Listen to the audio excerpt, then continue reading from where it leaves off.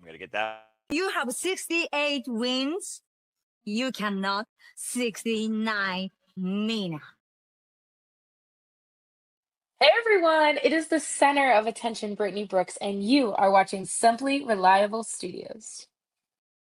Come on over, Sabre. I'm being see, earlier I said something stupid to him, and now this is my receipt. Okay. Sabu's just sabotaging you. Yeah. He sure did. Hijacking. Yeah, he's taking over. Hijacking is a better word. You're right. Good luck. Shout out to Simply Reliable Studios making their Symphony debut, sponsoring this match and the entire Dragon Kai demonstration.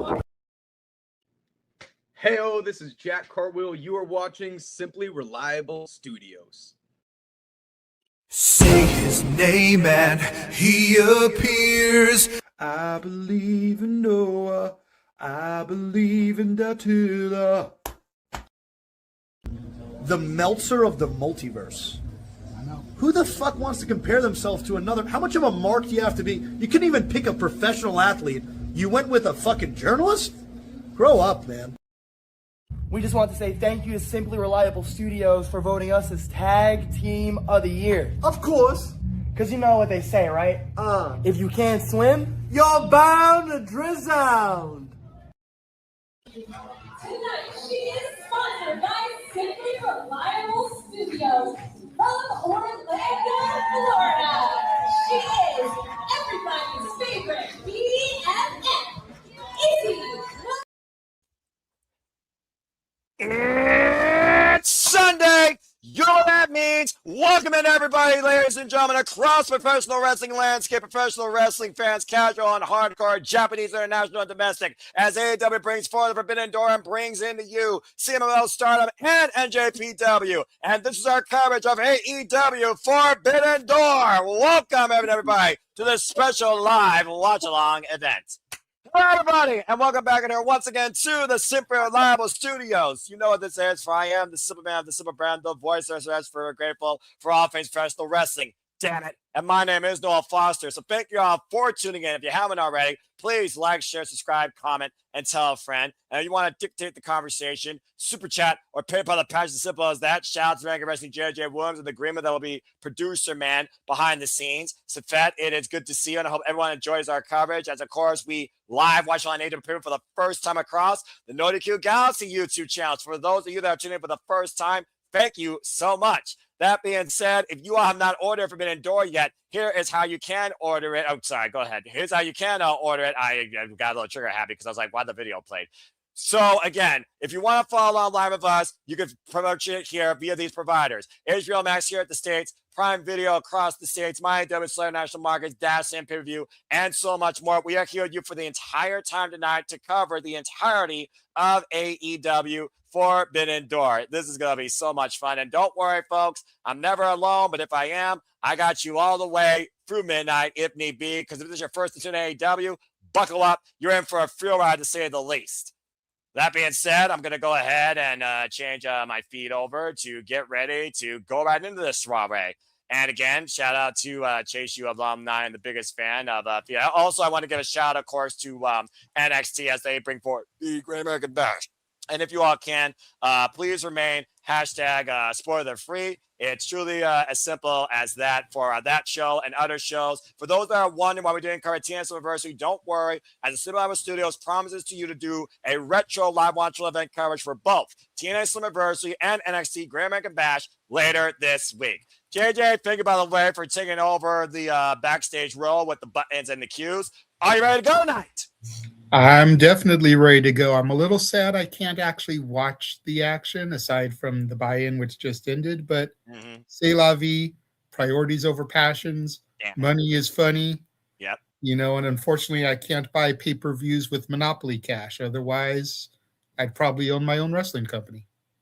Yeah, I hear you there, and I would have you as my chief booker, and I would just be the guy behind the scenes because I don't need to be a main screen character, but I'm more than happy to bring a conduit of passion to all things wrestling damn it, as we encompass here at the Super Reliable Studios. And of course, AEW is one of the biggest passions that have been brought forward out of me as a professional wrestling fan. As I got the FBI one on my screen again, folks, you will be banned if you provide spoilers for any shows that happen today, including TNA or NXT. And if you're also out of context, you have been warned. Sandy, it's good to see you. And without further ado, All Elite Wrestling, shout out to my friends Sienna Chanel and Alistair Keeper, who are there live, and Stardom and CMLL New Japan bring forward to you for the 5th time AEW Forbidden Door. Welcome in, everybody. Let's do this.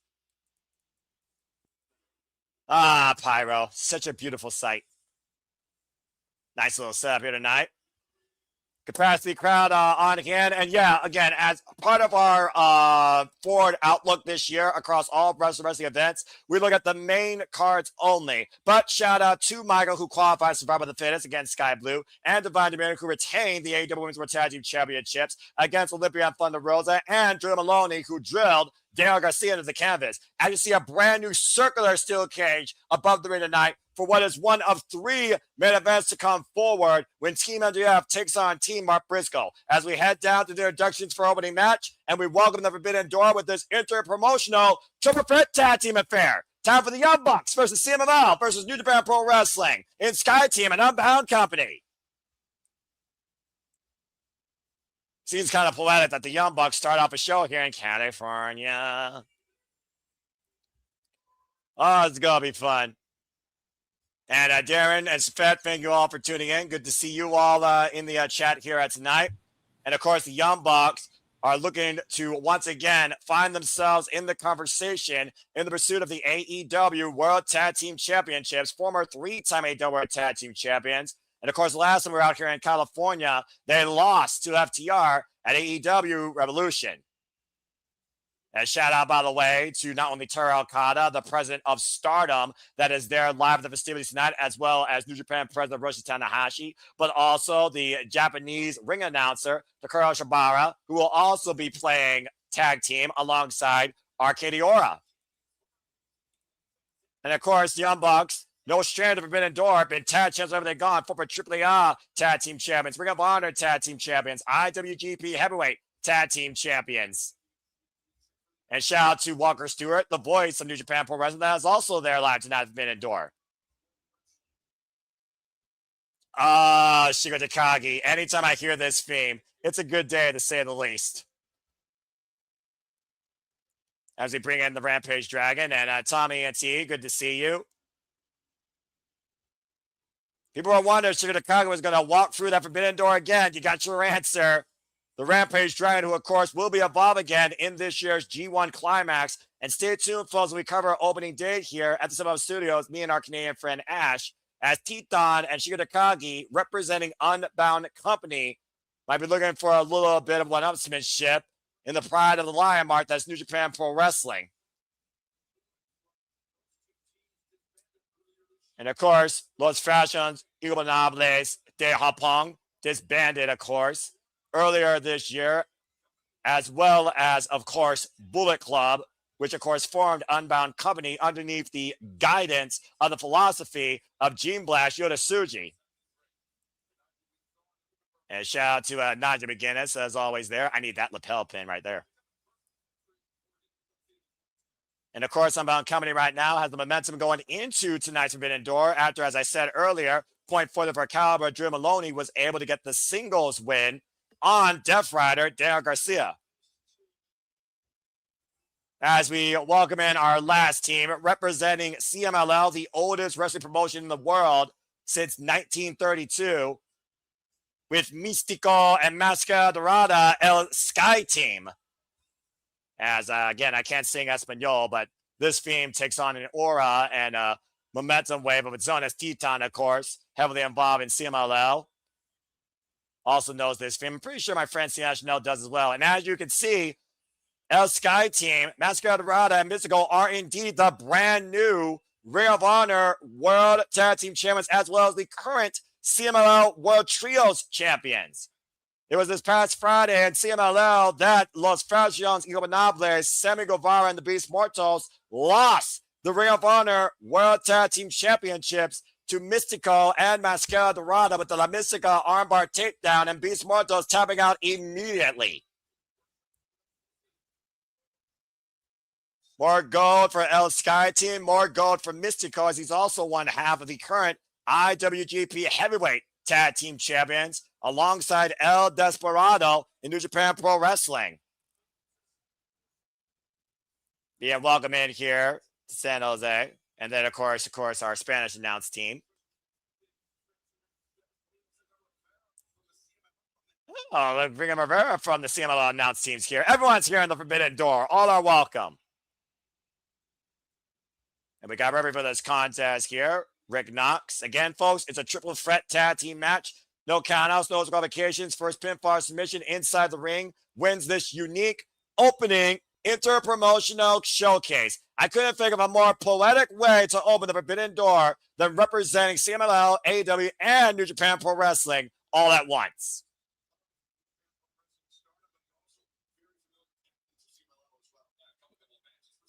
And of course, Walker Stewart, who's also been at times the English assisting voice of Stardom. Crowd red hot right now. Barracks! And we're underway. Now, I'm very curious here if the Young Bucks actually want maybe the Ring of Honor World Tag Team Championships like they once had once upon a time. And will they target El Skye team versus Unbound Company? Unbound Company with the most to gain here, I would think, in this match. And of course, you're going to be part of the conversation. Use hashtag Forbidden Door on the X. As people are already talking about it live, use hashtag Forbidden Door and use at SR Studios 24 to bring us forward in our coverage and let people know this is what we do for all the biggest shows, PLDs, and favorites across all things wrestling, especially AEW. Nice mutual handshake there with Titán. And running drop kick to Místico. And Místico immediately taken off guard by Titán. And of course, I am never alone, as she's yours, she's mine, she's our Canadian friend, as you made it. As we got America and Canada, the Forbidden Door welcomes all countries and all companies. Ashley, guess your boss, we have finally arrived. How are you tonight? I'm doing very well. I just got back from a dinner with my mom. Oh, well, that's beautiful, because again, family is forever. And here we are together celebrating professional wrestling, damn it, as our own wrestling family, as we got this triple threat interpromotional showcase. To your point, the definition of Forbidden Door, where three companies represented at once in in-ring competition. Tag made. Just going to Titán find themselves separated, and the Young Bucks right now taken out of the equation. Now Máscara Dorada springing in. Previous challenge to Bandidos, Ring of Honor World Championship. And of course, Ash, you've been also very vocal about the representation and the inclusion of these other partners and how they are presented tonight on the stage, designed and defined by AEW. Right? Because if you're in a partnership, and if this is especially this is an interpromotional show, you want to involve everyone. So that way there's some like fresh matchups, because you can only do so much with the AEW versus New Japan side of things. Why not get CMLL and Stardom involved? Drop kick and a stalemate. There they're going right here to your point, as Máscara Dorada and Nick Jackson filling out each other here early, and the crowd on their feet after that great exchange. Of course, Máscara Dorada, dual contracted to your point to CMLL and AEW. AEW chants being out loud and proud. I'd love to hear that. So, be honest with me here. What team, what company has the most to gain from this match in victory? And do you think there's a certain team they should target in pursuing that? And for the Young Bucks, I would think it would be a Skye team, since they're the Ring of Honor Tag Team Champions, titles they formerly held. For Unbound Company, who of course Titán is part of Unbound Company, I would think it would be a Skye team as well. But honestly, the Young Bucks here have the most recognized tag team accomplishments in their career. Yeah, I was about to say that a big win for the Skye team, especially who's like the newly crowned ROH champions, will do like tremendous momentum, especially like proving that their win was not a fluke win and that they deserve those titles. Although you can make the argument that if the Young Bucks do win, they might be next in line for that ROH title, or ROH tag title. Experience crossbody, caught by the Young Bucks, tilt the world. Arm drag takeover by Máscara Dorada, getting the better, 2-for-1 against a buck. Round kick, catching Nick Jackson and Máscara Dorada on the move. Bringing up the second. Inverted. Inventive arm drag there, taking the Young Bucks out of the ring. Now she got Takagi lingo. Oh boy.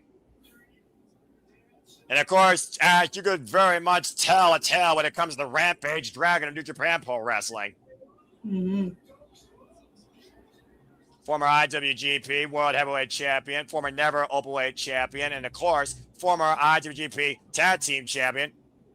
Dropping the elbow, dropping the hammer down, Máscara, and of course, will be a participant in this year's G1 Climax. Also, recently challenged Kyle Newman for the IWGP Heavyweight Championship, a losing effort, and recently married. Takagi, one of the most complete athletes you ever see in a ring. Just running right through Máscara Dorada with that shoulder block. Tag made. There's very few people that hit harder than Shingo Takagi, Ash, wouldn't you say? Right. The only two who I can think of currently are to hit harder than Takagi would be Ishii in AEW right now, and probably Hiroki Goto. Yeah, many people said that the guy in the fight with Hiroki Goto, it's the hardest they've ever been hit in their lives. And Hiroki Goto and Shingo Takagi have shared a rivalry very well known in New Japan Pro Wrestling. Springboard splash by Titán to cover Máscara Dorada for the win. Gets a 2 count, says Rick Knox. And of course, Unbound Company right now. We saw Drew Maloney was victorious earlier, and this is also the last representation of Unbound Company tonight after Forbidden Door. Despite Yoda Tsuji's very vocal output of this Forbidden Door concept, Shingo Takagi, of course, very much a team player, took over to Harris and was welcomed and was looking forward to being part of the Forbidden Door. Serious overhand shots by Místico. Escalera springing up to the top rope. Might be looking to go old school with Titán. I think you might be a little bit ahead of me right now, Noah. Yeah, I got you. Just let me know where you're at when you see a pop-up to Místico take over Tijeras. All right, I got you, Ash. I'm just talking to you right now. I mean, we're just starting. There you go. Right now I'm at the part where Místico just did a head scissors to Shingo. Okay. Yeah, the Young Bucks take control. Let me know when you see that. Because of course, 2-for-1 special. The Young Bucks tag champions everywhere. Insert name freaking here. PWG, ROH, WSW, Shikara, AEW, AAA. Not CMLL, ironically enough. I'm just all right, so the Young Bucks are in the ring now, and they just did a double team move. There you go. And Místico sent to the outside of the ring. Of course, like I said, Místico, Máscara Dorada, Persephone, Hechicero amongst the CMLL contingency. There are now double contracted to CMLL and All Elite Wrestling. Pop up. Take over Tijeras by Máscara Dorada. Wiping out Matt. But now, first to the top rope, super kick. And now the brother assisting him and Nick Jackson. That was a big risk right there, Ash. Mm-hmm. And Místico right now, again, wiped out. Máscara Dorada wiped out Titán now. Pop up, double takeover on the Bucks. Take over Rana. Now Shingo holding the Young Bucks on the outside. And what in the world is Titán thinking here? Oh!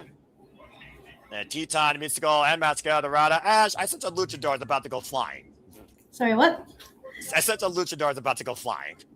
Yeah, it looks like Titán just got catapulted into everyone. They're about to say, pop up to your point. Jeez. That's risky business, especially when you represent Lucha Libre, going to the high-risk district every chance you can get. Good grief. Lucha Chance reigning out here. And of course, G1 Climax, Ash, you and I will be doing a bracket beatdown here in the upcoming couple of weeks as the G1 Climax takes place here, I believe starting July 13th, opening day in Chicago, Illinois from the Now Arena. There we go. That way I could actually see you. Tag made. Místico right now. And Máscara Dorada isolating Titán. It's been a match with the luchadors so far. Of course, you can see more of these luchadors in action on the Fantastica Mania tours on NJPW World and also now on my AEW. Pop on over into the power slam. Outside Titán like a bad pipple on prom night. And Místico springing inside with a swanton bomb. High angle. And Máscara taking advantage of the Santo Atomico. The cover. 2 count only on Titán. Yeah, clearly that was body differential right there, Ash. You saw the way the shoulders were not fully covered there. Ooh. Oh, there comes one of the Jacksons. There now.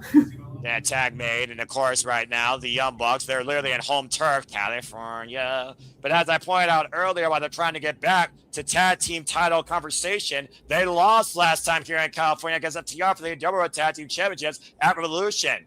Tornado, Andrade, takeover denied, and meanwhile, Matt Jackson sent him for the ride. Locomotion, suplex, all aboard. And Matt Jackson able to still work that move with the compromised back. Now Titán, you gotta be kidding me. 2-for-1 special! It always impressed me with the fact that Matt Jackson can pull that off so easily, it seems, Ash.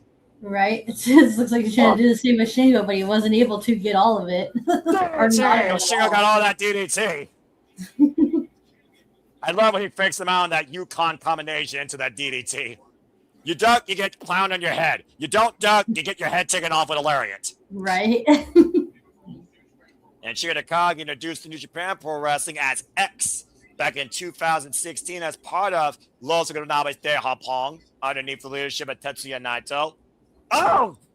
Guillotine leg drop backbreaker combination. Now the cover by Titán. High stack on the block. Gets a 2 count on Matt. Oof. And of course, Bryan Danielson has been in the ring previously with Shingo Takagi. We're talking about the dragons of the business. The now retired American Dragon. The Rampage Dragon still showing that this fire burns always. A kick to the midsection. What would a win mean tonight for an Unbound company? Do you think that would soften Yota Tsuji's stance on this concept, Ash, or add any momentum forward for Shingo Takagi and Titán maybe as the year progresses? DDT! We could do both. Just seeing if Tsuji's because the whole idea is the only reason Tsuji is not part of this is because he feels as the title holder for the major company that he is in, he should be main eventing. And if he is not main eventing, he's not taking part. And he doesn't feel like the other AEW wrestlers, he feels like they haven't earned their spot in for IWGP contention, which is why he's not at Forbidden Door. Well, that's just a pride right there for what the integrity of the International Wrestling Grand Prix means to Yota Tsuji, discipline in the New Japan Dojo by Hiroshi Tanahashi. And of course, Hiroshi Tanahashi has welcomed this concept of Forbidden Door ever since Jericho teased this idea first with an AEW Championship opportunity if he beat him at Wrestle Kingdom 14, which didn't happen. Tiger Fan kicks in the ropes. The Bucks covered up, but still get the full effect, though. And right now, the Skye team taking over. Jeez, Titán wiped out with that super kick. Every time you think one person's in control, there's another person in the face. And Místico with the splash, woman on everybody on the outside. Now, Máscara Dorada looking to fly off the ropes. Inside second to the outside with the shooting star press. To the floor. Good Lord. Let the bodies hit the floor tonight, Ash. How about that? Mm-hmm. Freaking connective wrestling language in every wrestling company or every wrestling freaking stance.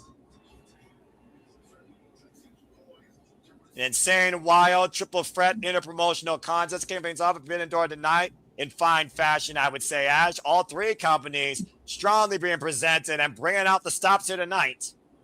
I like how, just for like tradition, it's how fitting that the Young Bucks are in the opening match, because just like how they would be in New Japan, they'd always open the show. The definition of the undercard, to your point. The shoulder block, and Dorada rolling in, and hooking Titán, reverse. Whoa! Alabama Slam last feet. Calling a super kick party, super kick. And now we're all just kicking everybody, and Shingo, whacked him out. I will say this would be the best way to start off the show. You want to get the crowd nice and like excited, and what better way than this three-way tag match to represent all of the companies. And this is the action you only get at Forbidden Door. Four-way kip-up. Are you kidding me? Shingo, it's a four-way super kick. And the Bucks taking down that Skye team. It's only here at Forbidden Door you'll get like dream matches like this. I say this because this is probably someone's dream match, because they probably love all three of these teams and they wanted to see all of them wrestle. And okay, a big destroyer to Místico. Sidestep, Máscara Dorada, catching. Then Matt Jackson with his own Mexican destroyer. Now Nick Jackson set up and over. The shoulder block to Máscara Dorada. Looking for spring here, the Canadian destroyer. And I say Canadian for you, Ash. And Máscara Dorada and Nick Jackson finally collapsed. And all 6 of these men are down. And the crowd is on their feet. And to your point, Ash, we're just getting started. I almost feel bad for whoever has to follow this. That because they're going to be the cool down match to this hot match. Well, the formula for AEW, as we've seen so much in the freaking past, has definitely been one-upsmanship when it comes to in-ring work ethic, especially on an AEW pay-per-view. Now, Shingo might be in a bad position here, looking to fire up, and shout out to KD the Boxer, and in general, when it comes to AEW pay-per-views, much like my brother, Mr. Reliable Walter Cruz, happy birthday to you, my friend, subscribe to Rachel Wrestling, everything. There's not one thing on this card to not be excited for when it comes to expectations of the in-ring work and the match you're going to get.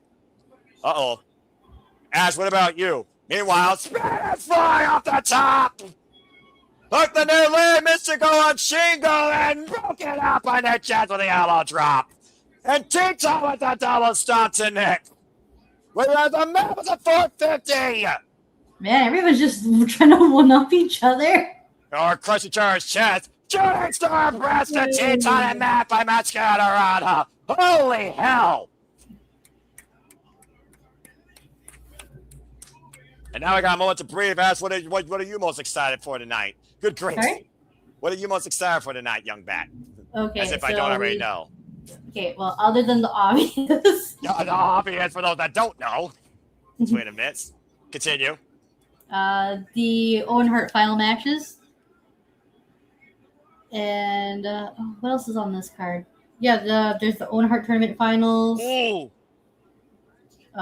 Zack and Omega.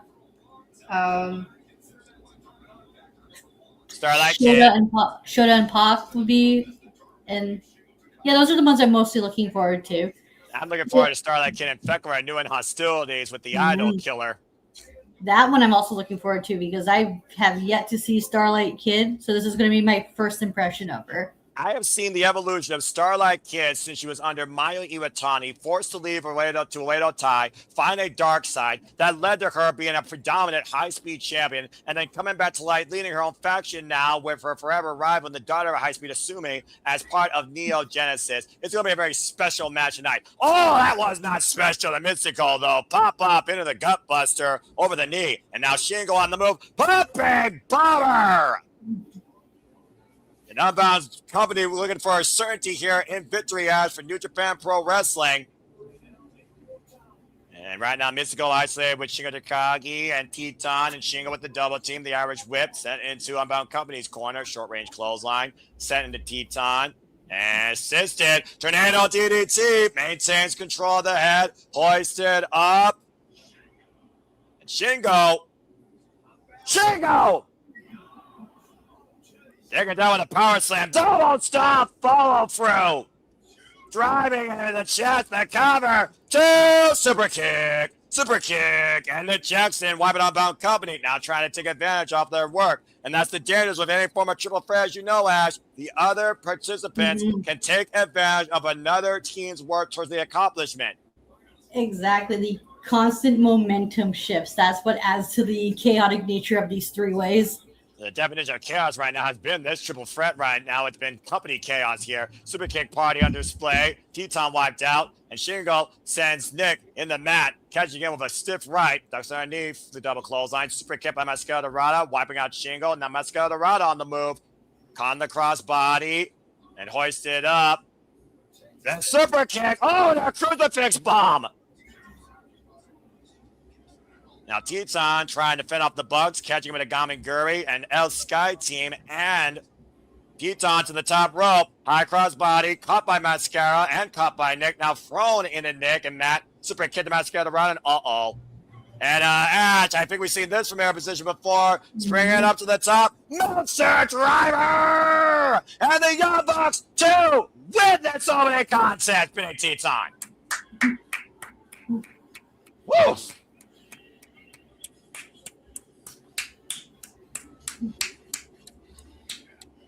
Well, Ash, The Young Bucks looking towards their winning ways in tag team golfing pursuits.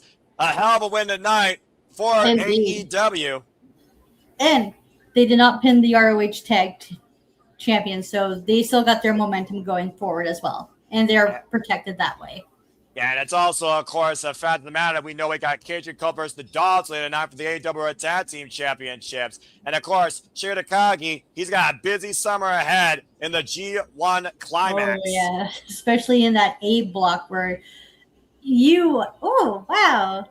Hey. Yeah, JJ actually met Shingo Takagi. Stop! Before he went into Dragon Gate and before he went to New Japan Pro Wrestling, because Shingo, once upon a time, was literally here on the freaking west side. Strong win for the Young Bucks, though, and a great opening set pace for what's going to be a glorious showcase of professional wrestling tonight for all these companies underneath the Forbidden Door for the 5th time. It's a formula that works for AEW. Open your pay-per-view with the tag match that you know will get the crowd excited. And they did their jobs. And now you know a little bit what AEW, CMLL, and New Japan brings. But as you mentioned, Ash, there are many things you're excited for, and if there's nothing you're more excited for, it's this, a dream match that you only would see on the Forbidden Door. Kenny Omega, Zack Sabre Jr. for the second time ever. In Kenny Omega's words, this is his redemption. For Zack Sabre Jr., this is the further cement his greatness. Okay. This is up next. Okay, cool. You I expecting guess we that? want to talk about importance of the matches. I guess we have the tournament matches, the title matches. Yeah, I can see that, yeah. Well, let's just put it out here, Ash. As we know, back in G1 Climax 28, Kenny Omega did get the better of Zack Sabre Jr. that night. But you look at the evolution of the best bout machine and the greatest technical wrestler on the planet going today, as endorsed by Bryan Danielson himself, who we beat in Osaka. Kenny Omega has been looking for this road to redemption since losing to AJF at Dynasty for the AEW World Championship. And Zack Sabre Jr., we've been calling him the Forbidden Door because he participated pretty much in every Forbidden Door. Now we find the bloody leader of TMDK with the Dangerous Techers taking on Kenny Omega. And for either man, it's a must win. Here we go, Ash. Get ready. If Ash goes silent for this moment, folks, realize that she is 110% baddie for this dickhead. I love your baddie demeanor, Ash. Don't ever lose it. Thank you.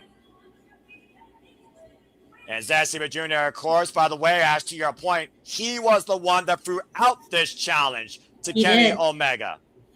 Man, sometimes I wish I could look just as good in orange as Zack does.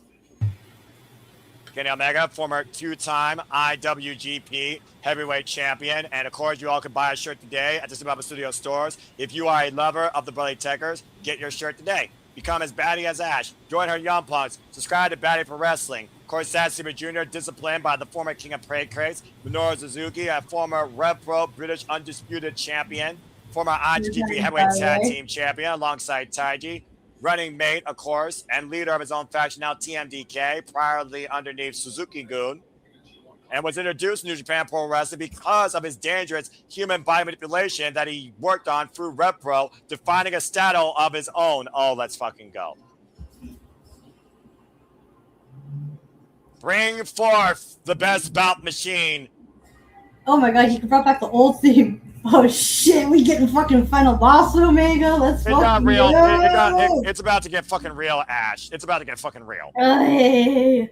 Are you gonna be okay? Are you gonna survive this? I'll be fine, trust me. Okay, fair enough. Brave It's okay, I young. live in Canada. I got free healthcare. That fair enough. And of course, this man with a second leash on life after surviving diverticulitis, looking to rise again in pursuit of the AEW World Championship. As there's only one, Kenny, by God, Omega! I am so damn jealous of my friend Sienna Chanel. I love Omega. He does a good job representing me and Winnipeg. He does a good job representing AEW and what professional That too, wrestling yeah. means. A man that once wanted to change the world, looking to once again own the world. And as I said before, he is 2-0 actually in singles Yeah, 'cause against I Zack Sabre remember, like, Jr.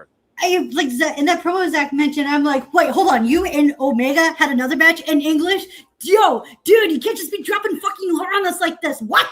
Well, when? Where? Let me educate you, as I am the supplement here with the play-by-play.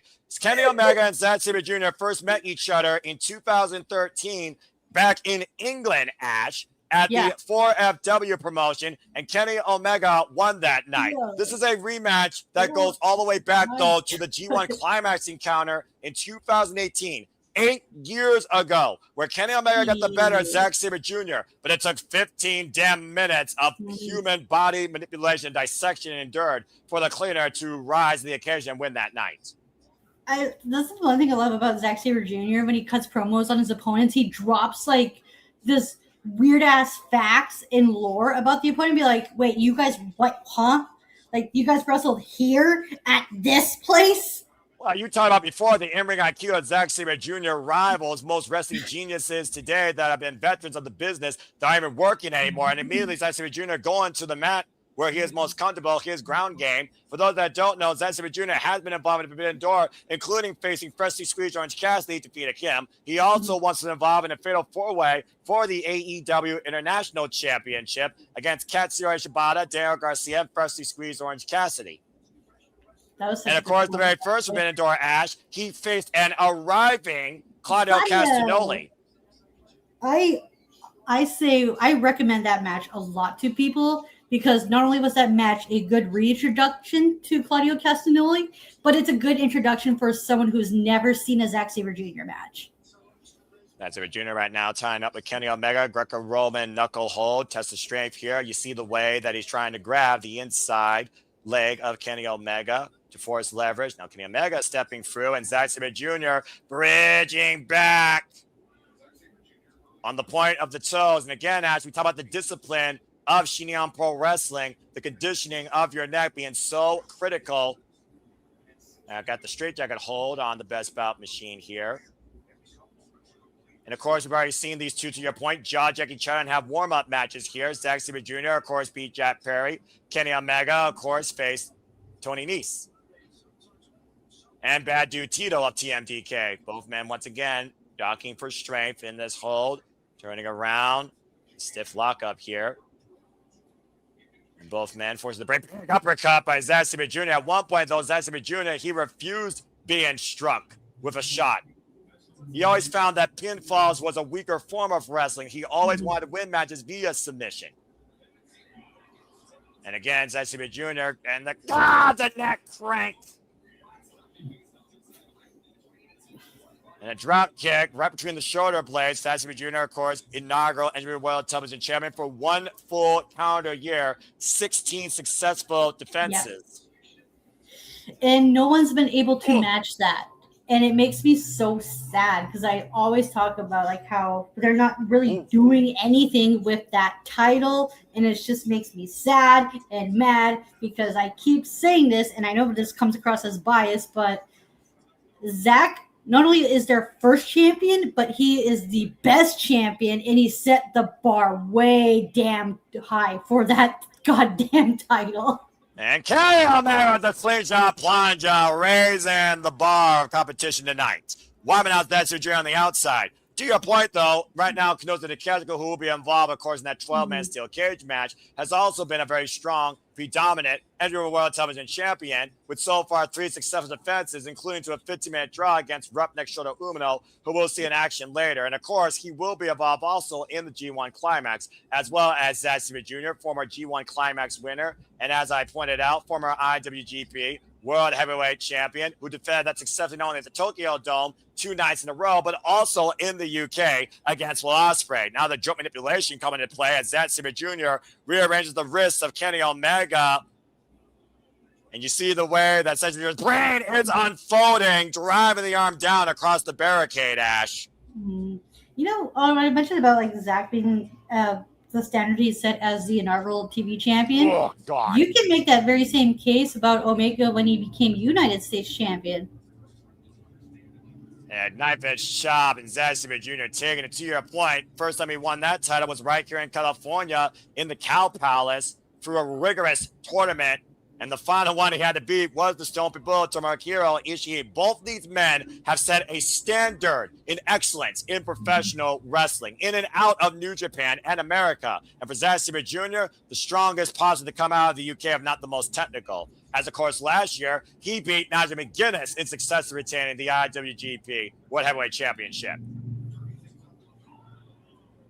And right now, Kenny Omega is dictating the pace and also the type of match. Let's be honest here, Ash. If Kenny Omega keeps this match in the type of matches we know that he's accustomed to, that plays in his favor. He can't out-wrestle Zack Sabre Jr. on the mat. If Zack Sabre Jr. gets his hands on Omega down in the middle of the canvas, he's in a world of trouble. Mm-hmm.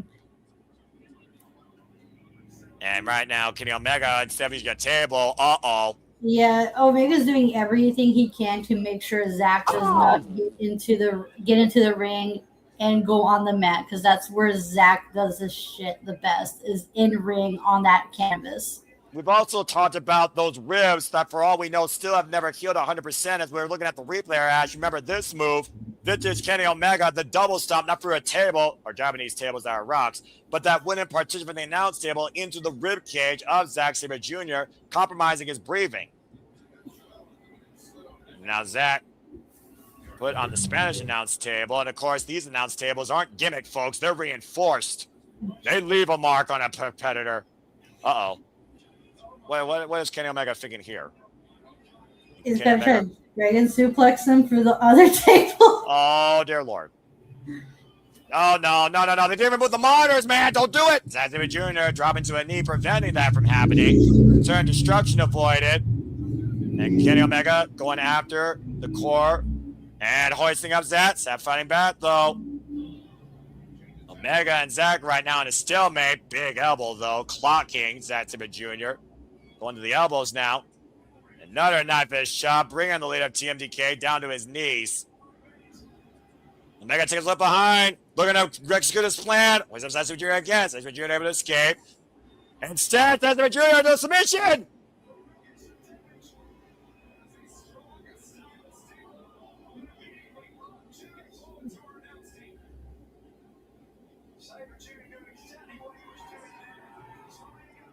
Oh. Kind of Kevin Omega 7 different ways from Sunday, and that's the danger you give Zack Sabre Jr. whenever you present him with a limb. Zack Sabre Jr., for those that don't know, has been involved in this game, by the way, for 22 years. And Kenny Omega right now trying to get his bearings. Well, at least the announce table didn't get destroyed yet, Ash. There's that. Keyword yet. We got a long night to go. And We're not going to see it in this match. We're going to see it in another match. Don't jinx it, Ash. We are dealing with Kenny Omega here. I'm just saying. And again, you see the way that Zack Sabre Jr. is focusing on that arm. Oh, a vicious stomp to the elbow. I got to bring this up because it annoys me to all hell when people say this. What? It's just like, oh my God, Zack targets the arm so much. Yeah, it's almost like his finisher's a fucking armbar. To be fair, Ash. It's not his only finisher. Exactly, but also, you get my point, though. It's just like people never say this about like freaking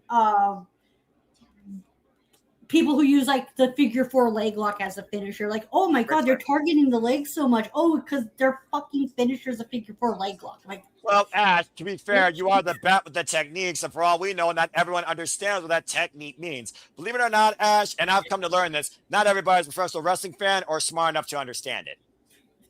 And that's no disrespect to anybody. Exactly. That's just facts. Like Zack Sabre Jr. once said, showing a technical wrestling to American audience is like reading Shakespeare to a dog.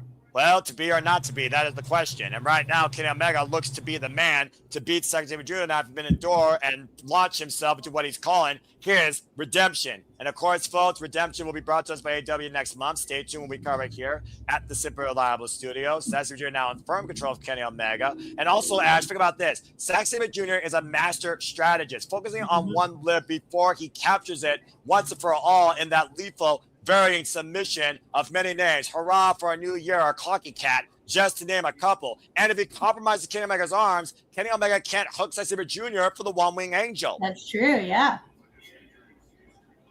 And Now Zack scouting Kenny Omega in the corner with the right hop and a boot to the cleaner. And on the move by Kenny Omega. Whoa! Follows through with a single leg kick. The fact of the matter, though, you're talking about not giving Zack Sabre Jr. a lip. You don't turn your back on Kenny Omega. No. Omega up and over. Control Crusher. Grabbing Sabre face first. And Kenny Omega. Oh, PK kick to the ribs. Follows through and driving Zack Sabre Jr. down hard in the canvas. Woo. And of course, Zack Sabre Jr. warned Kenny Omega to stay out of the hospital, sunshine. And imagine if Zack Sabre Jr. came into the Forbidden Door this year with a loss to Kenny Omega, what would that do to the frontman's psyche ahead of this year's G1 Climax? As Kenny Omega picks up speed, so on the upset side of the ring, Kenny Omega flies. It would make Zack have to not only question but rechange his game plan going into the tournament. And of course, That's going to learn how to keep his cool, because we've seen how very temperamental that can be and how detrimental that could be to his win-loss records, especially in the tournament. Yeah, just ask Takagi Michinoku about that. So what? Who was also very instrumental in training the front man. In fact, Takagi Michinoku has been very instrumental in training several people in Stardom and New Japan, including Maika, who was able to advance earlier into the fight with the Fittest over Skye Blue. And we will see her part of the Field of Six this Wednesday on Dynamite, crowning a new TBS champion, the first ever AEW Survival of the Fittest match. Now Kenny Omega to the top rope. That's probably going to be a fun match to watch on this upcoming Wednesday. Oh, absolutely. Y'all the power, all the Bushido. And Kenny Omega, shotgun drop, kick, hook in the near leg, back press, gets a 2 count, says referee Bryce Rensburg. Able to escape. Kenny Omega, of course, former AEW World Champion, but has not held that title since full year 2021 when he lost it to Heyman Adam Page, who has been excommunicated from the AEW World Championship on his own merit. For the time being, because you never know when he's going to make his return. Ali Shota, the net breaker over the knee by Kenny Omega to Zack Sabre Jr. You see the way right now as that Zack Sabre Jr. is clutching his neck and right shoulder. Both of these men right now, not 100%. You can see it clear as day. Kenny Omega's arms, Zack Sabre Jr.'s neck and ribs. It's just a matter of who's more vulnerable at this point. Omega right now might be squaring up. Omega, you do not present Zack and Army, dipshit. And to your point, grabbing the finger again. Give the man a limb. He'll take you a mile and stretch you otherwise. And now hyperextending that arm over the right shoulder and still maintains wrist control. Omega did not intend, to your point, though, Ash, to give Zack Sabre Jr. an I thought you were going opportunity. to go for that dragon suplex, but Zack caught him. And again, the damage done to the arm. Zack Sabre Jr. made sure Kenny Omega was not able to snap off that Snapdragon that we know he does so suddenly for a blunt impact. Big uppercut by Zack Sabre Jr.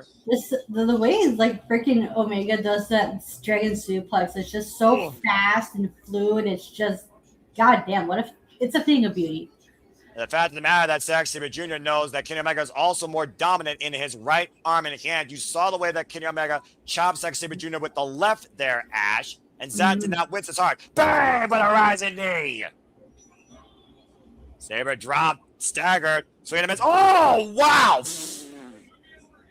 Just clots him with that right. There's that dragon suplex that Omega's also known for.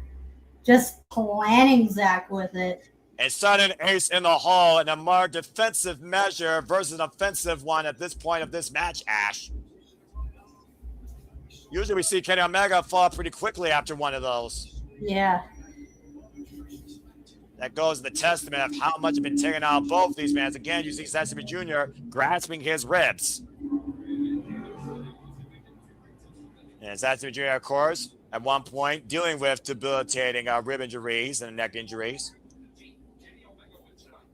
Zack Sabre Jr., who redefined New Japan Pro Wrestling and this Forbidden Door through the better part of literally 2025 as IWGP World Heavyweight Champion. For Hiroki Goto beat him, of course, in the beginning. And Osaka, a vicious Snapdragon, bend in the Vegan Hydra up and over. The momentum continues to build for the cleaner. You think about those stinging effects, though, on your head, neck, and shoulders from those Snapdragon suplex, the double underhook, high angle drop. Just weakens that opponent just to make that one-winged angel when he hits it a lot more deadly. Yeah, exactly. And again, the damage to the arm, can he grasp him? Can Zack Sabre Jr. withstand the one-wing angel after all of this? And now Kenny Omega attacking the core. And again, we talked about the compromised ribs and midside of Zack Sabre Jr. as you heard him screaming out in pain. Now hooking the far leg, side press, and 2 count for Kenny Omega.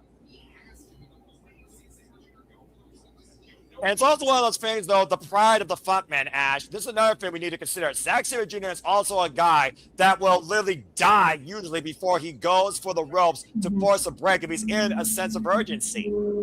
Yeah, Zack does not like to go for a pin unless he feels it's necessary. Counter roll, hold that for 2! Whoa! That was close. You were saying. Yeah, I was about to say, Zack rarely goes for, like, pin victories unless he really feels it's necessary and he has to. Now Kenny Omega trying to apply the Jujikatami cross arm breaker. Zack Sabre Jr. still maintaining hold of his wrist, though, preventing the hyperextension. That was a great takeover, by the way, there. You see the S-grip now barely mounted by Zack Sabre Jr. and Kenny Omega pulling back with everything he has to try and force the arm to maybe pop out side. Zack, though, able to escape. Follows through with a round kick. I think caught Kenny Omega on the jaw there. Omega, though, with that devilish demeanor on his face, looking to go maybe into that next zone that makes him so dangerous. And Zack Sabre Jr. falling from another vicious round kick, almost crippling the cleaner. Yeah, it makes you wonder how much HP this final boss has. Kenny Omega grabbing the leg, and Zack Sabre Jr. turn around, another Snapdragon, sidestep. Let's take it down the arm bar. Majikatami applied. Modified Fujiwara. And of course, applying Billy Robinson techniques, he will change his hold 6 seconds, that mental clock in his head, if he feels he cannot tap out or submit his opponent. Now really hyperextending and working that arm. Kenny Omega, though, with the rope through, though, finds a way into the ropes. And that's the danger when you don't force a break with Zack Sabre Jr., Ash. You saw how many different ways he was looking for the submission on that arm. Crowd chanting "Fight Forever." Both Zack Sabre Jr. Kenny Omega regrouping here after that forward blitz of offense and defense on both parties' behalves. We talk about, again, what would it mean for Zack Sabre Jr. to lose to Kenny Omega? What would it mean for Kenny Omega to lose to Zack Sabre Jr. here tonight? I mean, he'd be, no pun intended, be looking for redemption now, wouldn't he? Well, I mean, this might be his last chance at redemption, for being perfectly honest here. Again, losing at Dynasty against MJF in his home country for the AEW World Championship, and now trying to find a new way forward. He's nowhere near the title at this point. He's not involved in the One tournament. He has no avenue to go all in, but he still believes that he can be the best bout machine, if not the champion, one more time. A promise he made to himself at the beginning of this year, lest he forgets. It's job again. As you were saying. I forgot what I was about to say. I lost my train of thought. It happens. Nice chop here. Overhead parallel kick to the left arm by Zack Sabre Jr. Kenny Omega follows through with the chop. And again, Zack Sabre Jr. overhead parallel to the right arm. Bang! And a V-trigger right to the back of the shoulder blades, collapsing Zack Sabre Jr. A blind shot from behind with lethal proportions. And it's the one that Kenny Omega might need, but unable to hoist up Zack Sabre Jr. To my point, Ash, the damage in that arm showing itself here. Yeah, because Zack put like a lot of work into it. Omega, step short. One shot advance! And connects clear for the fifth set with that lariat. What a follow through. Yeah, no kidding. And Zack Sabre Jr. in a vulnerable spot in the corner. V-trigger! Debilitating shot that Zack Sabre Jr. didn't see coming, but sure right as hell on the shoulder blades too, like shit. And the way that Zack Sabre Jr. is still grabbing his ribs, by the way, and using the middle rows for any sort of leverage. But you see the way that Kenny Omega was shaking out his hand and arm there, Ash. Stinger effect possibly in play here. Might be looking to finally put the front man down with his piece de resistance. Uh-oh. With extra interest and assurance ascending the ropes in the corner. Jesus. Omega, darling, please. Oh, boy. Oh my God. I sense disaster. My God. Now, Zack Jr. with rear naked choke. Sleeper hold. If Kenny Omega falls backwards, though, Zack would fall backwards with him. Right. You want to knock a guy on the top rope, I would think. Especially this high up. Uh-oh. Oh, man, electric chair drop.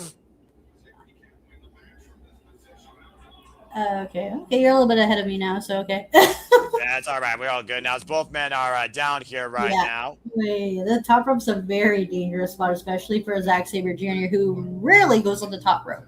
Well, the fact of the matter is that Sabre Jr. knew he was throwing caution to win with that risk, and Kenny Omega's like, if I can't break this hold, then I'll force you to let it go. Man, hurt himself, though, more in the process. That was a hard bump as referee Bryce Frederick starts his jumping 10 count. Up to 4. Kenny Omega, the first one to kneel up, though. And again, you see Zack Sabre Jr. slowly stirring, Ash. Still not even up on his feet yet, though. What does this mean at this point of the match that Kenny Omega is back up to a vertical base? Almost like trying to regroup here. Slow to follow up. Not immediately going after Zack Sabre Jr. And now bringing Zack up and putting him in position for bang! V-trigger. Damn. Knee into the jaw. And you see that glazed eyes look in Zack Sabre Jr.'s face, Ash. This match is all Kenny Omega's right now. It's almost like he's literally dictating bang the pace, and Zack Sabre Jr. has no defense right now. Right? This is a very rare position Zack finds Zack to be in, because he's usually on the attack. Kenny Omega, we know how deep his gas tank goes. The man can go upwards to 63 minutes. We know Zack Sabre Jr. can go upwards to 43 minutes.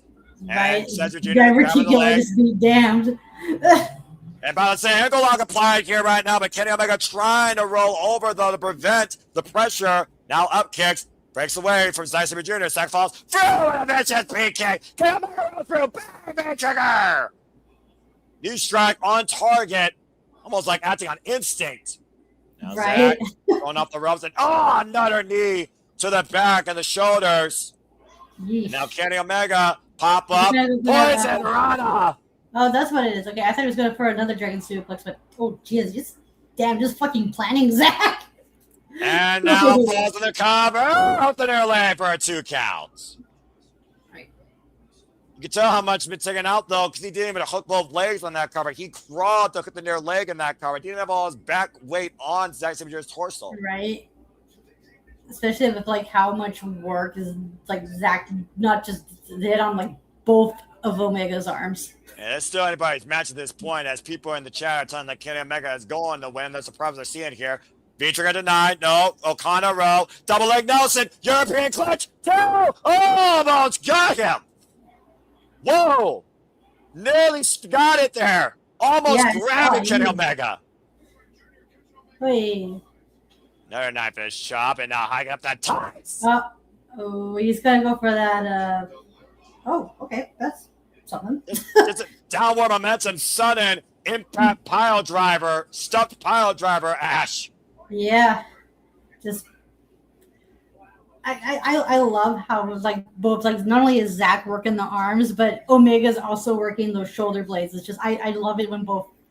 Because you know it's going to go play into the finish very beautifully. Yeah, and it's going to come down to, I think, the Sabre driver or the one-wing angel at this point. I don't think we're going to get a flash pin right now. And to my point, Kenny Omega holds up Zack Sabre Jr. up on the shoulders. Kenny up the head. Zack Sabre Jr. escapes, though. Double club handle. Inside legs. Hooks and clutch down. There, they got it again. Sabre Jr. nearly got him again. Ooh, now that was really close. Holy shit. Hey. There it is. There's the Oh, by Kenny Omega, 2.5. Yeah, boy. Holy hell. I'm trying to think, other than the Michinoku driver and the plethora of submission holds Zack has, what other finishers does he have? Well, he's got that spin out, of course, Sabre driver and innovation on the Zack driver. But to your point, that Zack driver nearly put Kenny Omega away there. Sudden impact, eye on the head and shoulders of the best bout machine. But other than that, yeah, he doesn't really have any other like pinfall variations. While he's got 250 submissions, he's got 2 pinfall finishing holds, or he's just got those flash clutch roll-ups. Uh-oh. Yeah, he doesn't really have like another high impact move other than the Michinoku driver, huh? Pretty much. At least what I've seen. Yeah. Now, Kenny Omega might be instigating Kenny Omega, and both these men might be going to a firefight. These overhead shots, open palm strikes to the side of the jaw. It's a standoff here, ass right now. We got a firefight. Uh-oh. Snapdragon! And Mega falls through with the V-trigger! And once again, up on the shoulders! Oh, there it is. Looking to capture the head. No, it's not! Counters into the triangle! Oh, wow. Zack is just finding ways to fucking counter that shit. God damn. But look at the way Zack is clutching the side of his head and neck, though, just to try and apply as much pressure to this hold. Right, Omega's like done massive damage to that.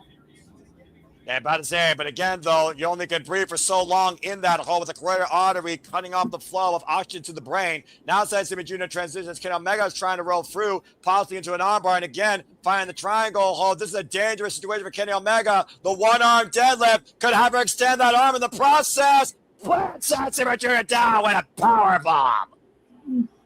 Yeah, that's one way to get out of the submission. Like, he doesn't really have much of a choice now, did he? And come on, Goye! Shout out to Kota Ibushi, his forever golden lover. Big points over Kenny Omega right now. And once again, hooking up Zack for the one-word angel one. So Kenny Omega fucking does it!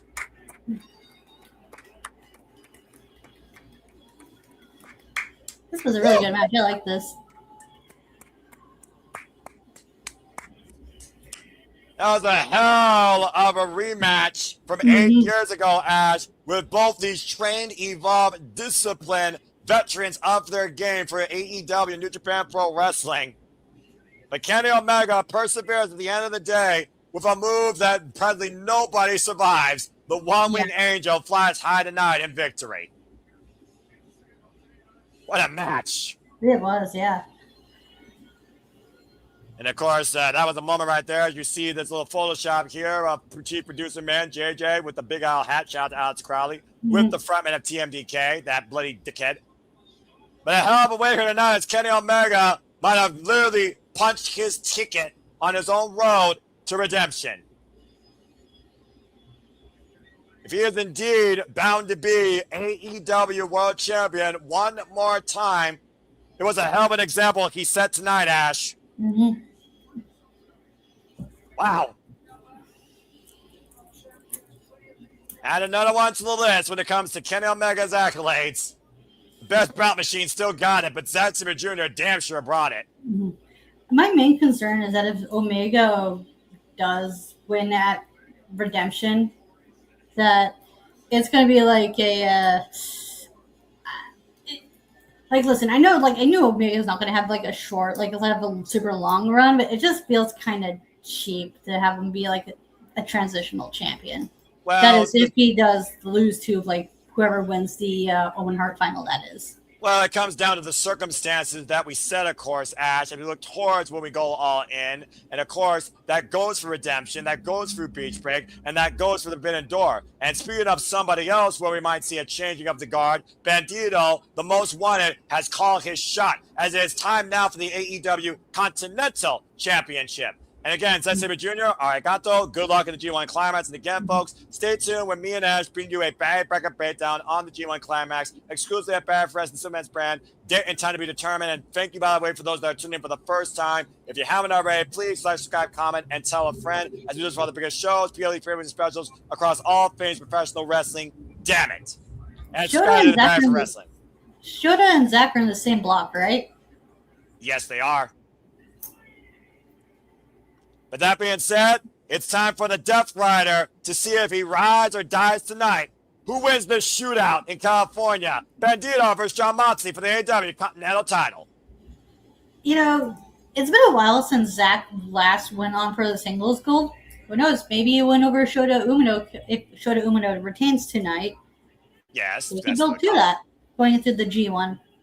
Well, we all know how much the G1 sets up the fall season of New Japan Pro Wrestling and gives a foreshadowing of what you can expect maybe at Wrestle Kingdom. We've gone away so far from tradition in New Japan Pro Wrestling, but the traditions of the Continental Championship match are still very much intact. For those that don't know, Continental Championship matches are a 20-minute time limit, and all outside parties are banned from ringside. If anyone gets involved, they're fired. These Continental Championship matches have been defined by Rainmaker Kazuchika Okada and the second ever AEW Continental Champion John Moxley, who has held this title since winning the Continental Classic last year at World's End, beating Kyle Fletcher and Kazuchika Okada in the semifinals and finals in the process. He's already outlasted Konosuke Takeshita, Shelton Benjamin, Josh Alexander, El Clone, just to name a few men that John Moxley has persevered over, including Kyle O'Reilly, tapping out the man finally. Now he finds himself in front of Bandito, who's been the Ring of Honor World Champion over the last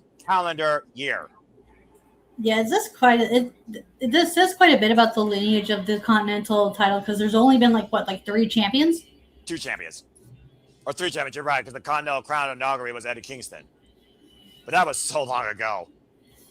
And meanwhile, John Moxley, Death Riders Against the World, he has literally defined this title being his literal existence where he controls everything, outlasting yesterday to thrive today to live to see tomorrow. That has been the MO of the Death Rider, John Moxley, since he's held this Continental title. He's now been champion, Ash, for 184 days. And as far as eliminators, he's already had 6 of them. But tonight will actually mark his 6th official defense of the Continental Championship. Yeah, it's very rare that the Continental title does not change hands before the tournament. So it's really up in the air, especially with Bandito, does really well, like not only in in these title matches, especially as ROH champion, where that guy went through hell and high water. And then some while he was the champion. As we go to Renee Paquette with the sports takes at ringside. I love this, by the way. It's almost an idea of who's willing to work harder for this title. Because that's pretty much the MO that John Moxley's created. If you're going to beat me for this, beat me. Do it. There's no excuses. Prove to me that you really want this more than me. And he's even proven that in rematches where he got pissed off when the matches went to the 20-minute time limit. Let's not forget, he faced Kyle O'Reilly and Konosuke Takeshita under no time limits after they took him to the clock for 20 minutes. Bandito never done that yet. And the only reason Bandito got this match is because for the first time in a long time, we saw the Death Riders lose when they had the numbers game in a tag team contest when Bandito got the better of John Moxley and company. Of course, John Moxley with the mental warfare here. The Death Riders got a little bit of a receipt recently on Collision with the aid of Maria Shafir and the Continental Championship, sending a message to Bandito. Can you beat me truly when it's one-on-one? Ready for this contest, the ever-integral Aubrey Edwards. And of course, John Moxley, former participant in G1 Climax as well, former IWGP World Heavyweight Champion, record-setting 4-time AEW World Champion, AEW International Champion, as well as IWGP United States Champion, as you see Aubrey Edwards holding up the Continental Championship. Excuse me. Very pretty title. At least these titles that you have an identity here. And Bandito, of course, bell rings, we're underway. Start your stopwatch, Ash. It's 20 minutes is on the clock. And of course, if we go to the time limit, John Moxley will retain. Bandito now, who's been Ring of Honor World Champion for over 440 days, has survived survival of the fittest. Hechicero, Bounty Hunter Brian Keefe, Valador Jr. of CMLL, Místico, Adam Priest, Konosuke Takeshita, and the first ever survival of the fittest for the Ring of Honor World title. A successful 11 defenses for the most wanted since beating Chris Jericho. Wow. He's held that title for like a year now, right? Over a year, yeah, 440 plus days. Now, Bandito picking the ankle, rolling John Moxley through. The front face lock applied. And the fact of the matter that we've seen Jon Moxley truly as an all-rounder, a hybrid. He's violent, he's savage, he's methodical, he's technical, he's a brawler. The fact that the Continental Championship has put him up against so many different styles to better himself is a testament to Jon Moxley's growth and dominance with the Continental title. Yeah, yeah, Moxley is able to like adapt to like his opponent's styles very seamlessly. So let's go ahead and talk about your batting techniques. What does Bandito need to do to actually beat Jon Moxley and seize the Continental Championship? Well, Moxley has like a good ground game right now, so he has to use that speedy, high-flying quickness, like use his agility to his advantage. For those that don't know, by the way, this is the first time ever one-on-one matchup. These two have never faced each other one-on-one in the ring.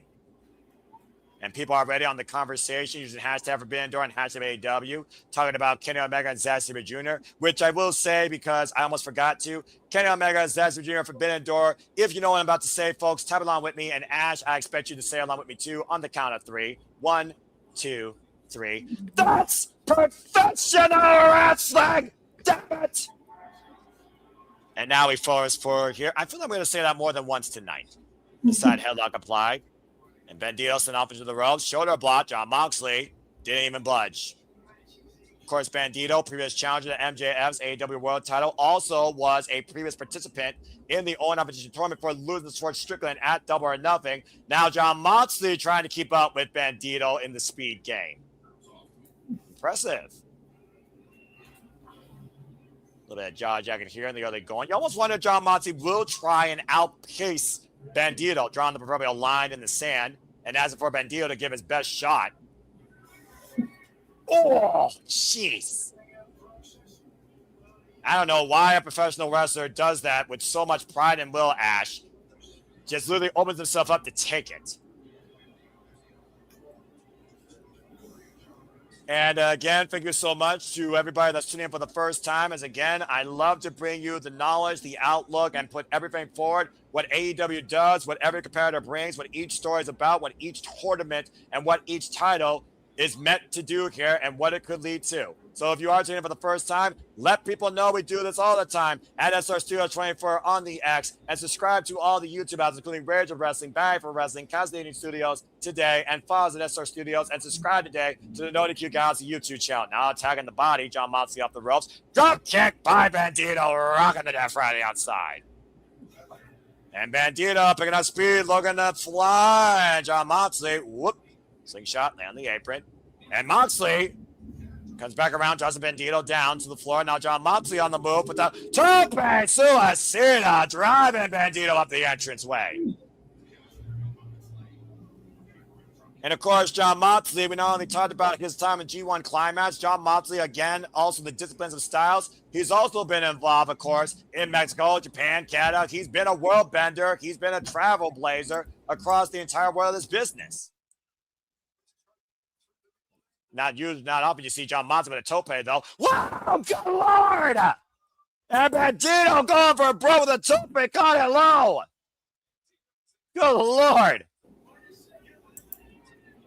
And to your point, Ash, the advantage for Bandito is speed and agility. Jon Moxley turned his back for a second, and he paid for it. I almost wonder if this is actually going to hit the 20-minute mark. And right now, it might be a smart move for Jon Moxley to try and slow Bandito down, lure him into false security, Irish whip in the opposite corner. Bandito looking to follow through. And, oh, God! What's the shortest Continental title match? The shortest Continental title match? Yeah. Oh, good Lord. That was Adam Priest, I believe, in under 10 minutes. All other matches outside freaking Místico and Máscara Dorada have been 20 minutes or more. His longest Continental Championship match, ironically enough, was against actually, his longest match was against Konosuke Takeshita, of course, under no time limits, but that kind of just speaks for itself. And now on the outside, again, 184 days, this Death Rider has tested himself. Excuse me, actually, 13 minutes against Shane Taylor in Cincinnati. John Moxley hoisting up Bandito, holding in position, making him think about it. Pile driver on the steel steps. Ooh. And thank you so much, arigato. Appreciate you, Alex. And I hope that this is not your last. And now John Moxley immediately going back inside there as Aubrey Edwards checks on Bandito. Yeah, I just saw the pile driver right now. Damn. Yeah, about to say, and it's like John Moxley is just wiping his hands clean. Let's not forget, Ash, we didn't see Bandito for a few weeks after the damage done to his back and neck at the expense of Swerve Strickland with that vertebraker and the follow-up encounter at Double or Nothing that bounced him out of the Owen. Yeah, that's a good point there. I completely forgot about that. And of course, John Moxley completely devoid of thinking about his opponent's well-being, always asking his opponent to step forward, fight through what I bring. And right now, again, I'm just taking a moment here, and we love covering the company's pay-per-views for those that are tuning in. Oh, and Bandito shedding red on that pure white mask, Ash. If you're seeing that crimson mask bleed through. You see right now, John Moxley attacking the wound, binding away at it. You see the wound open above the mask. Now trying to rip the mask apart and further exaggerate that wound. Of course, that won't literally constitute a disqualification, but that is sacrilegious against a luchador. Mm-hmm. And of course, the wounds inside the mask is even worse for Bandito because that literally will impair his vision as that blood will sit. Yes. Ooh. Oh my gosh, he is bleeding like a stuffed pig. And of course, when John Moxley sees blood, he becomes even more savage. As Moxley right now ripping apart the mask of Bandito, and Aubrey Edwards right now forcing John Moxley off. The ultimate sign of disrespect to a luchador. Look, John Moxley has to remain in control, at least a little bit, I think, when it comes to Bandito. I'm just saying. Yeah, and there's no lengths he's not willing to go to. Like, damn, like if he has to, he'll fight dirty. Well, I mean, it's for the Continental Championship, and this has defined John Moxley's existence in AEW for the entirety of 2026. Mm-hmm. Starting all the way from the tournament itself from last year at World's End. And of course, you can stay tuned for our coverage for the Continental Classic again at the end of this year, as AEW will bring a World's End, as is the annual tradition, following AEW Full Gear. Stay tuned for further details on that here at the Super Reliable Studios. Cheap pump kick by John Moxley, the Bandito. And right now, John Moxley with the slow approach, circling Bandito, asking the man to get up to his feet. Again, Ash, Bandito was the one who wanted this. He called his shot. And I don't know necessarily he's going to live to regret it. And that palm strike with no effect to John Moxley. And John Moxley holds up Bandito and tearing him down with a vicious short-range lariat. That's the thing about Bandito, though. Once he thinks he's down and out, he finds a way to get back up. Now, point of his knuckles to the point of the wound. John Moxley, again, might be looking to literally TKO Bandito at this point. Bringing that MMA background into play, lest we forget. Death Riders versus the World, a whole different universe of discipline on the mat. On deaf ground, as John Moxley calls it. Aubrey Edwards trying to force the break here again. And shout out to Triple's Heart Attack, 8515. And everybody that's tuning in for the first time, as you all continue to make this possible for the passion, the coverage to persist, pursue, perpetuate, and propel forward our passions across all things professional wrestling too. Now, Bandito literally looking like a man on his last legs. Might just stand up to take the bullet. And Moxley again mounting his challenger in the corner. Wide open for those knuckles, straight to the forehead, Ash. Just teeing off against the Ring of Honor World Champion. The fact of the matter, though, that Bandito's longest Ring of Honor World Championship match was literally against Hechicero that went over half an hour, shows the level of punishment and discipline that Bandito is also willing to go. Tried and tested. That fighting spirit on the here. And big power bomb! Running Moxley down and running him down the field. Holy hell. Now Bandito with a chance to regroup here. Being willed on by the All Elite Fleet Take a look at the replay here, Ash, and look at the distance that it got throwing Jon Moxley off in that powerbomb. Just really giving them that, putting some oomph into that. Of course, the Arcadior will give us the 10-minute call if this match does reach the halfway point. Much like New Japan, that gives you time calls. And Jon Moxley immediately going back after the wound. And that's the man that Jon Moxley is the guy you got to deal with. That is the wrestler, the savage cannibal, some would say. Off the top rope with the springboard tornado. And Bandito driving forward with the forearm. Look at him come back here. Up on all cylinders now. He wants that Continental title. He wants to be Bandito 2 belts. Adrenaline can make a man do crazy things, especially when they see their own blood, and you see the blood etched all over Jon Moxley's face. And that's not his own fault, despite the fact that may have called Jon Moxley's skin as fit as papier-mâché. Bandito and Fuego. Whoop. Lands on his feet. Runs in with the drop kick, takes Jon Moxley down. Catch him on the bridge of the nose. But again, as more blood literally being exuded by Bandito, Ash, that could lead much to what we saw at maybe other companies today that we're not going to mention, and it could lead to a collapse. You only can fight so long when you can't freaking breathe or see. Adrenaline propels you so far forward. Shadow Wizard! Down to the knee strike, draping him over the cover, 2 kick out. It is true what they say. Adrenaline is one hell of a drug. Well, for Jon Moxley, his drug is professional wrestling more than anybody else in AEW, and arguably more than anybody else in this business. And Bandito right now, if I'm going to pick any advantage versus disadvantage here, maybe it's youth, because Bandito is the younger competitor. Oh, man. But I needed the midsection, though. Stops Bandito in his trash. Jon Moxley the move. Hoisted up, overhead military press with one arm. Taken down with a power slam. Unbelievable. And Bandito springing up to the top rope. Bandito on the climb, looking to ascend to double champ status. Feeling some Latino heat. On the knees. Took too much time there, bolstering. Gave Moxley the opening he needed. Good grief. Like I said, Jon Moxley's so damn cerebral, and that's also played to this mental warfare he's brought since creating the Death Riders, Ash. Much like when he said with Little Ospreay, words can only hurt you if you let them. Almost hyping himself up, just punching himself in the jaw. And you pick up the Death Riders being a unit. Death Riders versus the world. It's not like a Godfather's move where someone's going to be put to pastor like Old Yeller. It's a discipline that all 5 of those men in Shafir hold themselves up to, training each other, fighting one another, pushing the AEW roster. And no one does that more than Jon Moxley. A big boot right now. And off the ropes, and a big boot met in kind by Bandito.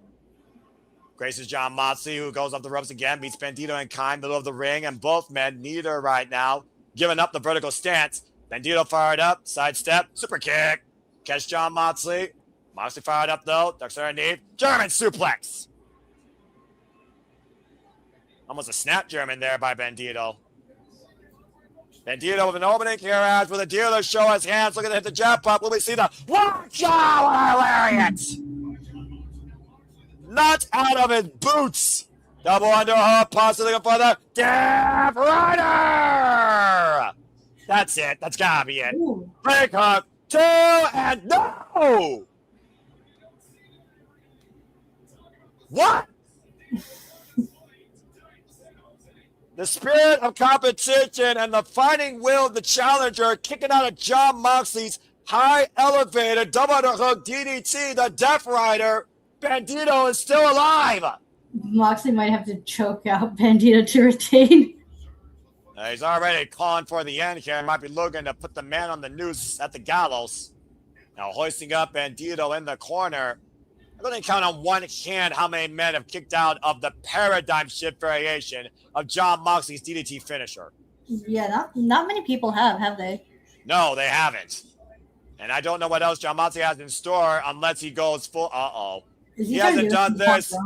He hasn't done this since Darby Allin in the genesis of AEW right now. Looking to hook Bandito out of the corner for the Avalanche Death Rider. Bandito fighting back though, attacking the core of Jon Moxley. That's exposed. got to be pretty close to the halfway point, I think, here at this match. And now Bandito taking the head out of the Continental Champion. And that fiery Jon Moxley spirit, that savage nature of the Most Wanted, eye to eye, top rope. I sense disaster. Oh, dear Lord. Bandito changing position. Suppress! I thought he was going to do a Spanish fly there, but okay. That works. What the fuck? Kevin, what the fuck? Kick out 2.5. Somehow Jon Moxley survives. What a move. Take a look, Ash, on the replay. It just shows the strength of Bandito. Like, damn. Like, look at the sense of urgency you saw in Jon Moxley's eyes. The eyes tell the story. He knew he was in for a world of trouble. And somehow he survived. He's trying to go for that 21 plex. Lend him your energy, if you will, from the low bridge to the mid bridge as the dealer shows his hand, looking for the 20. What? Lands on the apron. Uh-oh! Everything controlled by Jon Moxley might have been playing possum. And almost the blood from Bandito causing the slip on the rope, so that Jon Moxley drags him back inside. Brings him down. Bandito, rope through. Shoulders down. Oh, Jon Moxley maintains the hold, though. Turns it around. Yeah, Bandito almost countered it, but Moxley, like... Yeah, he's got the full pressure on it, too. Right? We might have to call it here. Countered, like, reversed it and put it into a choke. Rear naked bulldog show fully applied here. Dead center of the ring. Aubrey Everett's position. Cena Bandito can't continue to defend himself. Can't continue to fight through. If he doesn't tap out, he'll pass out. Now trying to get back up to his knees. Yeah, but again, Jon Moxley has the advantage of leverage. Now driving away with the cross faces. And again, going back to the hold. Moxley's doing a good job of maintaining control. Yeah, and also strengthening his grip as he readjusts it. Also, those cross faces softening the side of Bandito's head and neck. And now Bandito carrying the weight of Jon Moxley. How the hell is Bandito doing this? Right. It's the strength of Bandito. He is so deceptively strong. Hoisting up the champion, vertical position, carrying Jon Moxley's entire body weight on his back. But Moxley still with a death grip and drop back. The Bandito still in the clutches of Jon Moxley. Jon Moxley never let go. It's too tight in, Ash. Oh, there it is. And that's it. As Bandito flatlines, Jon Moxley wins. Not bad of a match. I mean, again, a commendable effort by the Most Wanted. He took a chance, and he paid for it in blood.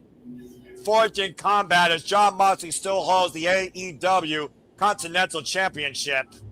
Again, Ash, who can seize that title off of him? Who wants it more? Good grief. You know, not just push up on the map. Not to get too ahead of myself here, but we can, if not Brody King, to go after Moxley, something tells me that by some hook or crook, if Ospreay doesn't become AEW champion, Ospreay might be the one to take the Continental title off of Moxley. Well, let's not forget, he's also a victim because Jon Moxley gave him news tonight, but look at that show of respect right there, Ash. The handshake, the head bow. Again, respect found in combat. That is the MO of the Death Riders and what Jon Moxley wanted to see from AEW and continues to push that metal. A hell of an effort by Bandito, but Jon Moxley still rose the roost. AEW Continental Champion. A tough loss for Bandito, but we know that's not the last time we'll see that desperado. I'm just curious now who will step up to the Death Riders next, whether in singles or in faction warfare. Death Riders versus the world, and the world literally is waiting for you.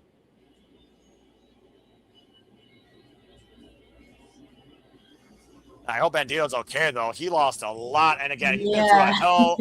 He's been through a hell of a freaking 2 months, to say the least, Ash. Between Swerve Strickland, between Survival of the Fittest, between Blake Christian and bringing our Supercard of Honor, and then during Jon Moxley here tonight for the Continental Championship. As you see right now, the Death Riders, of course, celebrating with their leader. And of course, talking about Death Riders, the first young boy of Jon Moxley was Shota Umino, to your point. And of course, we still have Shota Umino to come here later in action. That's going to be Shota's first title defense, or? It will be his first title defense, the IWGP Global Championship. Well then. Again, the statement made by Jon Moxley. How about the statement made by Gabe Kidd, who literally desecrated the Lion Mark, insulting the integrity of New Japan Pro Wrestling and Shota Umino for that matter. Speaking of, as we talk about the Death Riders going to work, Death Riders versus the World, it is now time for the IWGP Global Heavyweight Championship. Shota Umino, the Roughneck, versus the Bastard Pac.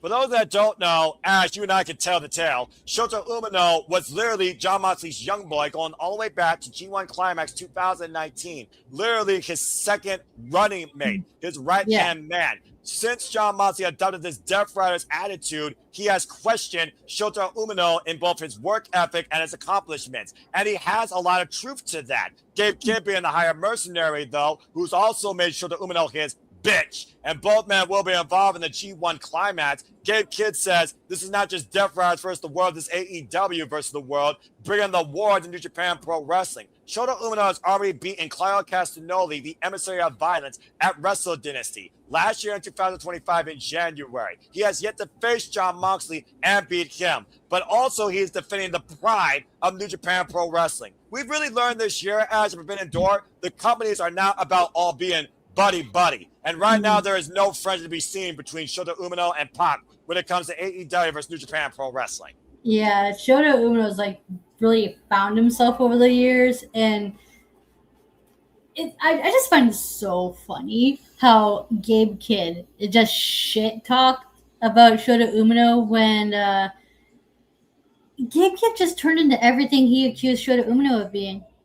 Yeah, how about the definition of a hypocrite, a madman in his own war? Gabe Kidd is not AEW. Gabe Kidd is not a Death Rider. Gabe Kidd is Gabe Kidd. It's Gabe Kidd versus the World, and everybody in every company are going to be at his expense of violence. As of course we know, we are going to see. Oh wow, that's a hell of a statement by Mini Portable. Shout out to Mini Portable. Great, of course, passionate professional wrestling watcher on. I think that might be a similar tweet that I would expect from you, Ash. Freaking wrestling baby. Mini Portable is saying, Kenny Omega and Zack gave me a wrestling baby. Well done. I think Ash will be looking to adopt that baby, if not already have it herself. Usually my talk, like when I talk about wrestling matches, is like I jokingly make the joke about like having going up and having a cigarette.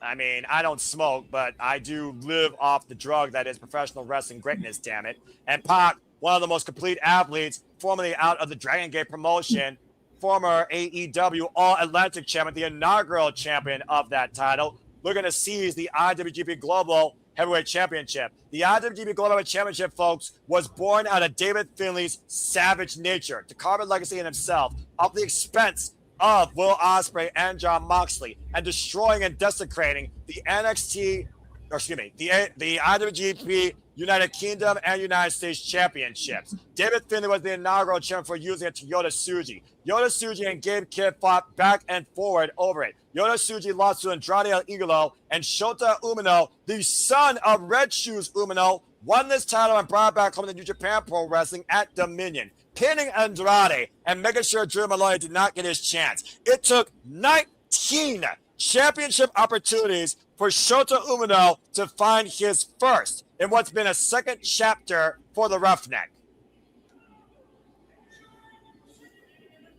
That title looks really good on Shota Umino, by the way. It definitely shines a whole new. It definitely shines a whole new bright white. After freaking Gabe Kidd desecrated that title and the lion mark that symbolizes the king of sports, New Japan Pro Wrestling. It's also good pointing out Gabe Kidd and Shota Umino are in the same block this year. You almost wonder if Gabe Kidd's going to be watching this match closely, if not trying to influence the result. Referee Paul Turner, by the way, for this contest. IWGP Global Championship, by the way, folks, is defended against invaders and outsiders in and out of New Japan Pro Wrestling rings. And Pac called Shota Umino for this challenge. At Blue Justice, Shota Umino accepted. Or G1 Bro, excuse me. Now you see Paul Turner holding up the IWGP Global Heavyweight Championship. Pac, by the way, has not held singles gold since the AEW All-Atlantic Championship back in 2022. Yeah, and Pac was the inaugural one, right? That's right. Charging forward, ironically enough, Ash, that title was crowned and defined at Forbidden Door, and Pac won that night. So this stage could bring good fortunes to the Death Riders, and even more negative fortunes to Shota Umino and New Japan Pro Wrestling. Yeah, that's crazy. Irish whip hard into the barricade, and you've been very vocal about the AEW and New Japan Championship outlook, Ash. I mean, yeah, because it's because we haven't seen it the other way around. We've seen so many AEW wrestlers winning New Japan titles. We have yet to see a New Japan wrestler win an AEW title, hold that motherfucker hostage, and be like, yeah, how does it fucking feel? And of course, Shota Umino's gone through a lot of his own frustrations, to the point of your frustrations, to the point the man lost his own hair, lost his own identity, lost connection with the fan base, almost fell to darkness, and then came back forward to a new light in this second chapter, living in the moment versus trying to define a future that he can't write or control unless he makes it happen now. And right now in the present, Shota Umino needs to do everything. What'd you say? I was about to say, I miss Shota Umino's team up partnership he had with El Phantasmo. They made for a really good team. Well, I mean, to be fair, he's had a multitude of tag team type of occurrences. ELP, Uyamera and Shota Umino lost, of course, to the Knockout Brothers, not once but twice, in the pursuit of the IWA Tag Team Championships. And Pac with a mid-out drop out across the top rope and a kip up. I like to refer to Pac as a man with lethal agility and ferocious velocity. Covered by Pac with a forearm across the face, gets a 2 count. In that side headlock press, you hear Walker Stewart, of course, talking about how much pride, and this is definition of company pride on the line here, Ash, that Shota Umino has for the Lion Mark and for New Japan Pro Wrestling. Looking to become New Japan's newest ace. Yeah. Now that we, of course, have the retired Hiroshi Tanahashi. Side headlock, pucks it up in the ropes. Big boot, though, meets Shota Umino in center. Yeah, that's the thing about Shota Umino. Not only when he was trying to find himself, but he's also trying to find the fine balance of doing things your way and what's considered the right way by traditional babyface standards, especially with the New Japan Pro Wrestling. Gets the midsection and drop kick, but also Ash, to that point, who is Shota Umino? Has he truly found himself? Let's think about this. He's emulated Zack Sabre Jr. He's emulated Will Ospreay. He emulated Jon Moxley for the genesis of his career. He emulated Tetsuya Naito. This year, though, particularly, especially now that he holds an IWGP title, it is do or die for the Roughneck to truly find out who Shota Umino is. Much what Zack Sabre Jr. challenged him to figure out last year when he beat that man at Wrestle Kingdom 19. Kingdom, yeah. Oh, and palm strikes right now. And this might be literally a battle of strong style. And Shota Umino, not even intimidated by the bastard Pac. Elbow chop combination here in the corner, driving Pac down. And, of course, IWGP Championship matches are contested with a 20 count on the outside, by the way, under New Japan rules. And title can change hands via count out. Let's keep that in mind, Ash. New Japan rules are implied here for this championship. Yeesh. Yeah, you made a good question. What is, or who is Shota Umino? Because I wouldn't be able to tell you, sadly. Then again, that's also on me for not keeping up with Shota Umino as well as I should. Some of the bridge too. Count only. Well, again, you have, of course, as I talked about, the ways of the simple man. You are not a simple man. You are a simple bat. But you also are a fan of the Tekkers and Shingon Pro Wrestling. And in a way, you've kept up with it. And I'm sure we'll talk more about Shota Umino, Zack Sabre Jr., Shingo Takagi, and Gabe Kidd when we look towards the G1 climax. And of course, Shota Umino can ill afford to lose this title ahead of the G1. The cover rollout gets a 2 count, says Paul Turner, able to escape. And of course, Pop. Drop toe hold to the second rope. Shota Umino looking to follow up. Sling shot. Oh, DDT into the apron. That's a staple of Shota Umino right there, Ash. Yeah, it is. There's so much potential in Shota Umino. He just has to like tap into it because Shota Umino is good at what he does. He just hasn't reached that next level yet. Well, the added momentum of that DDT might help him reach a different level of success to retain this championship. And by the way, this is not the very first time these two have faced each other. In Rev Pro, when Pac was the AEW All-Legend Championship, Shota Umino was one of the Bastards' earliest defense opponents and lost back in 2022. And now Shota Umino sending Pac back inside the ring. Of course, Pac also has more than double the in-ring experience when it comes to the tail of the tape, Ash. Disciplined veteran of the game. Shota Umino, much like we talk about New Japan Pro Wrestling, focusing on a new generation. 29 years of age, only been involved in this business now for 9 years. Disciplined. Whoa, man, what a shotgun dropkick around the world by Yuji Nagata, by Roshi Tanahashi, Jushin Thunder Liger, and of course, Jon Moxley. Oh, the run-up, though, by Shota Umino here, and the snap German hoisting up Pac on the barricade, and uh-oh. And a driven DDT! It's also one of those things that we've seen Pac dropped on its head a number of times this year. Mm. Take a look at the replay here, Ash, and look at this run-up here, and the forward force of Shota Umino driving the Bastard hard back first in the barricade. Boy, and then this DDT, and just literally Pac collapsing on his head and neck.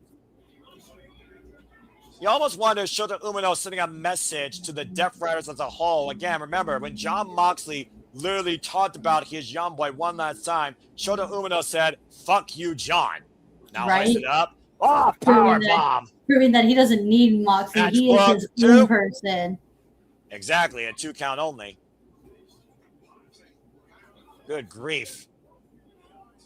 And Pac's eyes glazed over. We also saw Pac earlier this year challenge Darby Allin for the AEW World Championship at Fairway to Hell. Yeah, I heard that was a really good match. I haven't checked it out yet. That's another title reign I have to, look back and watch because I wasn't watching Dynamite weekly, so I missed out on quite a bit of. Actually, I missed all of Darby Allin's title defenses. Well, Shota Umino missed out there, avoiding that overhead belly throw, messy landing in the corner. Nicely scouted there by Pac. But the way that Shota Umino landed, at least he avoided some of the impact against the turnbuckles. That might have played to his advantage a little bit as Pac stomps away. Good grief. And of course, Pac, resident of Nigel McGuinness's territory, over in jolly old England, Newcastle, England, by the way. Pac's been involved in this business now, folks, for 22 years. And now Pac bringing out a table. And again, Shota Umino preventing the Bastard from bringing out the lumber with an axe handle to the spine. Pac, former Open the Dragon Gate champion for 229 days, PWG World Tag Team, WXW World Lightweight, trained, disciplined, respected, highly regarded veteran of the UK scene. Now Shota Umino trying to bring a table in. And much like New Japan, Ash, we've seen in New Japan matches how much leniency is offered with the use of a table, particularly. Referee's discretion. And again, 20 count on the outside. This is under New Japan rules. Mm-hmm. So Paul Turner are going to allow a little bit of leniency here. Kind of sad we don't have Red Shoes Umino. Oh, man, what a super kick. Catching him flush on the jaw.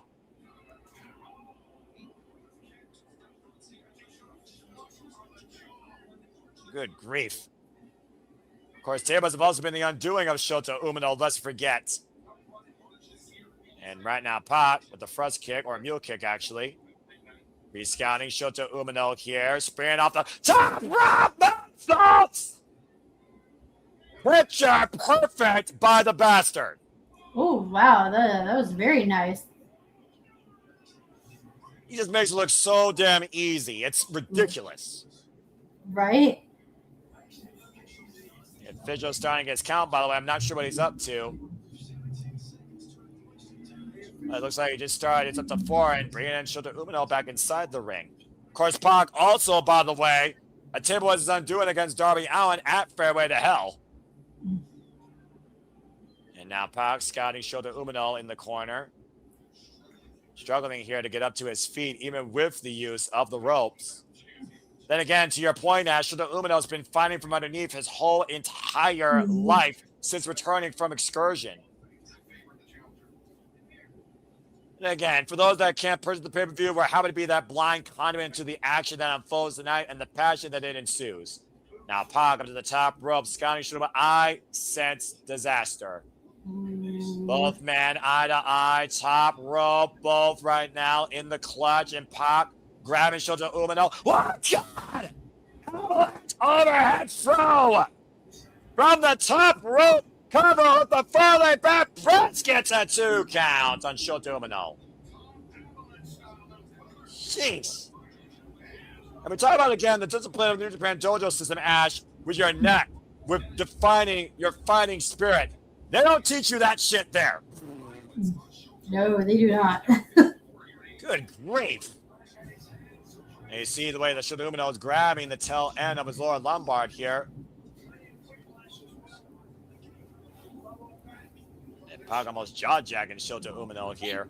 A lot of people have like mixed feelings about Shota Umino, but the one thing you can say about Shota Umino is like he also defines what it means, like that fighting spirit, like that never give up, never say die attitude, and Shota Umino possesses that as well. That's a very fair point. But again, all this verbal warfare, we also seen Shota Umino, when his emotions are instigated, have cost him or led him to victory. And Pac right now just literally presenting his jaw and meeting Shota Umino in kind with an elbow. And we might get a strong style exchange here. Test your grit, test your will. Shares the never openweight championship that was once defined by the U30 class, a title made for the young upstarts underneath 30 years old. And Shota Umino is bound and determined to represent what New Japan Pro Wrestling means and be called the sports king of streaming, the king of sports streaming. And Shota Umino got robbed of that last one. Got caught flush there. I think Shota Umino got caught off guard with that last shot there, Ash.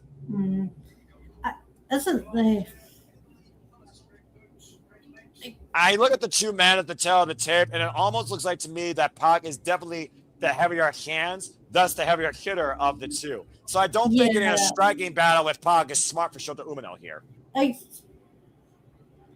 the thing about Shota Umino is just like he needs to like tap into like that tenacity. Like you don't hold back. Like just give it your all.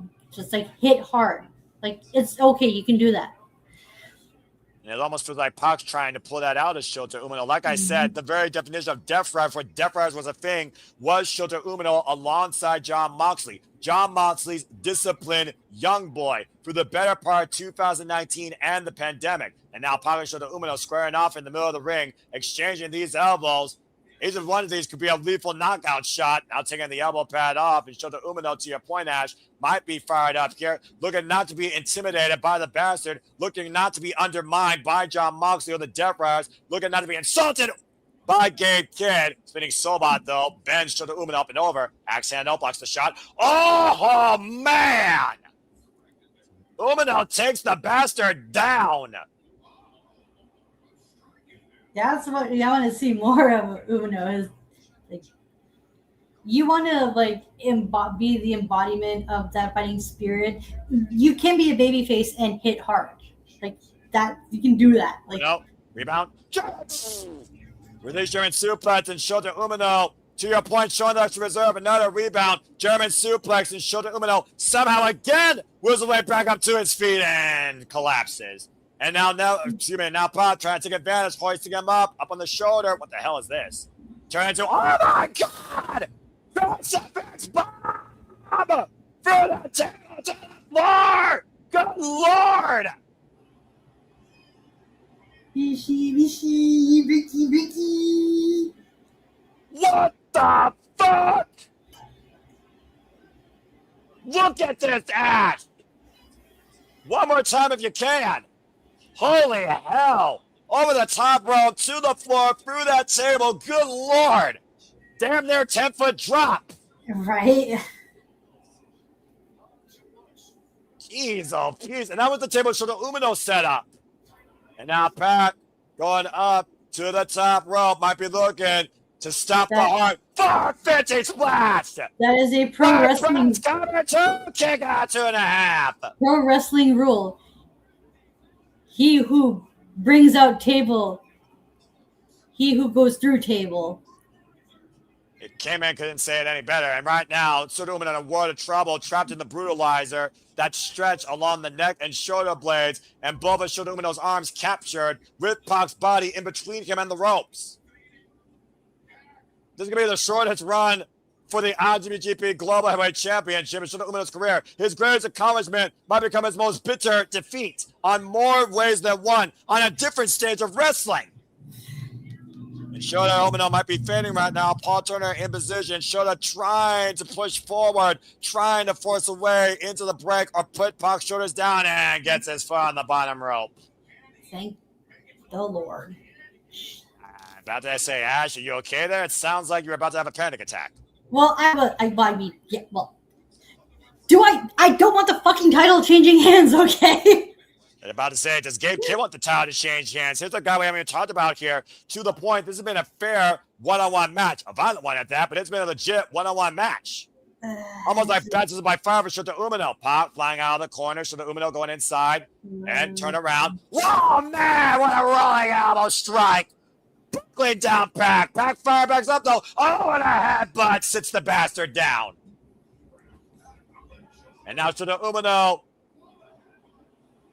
waiting for the chance to fire forward. Blaze knee. The strike knee cover. To the retain kick out 2.5. Wow. The strike knee nearly to the retainment tonight. Unforbidden door for the IWGP Global Heavyweight Championship. Oof. That stunning running knee strike nearly dropped the bastard hard for the 3 count, Ash. Bang! Took it full on, too. Right. And right now, I'm surprised Pac's even able to stand with his own 2 feet and Shota Umino once again on the move. Ducks underneath. And Pac with the poison Dorada! Good Lord. And right now, Shota Umino blocks the kick. Oh, but eats that super kick. And Pac on the move. Shota Umino pop up. And Shota Umino on the move. Watch it out with a puppy bomber. Clean his clock cover to the far leg. Kick out 2.5. Oh, that was Damn. a nice one, though, Umino just did. What a shot. And what a showing here by the roughneck. Double underhook. Wait a minute. The paradigm shift DDT. The what? Shout out to John Moxley, his inaugural teacher. And lifted up. Yeah, I just heard that now. Yeah, I think you're a little bit ahead of me. Shota Umino retains. Oh, and a message sent to John Moxley. Thank fucking God. Yeah, but think about that, Ash. How apropos was it for Shota Umino to use his original teacher's finishing move to help him in the finish? What does that mean for He Shota is sending Umino? a message to that punk-ass rat Gabe Kidd. Yeah, well, Gabe Kidd doesn't use that move. John Moxley does. Either way, you could call an aid to John Moxley, maybe disciplined by the Death Rider himself. Shota Umino survives the bastard Pac and still holds the IWGP Global Heavyweight Championship and will hold it heading into the G1. Thank goodness. Because this is what we want. We want Shota Umino to retain, and we want to build up opponents for him through the G1, whether it be Gabe or who else they have in store. And a hell of a strong showing here for Shota Umino, representing what a championship is supposed to be and what a champion is supposed to be with his first successful defense of his inaugural piece of gold in his young career. Well done to the roughneck. And the way that Shota Umino put Pac down, I can only imagine what's going through John Moxley's mind right now. You think John Moxley's maybe having second thoughts about his young boy? Wait a second. Oh, what's going on? John Oh, Mox Moxley's- is in the ring now. Okay. Okay, now let's see what this leads to. And Shota Umino. Oh boy. The mentor and the mentee, the student and the teacher, face to face for the first time in a long time in a wrestling ring. Oh shit. What? Oh! Wait a second. Remember when I said that John Moxley was Shota Umino's teacher? I forgot the all-time great that was Shota Umino's senpai. Oh, Hiroshi Tanahashi, Tanahashi. the president of New Japan Pro Wrestling. What's East President doing here? Well, Tanahashi also has been heavily involved in bringing this concept forward, called the Forbidden Door as part of the partnership with AEW and New Japan Pro Wrestling. And let's not forget, John Moxley beat the Ace at the inaugural Forbidden Door for the vacant AEW World Championship. To the man he dubbed Shooter, Shota Umino, to the man that Hiroshi Tanahashi brought out of the darkness in the second chapter with that match at Ryogoku Sumo Hall. Wow. The ace of the universe that not only heavily influences the entire professional wrestling scene, but leads New Japan Pro Wrestling.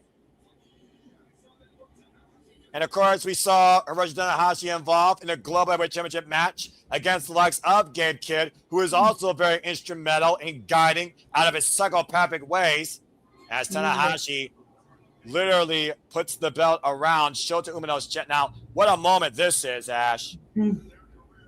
What an endorsement by the ace of the universe. Remember what I said, Ash. Shota Umino wants to be the next ace of New Japan Pro Wrestling. And tonight, he took a huge step forward tonight, defending that title in All Elite Wrestling. Well done by the Roughneck, and always go Ace. What a I battle. don't mind seeing is New Japan still partnered with RevPro? I believe they are to a degree, because I know that they've done like Royal Class before. Because I wouldn't mind seeing Shota Umino defend that title against someone from RevPro as well. Well, again, that title is defended against outsiders and invaders in and out of New Japan Pro Wrestling. If you want to prove you're the strongest on the lion mark, you got to go for Shota Umino to do it for that Global Heavyweight Championship. And the thing about Shota Umino is he's accepting all challengers too. He is going to prove that he is a fighting champion. Well, speaking of fighting champions, here comes a champion that breathes toxicity and utter madness. With the Forbidden Door's best friends, might be her worst rival to this concept. Looking to burn it down and kill Stardom to death. It's time for Thekla versus Starlight Kid for the AEW Women's World Championship. That's a great picture right there with the bastard Pop Devil with the renegade of wrestling, J.J. Williams. Last year, Ash, Tario Okada, the president of Stardom, fired Thekla, and Thekla introduced her toxic madness in the AEW following the Dynamite after Double or Nothing, and went on to seize the AEW Women's World Championship from Chris Statlander. Now we find ourselves at the Forbidden Door, where she's already assaulted the president, not once, but twice, and has declared death against her former hiring promoter. And now they bring forward Starlight Kid to the Forbidden Door for the first time ever, who has 2 pinfall wins on Thekla. As Starlight Kid looks to send a very painful message to Thekla of what Stardom truly is about. This is going to be good. The definition of the Forbidden Door, according to Thekla, is forbidding Stardom from ever showing up again.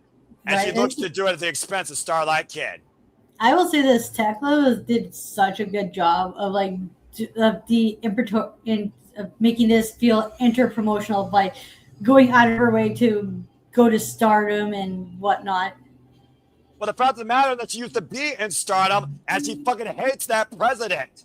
She's already attacked him at Las Vegas during WrestleMania week at the Stardom Showcase, I called, and then she arrived June 20th at the conversion trying to shave the man bald. Starlight Kid came in there to save not only the president, but also took Thekla down while holding the AEW Women's World Championship. For those that don't know, Starlight Kid is a 7-time champion in Stardom. She's held the belt defined by emotion, the Wonder Stardom Championship, the white belt. She's a former Spark Joshi World Champion. She vacated that title, currently held by Hazuki, because she wanted to represent Stardom and make Stardom be the strongest in all women's Shingon Pro Wrestling. Former artist of Stardom, New Blood, and former high-speed champion, by the way, has been through 3 different factions and has been part of the Stardom promotion now for 10 years.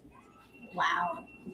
As you see the president right there at ringside, Toru Okada, who now leads the Stardom promotion. This match, not just personal to the partnership of AEW and Stardom, but also personal to that man who has been on the blunt end of Thekla's unwavering revenge, who has literally said and threatened, I will chase you the world over to make your life a living hell. And she has very much done that. Yeah, that man looks so nervous. Like, goddamn. he's just anticipating Thekla to attack him at any moment. And that very well might happen here because the Triangle of Madness right now has been running roughshod here across the world and in AEW. This Austrian badass is about to make her way through the Forbidden Door, and she's looking to scorch it shut permanently. What an entrance. Hello.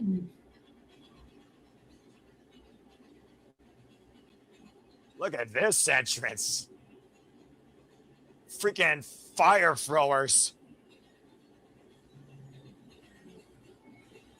Did I mention that Thekla right now is my favorite champion right now in the business? Talk about somebody that literally took to the American wrestling scene like a fish does to water. Oh boy. I'm a little bit worried for Starlight Kid's well-being, if I'm being perfectly honest here. And Thekla, as I said, no stranger to Stardom, was introduced to Stardom through Julia's faction. Yeah, remember that name? I do too. Former Donna Del Mundo member, Women Who Play in the World, and of course joined Oedo Tai, aka Hate, and looked to be the idol killer, killing and destroying and beating every one of your favorites in a Wonder Stardom ring, the cutest and the strongest, including but not limited to Natsupoi and Mina Shirakawa and Starlight Kid. But Starlight Kid has 2 pinfall wins over the Toxic Spider. Thekla has never beaten her in singles action. Oh, wow. That adds much more. That adds to the title match. Because not only does Thekla have to retain the title, but she has to prove herself prove that she can beat Starlight Kid. Well, it's not only a matter of that, Ash, as Thekla represents AEW's AEW Women's World Champion, but it's almost like, as you see the disgraceful face right there and the disgrunting stare, and almost looks like a stutter from Toru Okada, a sense of fear and anger. But Thekla not only wants to destroy her past, she wants to burn it, bury it. And the only asterisk left is Starlight Kid, the last woman to hold a win over her in Stardom when it mattered. I should not be laughing, but my God, that poor man. He's really selling it. He's selling the scariness of getting attacked by Thekla. I mean, I did crazy checks. I'm not scared of Thekla. I'm turned on by her. What? As you see, referee Rick Knotts holding up the AEW Women's World Championship. Look, when a champion looks like a champion holding a championship belt and they're a badass while doing it, you have my respect. And really, outside this company and Japan, not many other places do that for me. Bell rings are underway for this match. 60-minute time limit, of course. This will be contested under AEW rules, not Stardom rules. That means pinfall submission inside the ring to size the title. Count disqualification means nothing, and there's a 10 count on the outside. The first time these two met each other, of course, in singles action was all the way back in December 2022 at Stardom's year-end tour. Cartwheel escape. Starlight Kid, of course, endorsed by the likes of El Desperado. Runs in with the drop kick. Quick and fleet-footed is young Starlight Kid, who is 24 years of age, folks, and has been involved in wrestling for a decade, primarily only in Stardom, trained by Fuka, who was instrumental in Stardom's growth. Wow, that's very young. They're no differently in Japan, I'll tell you that much. Yeah, man. You go for university. You go for university and you're pro wrestling. I'm just saying. Yeah, I was going to say, the minimum age for working is a hell of a lot different there than it is here, isn't it? Yeah, it's extremely different. And Fekula right now putting the boots to Starlight Kid. And of course, Fekula right now looking to scorch the Joshi Pro Wrestling scene at the expense of Starlight Kid, possibly looking for an accolade. And of course, Starlight Kid, disciplined as you see in Lucha Libre, wearing a mask. And immediately Fekula going after the eye holes, trying to literally rip the eyes out of SLK, now known as, of course, the White Tiger, former Wonder Stardom champion. Was formerly the Black Tiger of Wedo Tai. Different dynamics here with both these women's intensity and attitude. And the ground and pound by Starlight Kid, who's fighting for much more than just a title, but for the very existence and respect of her own promotion. And Starlight Kid will also be involved in Stardom's 5-Star Grand Prix, their variation of the G1 Climax, in pursuit of the World of Stardom Championship held by Suzuki. And that's the red belt, yeah? That is correct, the strongest belt, which of course Utama Hayashita will be challenging Suzuki for prior to the 5-Star Grand Prix, who just came back home to Stardom to leave in the Marigold promotion. Irish Whip Reversal and Fekula sent up into the ropes.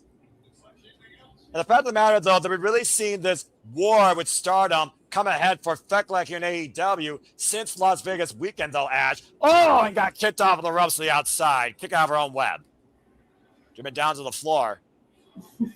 This thing has really escalated since April, since Taro Okada decided to come back to the States and Fekula found him. And up and over, Starlight Kid looks to spring, and Fekula brings her down hard, face first, to the floor.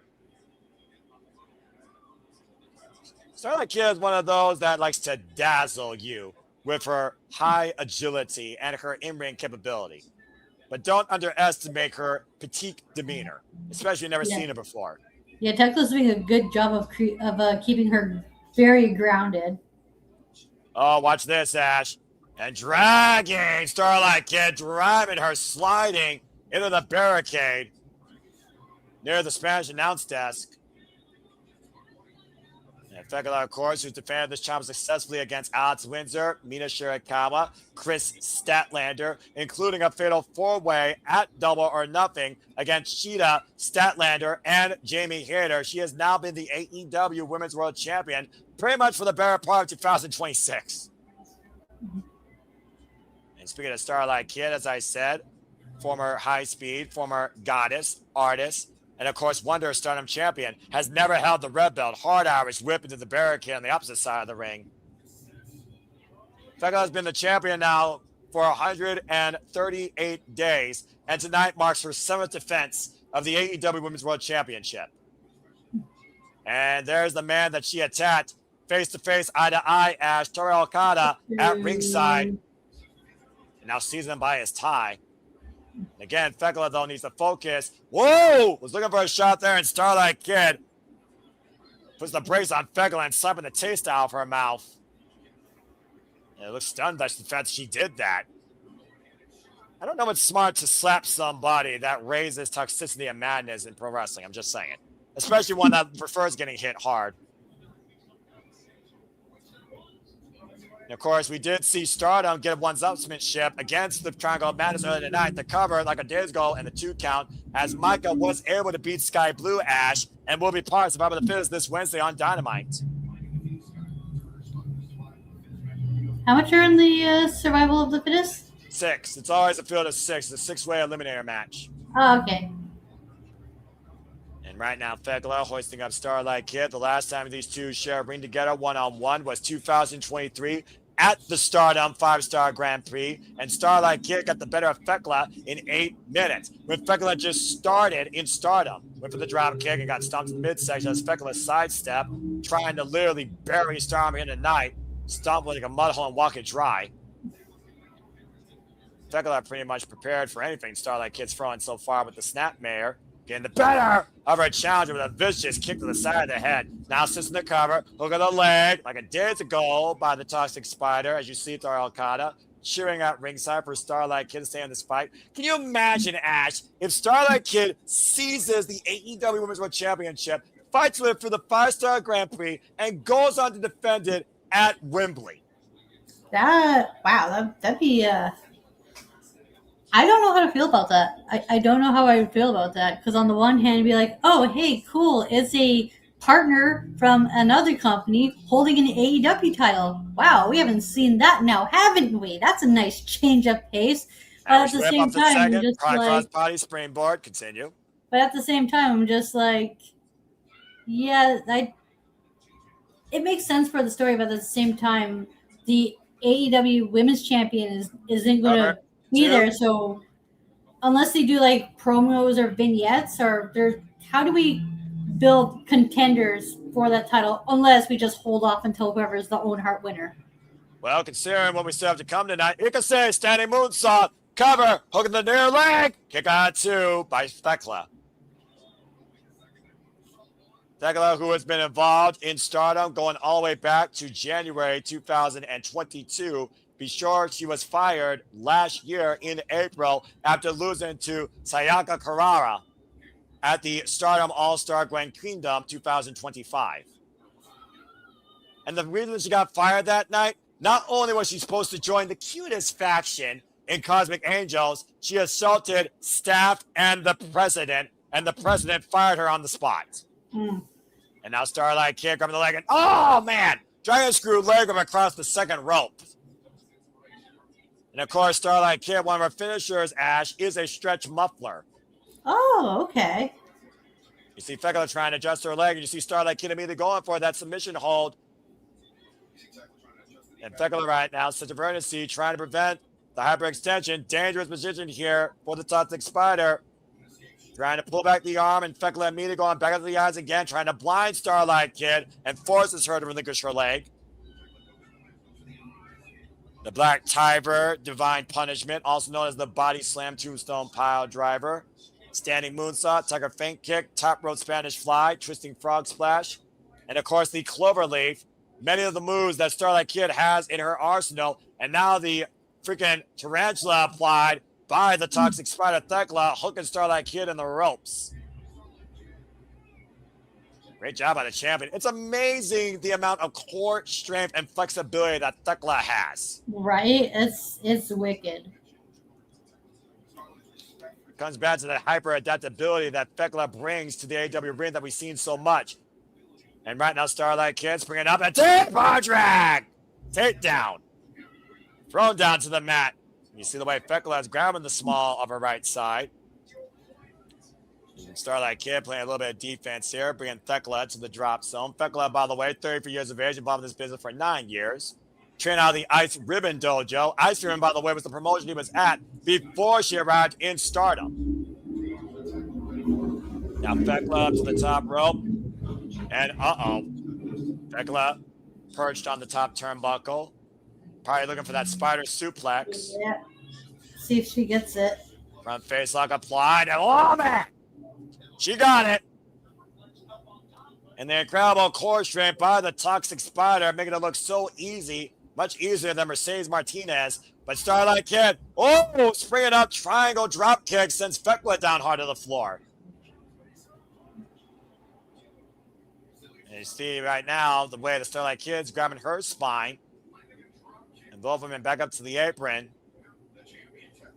The fact of the matter, though, that the Triangle of Madness, only Thekla has been in the driver's seat for them. Julia Hart lost her chance out of Survivor the Fittest. If Thekla loses here, the Triangle of Madness is strong on the women's division, pretty much is dissipated. And Sky Blue lost twice already, right? Out of nowhere, running into that knee. Yeah, Skye Blue was eliminated tonight by Maika, and Julia Hart was eliminated by Persephone. Okay, so I thought Sky Blue had like 2 survival of the fittest matches. She had a match, and then she had the match in the Owen and was eliminated by Maya World. And okay, that's what you get the 2 confused. Okay, that's I got you. Look at the strength. Oh my God! Black Tiger's Design Punishment, crowning Thekla on the apron. Jeez, that was nasty. The body slam, tombstone pile driver. Take a look on replay, Ash. Oh, man. Where wood meets steel and the crown of Thekla met it. That could have even clutched her neck on that. That could have been devastating and debilitating. And so far, Thekla has been defending this title fair and square to her credit as champion. Now Starlight Kid looking to take advantage. Yeah, it's very rare. Ooh. Yeah, it's very rare that the Sisters of Sin get involved in Tekla's matches. Good grief. That was a beautiful fisherman suplex hold by Starlight Kid. And to your point, though, we have seen Thekla, though, go to devious means with Julia Hart's Black Miss and Trios action or Brass Knuckles in championship matches. Went for the moonsault and Thekla able to escape. Barely out of harm's way as Thekla right now poised the position looking for the Toxic Spear. Cutting Starlight Kid in half. Wait. Uh-oh, looking to follow through with the curse jump. Whoops, Starlight Kid able to escape. Now Starlight Kid on the move. And Starlight Kid drives her knee into the back of Thekla. Again, whiplashing the head and neck of the champion, Ash. Woo. We got a moment to breathe here. Take a look at this replay on the spear, by the way. Watch the way she turned her inside out, driving her body through her midsection. And then Starlight Kid on the move, drove her knee. You heard the thud of the spine against the knee into Thekla's back. And whiplash effect again on the head and neck. You see Thekla clutching the back of her head and neck. Yeah, whiplash is not good. That's what happened to my dad when he was driving a bus. And Thekla and Starlight Kid head-to-head, center of the ring on an all-elite wrestling logo where the pride of stardom is on the line for Starlight Kid and Toru Okada, for that matter, as well as the AEW Women's World title. So they come tonight, of course, Mayra Mercedes Martinez for the Owen Hart Foundation Tournament Finals. Will Ospreay versus George Strickland. That steel cage match, round steel cage match, 12-man tag team MJF versus Team Don Callis. And the AEW Tag Team Championships, Cage and Cole versus the Dogs, David Finlay and Clark Connors. And Starlight Kid and Thekla fighting back up to their feet right now. Almost dueling chants, it sounds like, here from San Jose. Mm-hmm. And look at the smile of Thekla, that crazy Austrian badass, asking for it.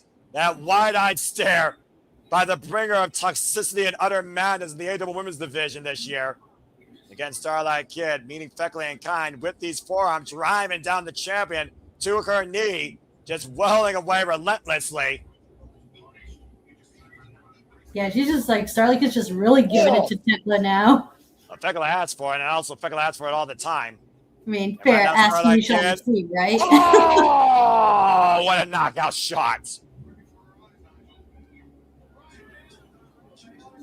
And once again, this match keeps going back and forth like a pendulum now. Thekla on the move with the side boots. Starlight Kid sideways on the apron. Another kick to the side of the head. North and west direction by the champion to Starlight Kid. Thekla now going up to the top rope. Trying to go for 7 high reds. Can Starlight Kid clearing the cobwebs? Cover across body. Now the cover by the champion to retain. And kick out 2 by Starlight Kid. Starlight able to kick out again, showing great perseverance here. Mm-hmm. And it goes back to that perseverance of Starlight Kid and the resentment that obviously she and all of Stardom, especially Okada, has towards Thekla as of late and her actions. And that Toxic Spider literally setting herself up once again for the Toxic Spear, looking around it. Oh, and Starlight Kid taking her out the leg. Attacking the knee that she attached earlier. Yeah, that's very smart of her. So that way she can, looks like she's trying to play the stretch muffler now, right? That's exactly what she's applying, and she's almost got it in, trying to trap the arm of Thekla, though, who's trying to fight back. The stretch muffler applied center of the ring of Starlight Kid, hoisting Thekla up by her own weight and swinging her around, further disorientating the champion. Put out all the stops here. The Skye Tiger showing exactly what she's made of here in her debut at AEW, for that matter, and the Forbidden Door. As you see Thekla trying to make her way over the ropes, and Starlight Kid clutching Thekla's neck. And look at the way Thekla's being stretched here, Ash. Oh, wow. Hey. Oh, and Thekla right now might be looking to tap. And Thekla able to turn her body to force the break. How tough is Fekla here? Give her Yeah, no credit kidding, too. right? That's using that flexibility of her to the advantage. About to say, if Starlight Kid held Fekla for maybe a little longer towards the center, we very well could have had a brand new AEW Women's World Champion. That was a really close one. Starlight Kid, once again, looking for a divine punishment. Blitz Fekla, middle of the ring, cover, kick out 2.5. Nearly saw history made here tonight. Fekla somehow still alive. Spires might have 8 legs, but Fekla might have multiple lives.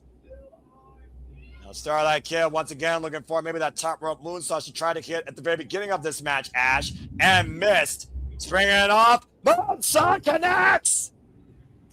Cover 2. Kick out. Again, Fekla survives. Barely. Starlight Kid's just giving her everything, huh? Would you say that Starlight Kid's been Fekla's toughest match yet? This is great. This is what Stardom's all about. Shinyan Pro Wrestling, strong style. The Wonder World Ring on full display here tonight through Starlight Kid and Fekla. Possibly looking for the Northern Lights Bridge. Now Fekla, the Okada roll, double leg clutch, cover, 2, and Fekla. What? Oh, man! That was as close as a 3 count gets. Yeah, the championship match. It's like she just got it right on time. Yeah, Tekla with the double leg Nelson clutch for 2 9/10, nearly trapping the white Skye Tiger. Starlight Kid on the move. Mitchell's escape with the Strider and the Spider on the move. Spear! Another toxic spear. Back press, hit the far leg, and Fekla has not retained yet. This is incredible. Another last millisecond effort by Starlight Kid, surviving Fekla's toxic spear again. And right now, Starlight Kid in position for a guard stop. And now Fekla absolutely defiant in making sure that this is the death of Storm tonight in front of Toru Okada. Another vicious guard stop. A second one, back press, Fekla has retained. Damn. Well then. Well, I don't know necessarily if Fekla killed Stardom tonight, Ash, but one thing's for certain, Stardom shined tonight, even at the displeasure of Toru Okada, seeing Fekla still holding the AEW Women's World Champion at the expense of one of the best that company has to offer. And Fekla has finally defeated Starlight Kid in singles action. This is a good introduction to Starlight Kid. I want to see more of her. And of course, you can see more of her and Stardom on Stardom World. That's, of course, the 5-star Grand Prix will be showing in its entirety on the Stardom World streaming service. And you can subscribe today to Stardom Wonder Ring at Stardom World or follow them on the X. As, of course, you see the Triangle of Madness, Skye Blue and Julia Hart coming in to celebrate with Fekla, who is still AEW Women's World Champion. But, oh, wait a minute. Julia Hart giving Fekla scissors. No, we don't need this. Okay, this is too much. Come on, Fekla. Stop. Someone stop this. And Fekla right now looking to literally expose the face of Starlight Kid, cutting away at the mask that Starlight Kid holds so near and dear. And oh my God! Oh no, they took it off. Rude. You might as well say that Fekla just ripped the head off of Stardom. Oh no, is she gonna? Oh, Gross. the disrespect and the deplorable actions of the Toxic Spider towards Toru Okada and the Stardom promotion tonight. Oh, and just wiping it in Toru Okada's face. Man. Oh, come on. Can we get security out here? Seriously.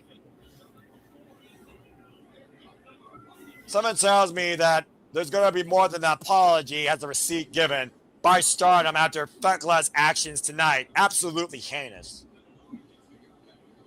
That is not what the Forbidden Door is all about, but Fecla can give two shits what the Forbidden Door means for collaboration in wrestling. What a match, though. Again, Starlight Kid, phenomenal effort.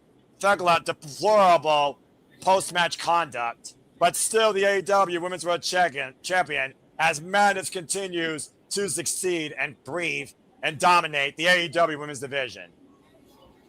And now we know that Fecla, as of right now, Ash, will be going in to Wembley Stadium at All In to defend the AEW Women's World Championship against tonight's Owen Hart Foundation tournament winner. And now we just wait for her opponent. For All In, at least, anyway. What a trophy for Fecla here tonight. For the most lethal, badass faction in all of women's wrestling. As we move forward here, it's time for the men to compete for the AEW World Tag Team Championships. Cajun Cope looks to spay and neuter a couple of dogs as they defend the gold against David Finlay and Clark Connors. Well, this should be interesting, Ash. You're dealing with Canadians and you're dealing with Bullet Club, War Dogs, the Savages, the Dogs, where Cajun Cope have even said that Clark Connors and David Finlay remind a lot about themselves, but younger. As of course, Clark Connors and David Finlay have been trying to make a name of Adam Copeland and Christian Cage. What are your thoughts towards this match, Ash? Yeah, this is one of those matches where I'm just like, whatever happens, happens. Because I don't see Cope and Cage losing until like All In. So well, yeah, let's just go ahead and lay the groundwork here. Oh yeah, and apparently we'll be covering that at some point, folks. Stay tuned to see who's on the call. AAA and NXT Heatwave Texas. Sunday, August 30th, we continue to bring you non-stop coverage for all things wrestling here. Not by me solely, because I actually have a different contract for what I cover, but we will be covering that up and coming here at the CMLL Studios, so stay tuned for more on that. Meanwhile, time for the AEW Tag Team Championships. To your point, Ash, this is Cajun Cope's first defense after beating FTR and forcing them to say, I quit in a New York street fight, and we have not seen FTR since. Cajun Cope were assaulted the following Wednesday on Dynamite by the Dogs, ruining the 5-second pose celebration and turning that into a t-shirt, almost mocking Adam Copeland and Christian Cage, to the point Cage and Cope returned and came back with a vengeance. Now looking to literally send some dogs out the door the hard way, one way. And of course, we've seen over the last few weeks, Clark Connors and David Finlay have gotten the better of the champions in backstage brawls. But tonight, it's about the gold, and it's straightforward in the ring. And David Finlay and Clark Connors are undefeated as of late as a tag team. Oh, they are. Wow. Nice. With wins over the likes of the Young Bucks included. I will say this about the Dogs. All of them work so well together. Like, it doesn't matter what formation they're in. The chemistry they have with one another is amazing. Of course, Gabe Kidd, the third dog, who is likely right now in New Japan preparing for the G1 Climax. These dogs arrived on the AEW scene looking to cause chaos, violence, and get paid big money. We've already seen David Finlay and Clark Connors against the likes of the Rascals, the Young Bucks, and they've also, of course, have been involved previously against the conglomeration as they were former AEW World Trios champions. And that Shillelagh has been a difference maker during the short-term rivalry with Cajun Cope, Ash. The definition of insanity and also looking to pursue your own opportunity, that is 100% proof Clark Connors and the Savage King, David Finlay. And they might pay for it tonight. Yeah, that's a possibility. It is so good to see Adam Copeland as a tag team champion again. This 52-year-old man of life, father of daughters, 33-year veteran of the game, one of the best to come out of Canada, Ontario, Canada, by the way. Now a record-setting 10-time tag team champion. Now the newest AEW World Tag Team Champion alongside his asshole, Christian Cage. And you were much talking about after Double or Nothing, Ash, that Cajun Cope brings forward a reset in the tag team division. Talk about reset with this generation. Grit nonsense with the dogs. Freaking untamed and untrained David Finlay and Clark Connors. But Clark Connors is a former, very notorious IWGP Junior Heavyweight Tag Team Champion 3 times over. Yeah, him and Jill Maloney, they were like very dominant in that division, weren't they? Yeah, the definition of heavyweights and the junior heavyweights. Clark Connors, by the way, like I said, former Defy World Champion as well. 2-time IWGP Junior Heavyweight Tag Team Champion, alongside Jill Maloney and Bullet Club War Dogs. And the Savage King, David Finlay, was the inaugural IWGP Global Heavyweight Champion. And is a former never overweight champion. When David Finlay took Bullet Club away from Switchblade Jay White in California and created this weapon in his dogs, the War Dogs was brought to life courtesy of the Savage King. As we always get our stand-up chorus to Metalingus. It's so real to me. Everything has come to life. That's all you're getting. And we're not going to get no singing from Ash unless you pay her Canadian.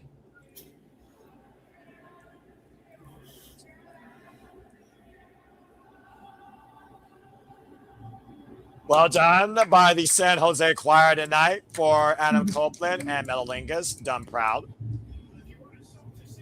Well, meanwhile, it's the countdown to the asshole. Here comes Christian Cage. Would you say, Ash, that David Finlay is more like Adam Copeland and Clark Connors is more like Christian Cage in this duality of Cage and Cope looking at a former identity of themselves? Yeah, I can see that comparison. Yeah, I can see that. Of course, David Finlay, who shattered, as you see, Christian Cage's left wrist with that shillelagh amongst those steel green steps, still heavily bandaged in a cast here tonight, Ash. I mean, you can make the argument that between these two, like, Finlay would be, like, Edge, and then because of, like, how accomplished he is as, like, a singles competitor, although, in all fairness, Clark Connors didn't really get a chance or opportunity, like, yeah, they didn't really get a proper opportunity to shine as his own as a singles competitor. Yeah, I just want to put this out here, Ash. Sex and Violence, Clark Connors and Thekla, who have also literally invaded stardom. Imagine if Clark Connors wins gold here tonight and celebrates with Thekla with 2 belts in bed.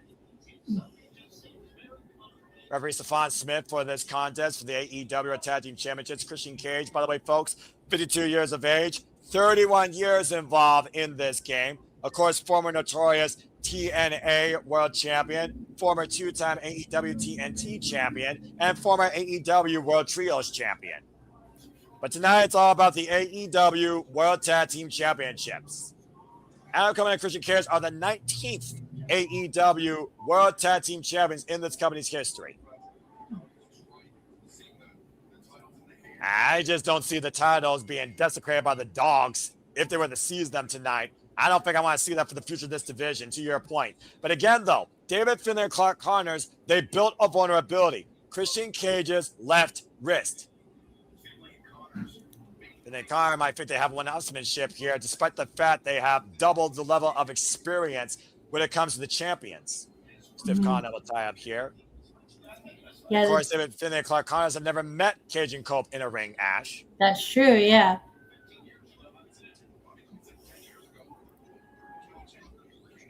The fact of the matter that Cage and Cope have been on this renaissance of a newfound run here, thanks to AEW, where we thought both men of these careers were done at one point. Adam Copeland, triple fusion neck surgery. Christian Cage, uncertainty, and a leg-long ligament of injuries. Here in AEW, it's been a whole new resuscitation of life for Christian Cage, who came in first before Adam Copeland. And Adam Copeland came in here one more time to do it with Christian Cage. And they're finally doing it. Took a hell of a road to get here, though.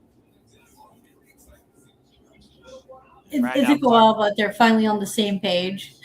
Not bad chop. We'll see how long this run lasts. And if it truly is the last one, with Wrestle Dream up in the air and the future of Cage and Cope, if the dogs have the way tonight, especially. And Clark Connors, like I said, former accomplished tag team specialist. David Finlay, though, to that matter, remember Finjuice, former multiple-time IWGP Heavyweight Tag Team Champion and former winner of the World Tag League alongside Rockhard Juice Robertson. Christian Cage with the roll-up though on Clark Connors gets a 2 count. Probably forgot about that yourself, didn't you, Ash? Sorry? David Finlay, former IWGP Heavyweight Tag Team Champion and World Tag League winner alongside. Yeah, that's right. Yeah, him and Juice Robinson were a team at one point. Yeah. And tag made now, but David Finlay and Adam Copeland meeting for the first time ever. Of course, Adam Copeland eats, sleeps, lives, and breathes professional wrestling. David Finlay, of course, second generation, 4 Savage generations. Of course, come out his father, Fit Finlay. Of course, Fit Finlay never won a world championship either. David Finlay created a championship of his own, the IWGP Global Heavyweight title. It's almost one of those things that David Finlay doesn't give a damn about family legacy. He just gives a damn about creating his own ultimate opportunities by any means necessary, truly channeling rated R superstar ethics. Yeah, that's exactly what like David Finlay's about. He wants to forge his own path, not like create his own legacy. And our superstar, though, outmatching David Finlay right now and outsmarting him, dropping down in the side headlock here. It goes back to the example, though, of the years of discipline and knowledge that Adam Copeland has outweighing David Finlay. Cover, though, trying to swing the hips over. And immediately Adam Copeland readjusting position and reaffirming his hold. Clark Connors right now, not even on the apron. What does that tell you? It's almost just walking around at this point. Maybe trying to pick a point where he could pick Adam Copeland's ankle. Big shoulder block there. And David Finlay for the drop down elbow. A little frustration right now out of the dogs as Adam Copeland one step ahead of the Savage King. That shows like that's what like Copeland Cage needs to do. They need to use their veteran tenure as a tag team to their advantage. Yeah, exactly. And right now, oh! Double team, that reverse DDT, sidewalk slam combination, get to the midside of Christian Cage. Oh!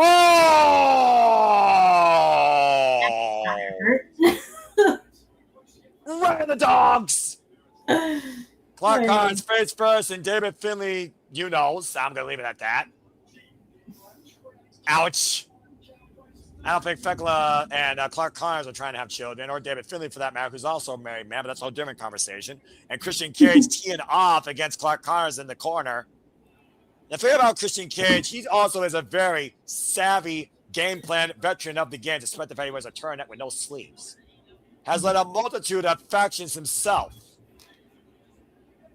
And right now, David Finlay looking for a reprieve here with a hand out here. Trying to shake hands with Christian Cage, you kidding me? And Clark Connors with a cheap shot, and David Finlay also with a cheap shot. Sidestep. Oh no! Christian Cage overexerting himself, going shoulder first into the ring post, and I think his wrist, damaged wrist, cut the ring post as well, Ash. Oh, yeah, that's a target on Cage. That the dogs are gonna exploit. Off. And about to say again, we talked about that Achilles heel that the dog set up here, and they're finally exploiting it. Adam Copeland right now checking on his partner and his brother in this business and his asshole. Again, he said it, folks, not me. So I'm just saying what I'm saying. That's what the dogs are trying to do. They're trying to take out Cage so that they have the numbers advantage. Now David Finlay going for the cover, hook on the far leg, the back press, and gets a 2 count. And immediately going for the front face lock here. As the dogs have slowed down the match in their favor, driving the knee in the side of Christian Cage, and now working that damaged left wrist. And of course, Christian Cage. All about bring me gold or bodies, or sometimes both. I'm about to say they might literally get both here tonight. Now pressing down the hand of Christian Cage, and a vicious stomp to the elbow. Great way to tear apart an arm when you think about it, attacking the ball and socket joint. Yeah, they're really working that arm, and that's gonna like make it difficult for Cage to lock in the kill switch. And right now, Christian Cage in the world of trouble as the dogs have isolated Instant Classic in their corner, just stomping away at him. Good grief. My name is Finlay, and I love to fight. I'm freaking Finlay by last name. This Finlay also still loves to fight. He just fights in a more dirty, devious way. He's called the Savage King for a reason, right? Well, I mean, he literally christened himself that. Again, I just want to thank everybody that's tuning in so far. As you all continue to make this possible, especially first-time viewers, please like, subscribe, comment, tell a friend, as we are your blind conduit to all the biggest shows, PLE's favorites across all of professional wrestling, as we dedicate ourselves strictly to AEW Forbidden Door tonight. And again, please remain hashtag spoiler-free for all other shows this weekend. Please remain on topic and know that we do not pirate content. We simply bring you live watching reactions, alternative commentary coverage, answer your questions that are on topic, and bring you forward in the stories, championships, and the outlook of the company that's on display tonight. In this case, all Elite Wrestling Forbidden Doors, the AEW Tag Team Champions are on the line. Thank you. Adam Copeland right now just pacing the apron here. And you see the way Clark Connors hammerlock in the left arm. Christian Cage, though, attacking the midsection. Now going off the ropes.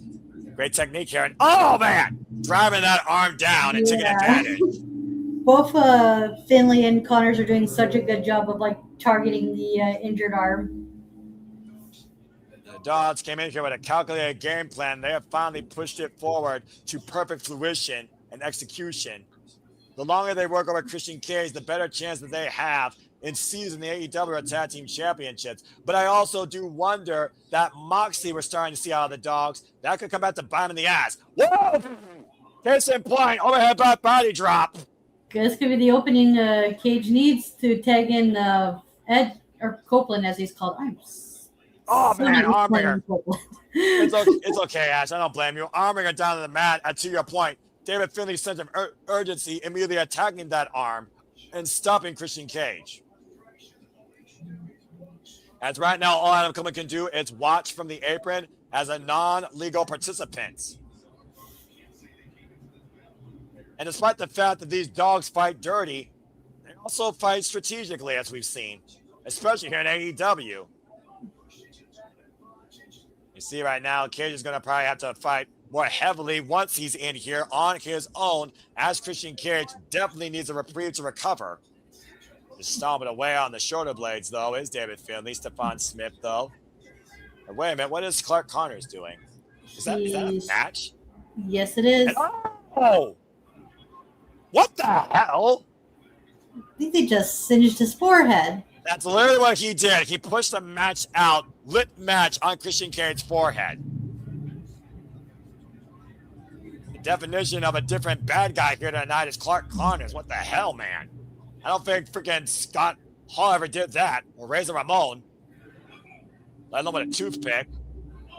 Oh, Christian Cage right now fighting off the world in a world of trouble here. Drives on Clark Connors, drives on David Finlay, both men down, and a critical opportunity here for the champions to regroup. Right now, this is to see if Cage can make it.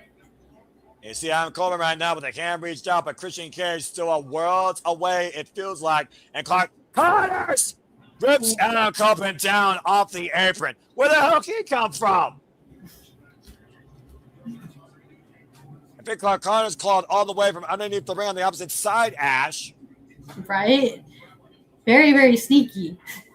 And now Christian Cage again, still the legal man, and Unbound 2-1 assault as they're using the steel ring steps to their advantage. The familiarity by the Dogs, by the way, goes back to all the time Clark Connors and David Finlay shared in New Japan Pro Wrestling, even before David Finlay added him to his Dogs in the War Dogs. Mm-hmm.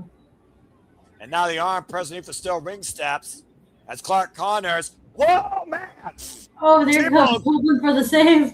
T-bone collision drives Clark Connors chest first, spilling across the announce table and saving Christian Cage arm in the process. And right now, Christian Cage thrown inside the ring by Adam Copeland, trying to create the opportunity for the tag. David Finlay left away at bay. Stephon Smith starting his 10 count here as Tyler's going to his hands be a pinfall submission inside the ring. And right now, David Finlay picking the ankle of Christian Cage. Still a length away, Christian Cage. Up on the eye. Tag me! I mean, would you expect anything less from that asshole, Ash? I'm just saying. No, not at all. Now, Copeland with the hot tag. Got a fire of the world for the next few minutes here. Overhead, back by, drop to David Finlay. Irish whip, to your point, Adam Coleman and Christian Cage AEW career, originally defined by the TNT Championship and Spike being invented. Impaler! Impaler DDT to come out the far leg and a 2 count on David Finlay. That was a deep cover there by Adam Copeland after that DDT. Yeah. Woof. We all know how dangerous Adam Copeland is when you instigate the rated R superstar. Uh-oh. And Ash, I think he's got that look in his eyes and he's poised. He's going for the spear. Copeland on the move. Whoa! Good agility by David Finlay. Clark Connors and both dogs. Oh, okay. I thought they were both going to go for a spear, but that works. Double shoulder tackle still takes Adam Copeland down, and once again the dogs find themselves back in control of this matchup. Isolating themselves of Adam Copeland. Uh-oh. And right now, Adam Copeland left all alone. Opposite sides loaded. As right now, Clark Connors and David Finlay might look for the high-low. Whoop! Christian Cage, though, pulls Clark Connors out. Second time we've seen Christian Cage and Adam Copeland go to the aid of each other when they need it the most, Ash. And David Finlay right now being pressed against the second rope. Oh, man. Caught with the splash in the back. Slingshot and Christian Cage caught by Clark Connors, driven into the barricade. Was probably looking for that pop-up slap to the face or chop. And that's just like good teamwork, like being aware of your surroundings and where not just your tag partner is, but your opponent is at all times as well. Yeah. Oh, low! Oh, wow, that's nice. And they're counter by David Finlay to win! Kick on two. And to your point, though, both these sides extremely well aware where their partner is at all times. And nearly catching the champions off guard there. Look at this high-low. He thought he was going for the spear. Instead, it was a spear and a chop block combination. High-low attack by the dogs nearly won the championships. That was a pretty sweet double team move they did there. Now looking for full clip here, of course, the hoisted up, vertical drop, brainbuster. Adam Copeland fine bat though. Oh! And suplexing David Finlay. Yeah, overhead. Barely knocking him down. Yeah, I think David Finlay's boots caught Clark Connors in the head and he fell from the top turnbuckle. And right now, Adam Copeland creating distance with David Finlay. Looking for a spear of his own. We're going to run forward. Oh, it runs to a knee. And Finlay pop up. Spear by Christian Cage. Oh, okay. Out of nowhere. Cover two and Clark. Oh! Drives Christian Cage in the official. Uh-oh. Oh, no, the ref's down. Well, now all hell's going to break loose. And honestly, Ash, if that wasn't the British Occasion Coach playbook, I'd be lying. Right. We've seen Cage and Cole literally do that before in the early of their career. Doing whatever they can to get the advantage. What happens now? Now Clark Connors and Adam Copeland. Uh-oh. We're going to have spear off? I was about to say that too, yeah. Oh, this is going to be dangerous. Uh-oh. Look at the It drive. was bound to happen in this match. It was Look at the eyes, Ash. Who meets first? Spear! And I'm not sure who got the better or the worst of that collision. It looks like Connors did because the way he's like holding his arm, like shit. Well, right now, Adam Copeland and Clark Connors are down for the count. Uh-oh, here's Old Faithful. Yep, that's Shillelagh, and Christian Cage might be aware of it. Wham! Oh, wow, he just fucking clocked Christian. But Christian Cage is the non-legal combatant. Uh-oh. And Adam Copeland has no idea what just occurred, and neither does the referee. Now David Finlay with that Shillelagh in hand, waiting for Adam Copeland to get back up to his feet. And what the hell? What happened? My screen went black. What the fuck just happened? I don't know. The lights are out. I can't see anything. And the Oh shit! It's gold. Remember that Rock Juice Robinson and the Bang Bang Gang were looking to spay and neutered a couple of dogs in the Bang Bang Clinic. What? Oh shit! Jay White! Yo! Swing flag, Jay White! Oh shit! He's back to finish what they started from Japan. I'm David Finlay! Jay The White's man back that's to communicating from exiled to Japan. Exiled from Japan. Jay White's back! Swing flag, Jay White strikes! Spear! Adam Copeland, cover on Finlay. Referee for position. 1, 2, 3. Oh, that was a pleasant surprise. Jay White coming back to pick up where they left off with the unfinished business. Holy shit! Brave with the switchblade. Jay White's back. So we're getting the Dogs versus Bullet Club Gold. Yeah, awesome. I think you're right. And how long has Jay White been waiting to do that to David Finlay after that overhead shillelagh strike? It's like 2 or 3 years now. It was when David Finlay sent Switchblade Jay White out permanently of New Japan Pro Wrestling. And now with both involved in AEW, Switchblade Jay White exacts his revenge and helps Adam Coleman and Christian Cage retain the AEW Tag Team Championships. Wow, I'm not sure what to make of this. Neither is Cage and Cole, but bottom line, folks, guns up, full arsenal. Switchblade Jay White is back in AEW. And Nick was right. Woo! Nick was right. Nick and was what right. You, Nick was right. The Bang Bang Gang is back to full ammunition. And Nick was right. Right, Noah? Just say Nick was right. That's all I need to hear. You were right, Nick. Good job, man. Honey, you quiet over there. And congratulations to Christian Cage and Adam Copeland, still the AEW World Tag Team Champions. Hell of a match, though, by the Dogs. Okay, so I will say Okay, so you guys need to help me. Why the fuck did he come back here and why did he come back here and not in anything that had to be related to Mox? Because we're in California, and this way was ousted 2 years ago, and it was by David Finlay that it happened. And he just cost David Finlay a huge chance for his first piece of gold, tag gold, in AEW. And this faction warfare where the Dogs use the Bang Bang Gang towards their expense to challenge for the championships. Switchblade Jay White finally truly had enough and came back when it mattered the most. Not only screwing the Dogs, but enhancing the Bang Bang Gang in the process. Guns up, folks. Jay White is back. Okay, well, good to know. I am a little bit confused on why you returned here. Continuity, Nick. Continuity. Yeah, if it has something to do with New Japan and the ousting, I mean, okay, I can see it. But yeah, cool. Yeah, good call. Hey, guess what? Irish goodbye.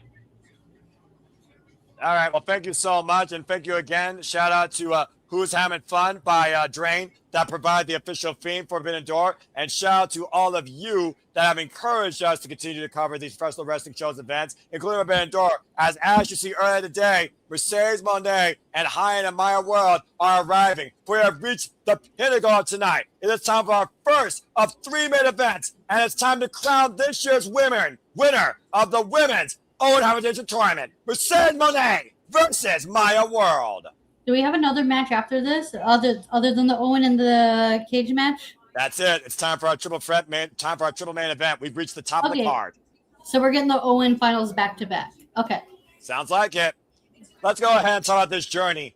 Maya World, who came in really quickly before you talk about the journey, there's reports going around that Swerve and Ospreay is the main event. Good, they should be. All right, wow, thank you, Jay. nice. We'll see if it executes, but that's the report.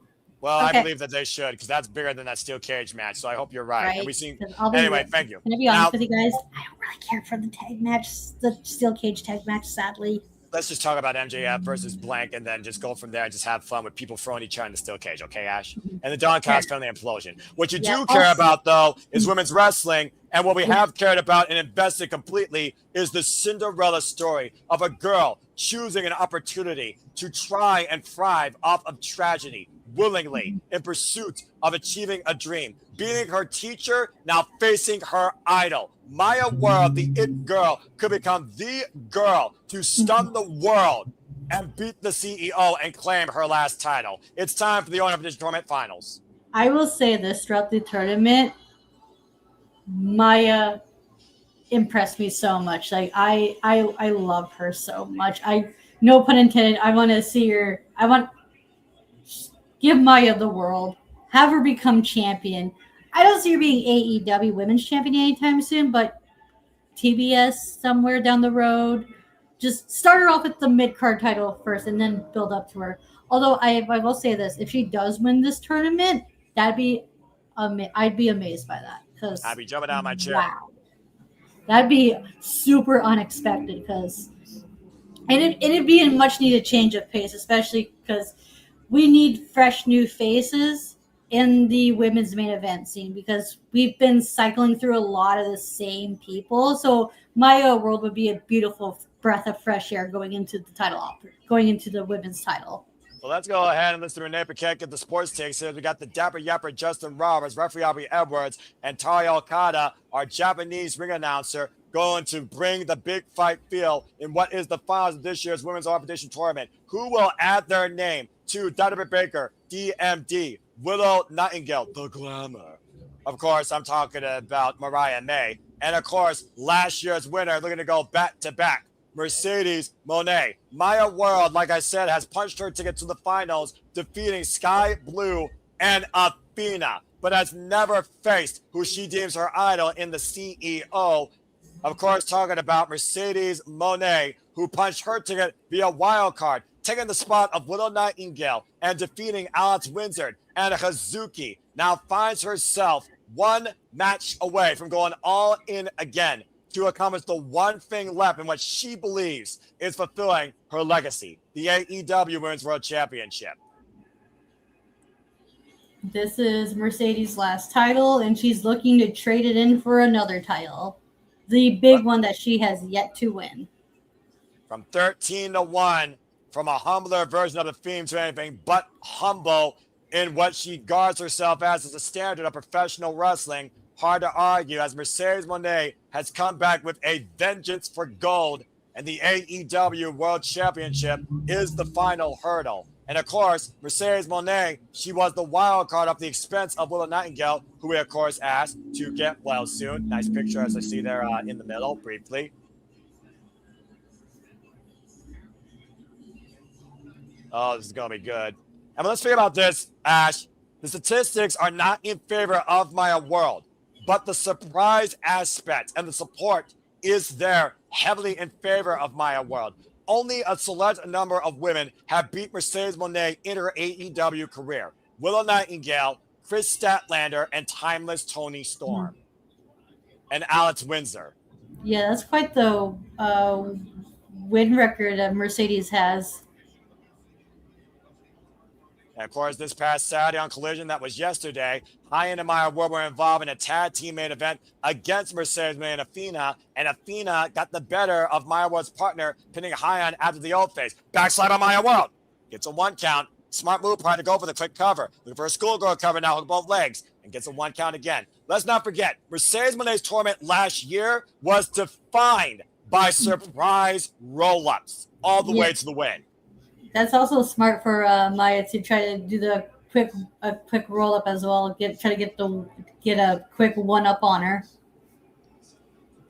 You're about to say you're gonna need something different to surprise Mercedes Moné, who has watched Maya World all through the whole thing, and now hoisted up. Power grades being shown here by Maya World, able to escape, rolls underneath, and Mercedes Moné on the move. Both these women right now are trying to keep up with each other. Ducks underneath the clothesline. Looks like we got some dueling chants here tonight. Polarizing audience here where either woman is deserving, and it's any woman's game to win. But Maya World says that's her time now, and she very well could be right. Maya World, by the way, is 23 years of age, has only been involved in this business for 3 years, Ash. Wow. A little bit of showing off there against the CEO. Playing a little bit of mind games. And again, Maya World called Mercedes Moné her idol. Imagine what it would mean for Maya World to beat her idol. She finally beat her teacher. Right, because she has a win on Athena. That would be do a lot of momentum for Maya World, not only to beat her mentor, but her idol as well in back-to-back weeks. Yep, whoop, Tiger Fan kick. Mercedes Moné falls to the outside.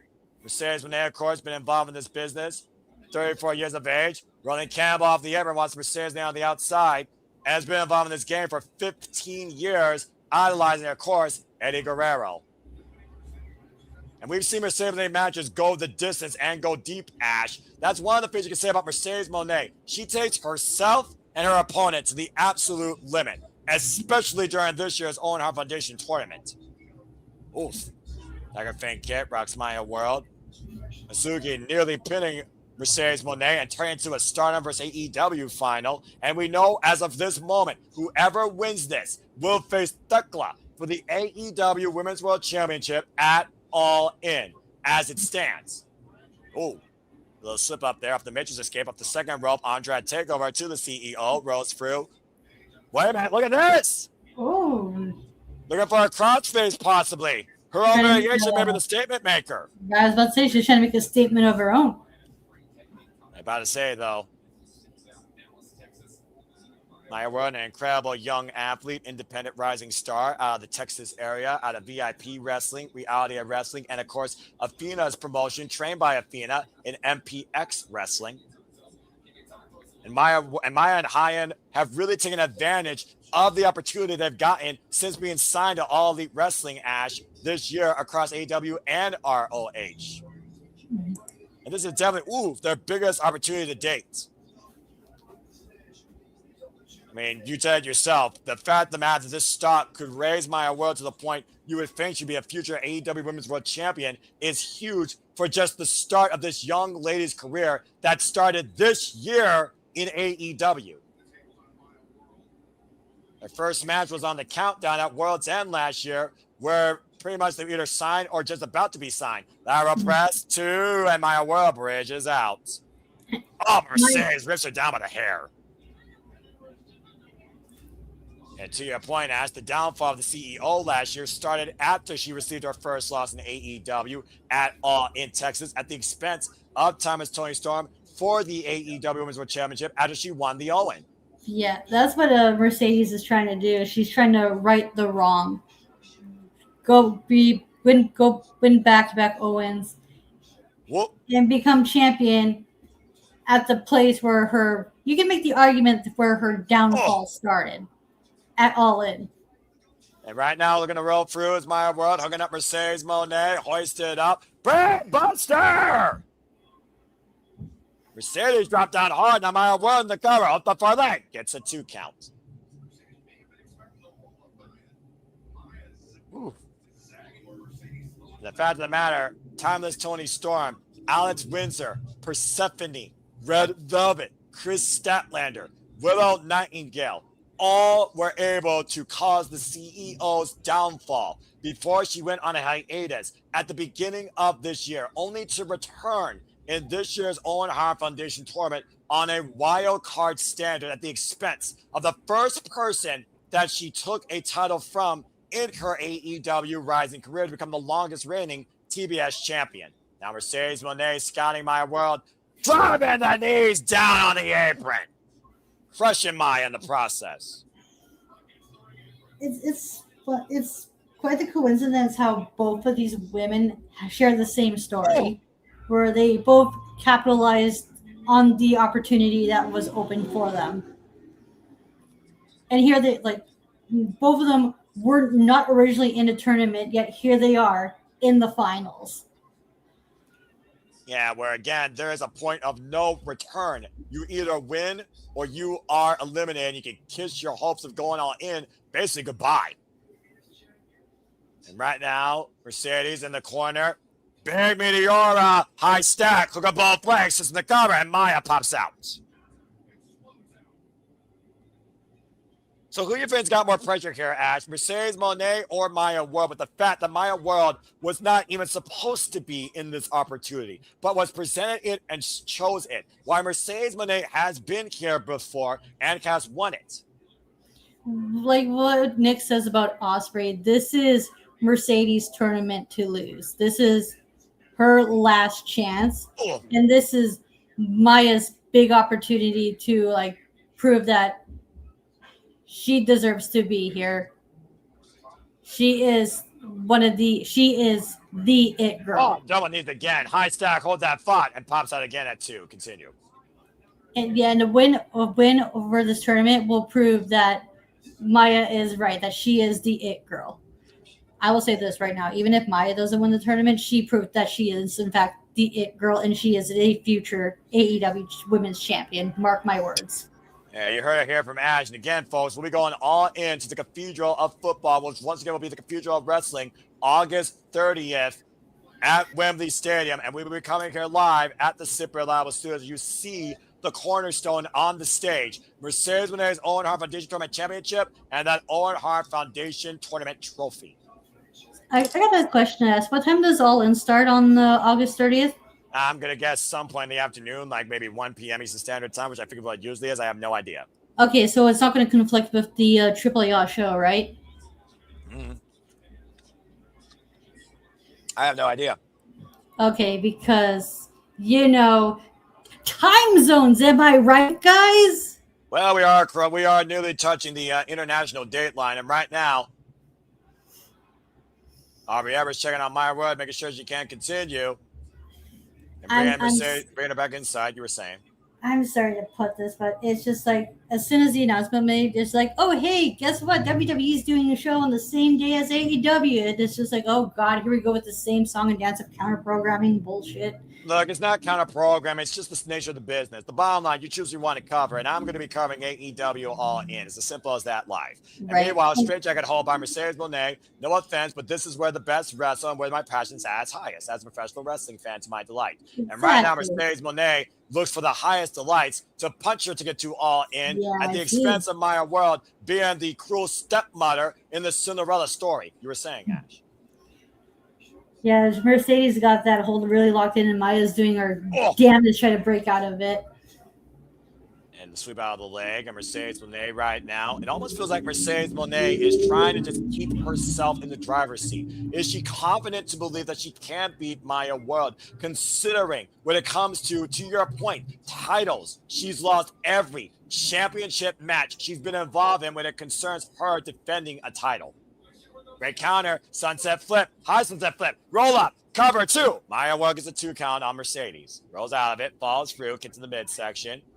And Maya again on the attack, Irish whip, Mercedes Moné up and over. And Mercedes hooking up Maya World. Uh-oh. Beautiful transition, possibly into a tombstone, but Maya World able to escape. Now hoisting up Mercedes, the strength of Maya World. Able to escape though, both these women trying for position, Ash. Once again, Mercedes looking for the tombstone, but to see the way Maya World keeps kicking her legs forward. Now has Mercedes in position and slips out from underneath. 50 roll. Double stomp to Maya World. Beautiful sequence there. Like we were both able to counter each other. Very well done. An incredible counter exchange by both these athletes as Mercedes goes for the cover and gets a 2 count. And I think that hesitation there, to your point, caught off guard by the potential of Maya World as Mercedes being tested by it. Might have cost the CEO there in that moment. It is so incredible to see the Owen Hart Foundation tournament represented on this global stage, considering Owen Hart was such a disciplined technician, master artist, not just in Canada, but also in New Japan during his illustrious career. It's a shame what happened. He was gone way too soon. Amen to that. So was Eddie Guerrero. Now Maya World right now driving the elbows forward, trying to literally make the CEO go bankrupt. Bring Mercedes Moné down to her knees. Smoke of fire, a little spark coming out of Maya World. How fitting considering Maya World and Jada Stone were once former tag team champions together, known as Spark of the World. They rolled through and, oh God, double stomp by Maya World that time to Mercedes Moné. Tip for tat, move for move, counter for counter has been the story here between Maya World and her idol, Ash. Damn, there's damn near took up the I forgot what the saying is.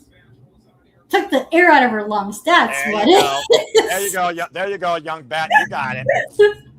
Fucking ADD brain, man, I tell you. We love you, Ash. Don't worry about it. The side stab, spinning soba, and I couldn't think of a better person to call this show with you. So I'm so grateful that you are here. I swear, English is my one and only language. I can speak well. That's fair. Whoa, man! Both women. Ooh. We're trying to meet with a kick, and I think Maya World got the better of it. Yeah, seeing as she was able to get up fast. Amber World up the second. Oh! Beautiful takedown. Cover 2 count only. Was that an arm drag upstairs? Because that looked beautiful. That was like an arm drag variation of a DDT off the ropes, tilt-a-whirl style. Very innovative by on Maya's end. And Maya World, trained by Lou Gotti, current VIP Women's Champion, former HOT Women's Champion, Reality Wrestling Women's Tag Team Champion alongside Data Stone. As they were sparking the world, Shining Wizard applied to Mercedes Moné. Rolled too close to the ropes, though, and Maya World's got to be aware of it here. You notice the way the she was running close to the ropes, didn't go for the cover. Knows that she knew that she wasn't going to cover her there. And there's sense of urgency by Mercedes Moné grabbing the ropes and kicking Maya World away. The up kick, side step. Oh no, front first in the second rope. The level of inexperience that Maya World has. Mistake might have costed her. Yeah, to your point. And now Mercedes Moné might be looking to pop the hips and send her over, channeling her inner Eddie Guerrero for the Three Amigos. There's the second, again, beautiful transition execution here by Mercedes Moné. And she is really feeling herself out here right now, Ash. Maybe this might take a little too much time, and because of that, that's what ended up costing Mercedes, because Maya was able to counter. Unfortunately, not able to counter there. It completes the trifecta. Mercedes Barely, Moné, though, barely. yeah, well, either way, still counts, call it effective. Mercedes Moné, of course, trained by Brian Fury, Handsome Johnny. And, of course, disciplined out of the New York area, has been involved in this game for 15 years. Former NXT, SmackDown, Raw Women's Champion. And, of course, longest reigning AEW TBS Champion. CMLL Women's World Champion. Repro Undisputed British Heavyweight Champion. Blank champion here except for the AEW Women's World Championship. Yeah, Mercedes has done it all, hasn't she? Yeah. Oh! Winning Remember gold that double stomp and Maya World got the knees up. Yeah, that was nicely scouted by Maya. I was about to say, it's like, it seems like every major company. Inside cradle. 2 count. Continue. Every major company company Mercedes worked for, she's always won the big one, except for here in AEW. And I would say in AEW, she's been trained, challenged, disciplined, and pushed harder as a wrestler than ever before in her wrestling career because of all the opportunities she created herself across the world and the run she had with the TBS title and the pressure she puts herself on to win the AEW Women's World title. And right now, the statement maker applied, but you see Maya World trying to roll her way to the ropes to force a break on the outside, turning her body. Try to make the break, and right now the foot pushed off. Wait a minute, reversal, jackknife. Oh, nice oh! Almost got her. Woo! Very nearly caught her there, to your point. Rolling elbow connects, though, against Mercedes Moné. Just almost knocking her, knocked her down. I said almost, but no, she knocked her down. And she's struggling to get where the Mercedes is. I'm about to say, how close are we to a Cinderella story happening? Bridging back with the suplex and the bridge, rolls through, maintains control of the CEO. How much strength is taken out of freaking Maya World, though? Another bridging suplex spin, rolls through again, holds on to Mercedes Moné. This is incredible, Ash. Doing a trifecta of her own, if you will. Can she complete the trifecta, though? Wait, Maya, what's she looking for the outside? And oh my gosh! It's on the apron of the floor! How vicious by Maya World does she know she needs to be against Mercedes Moné, her idol tonight? Showing no love to her challenger. Take a look at this.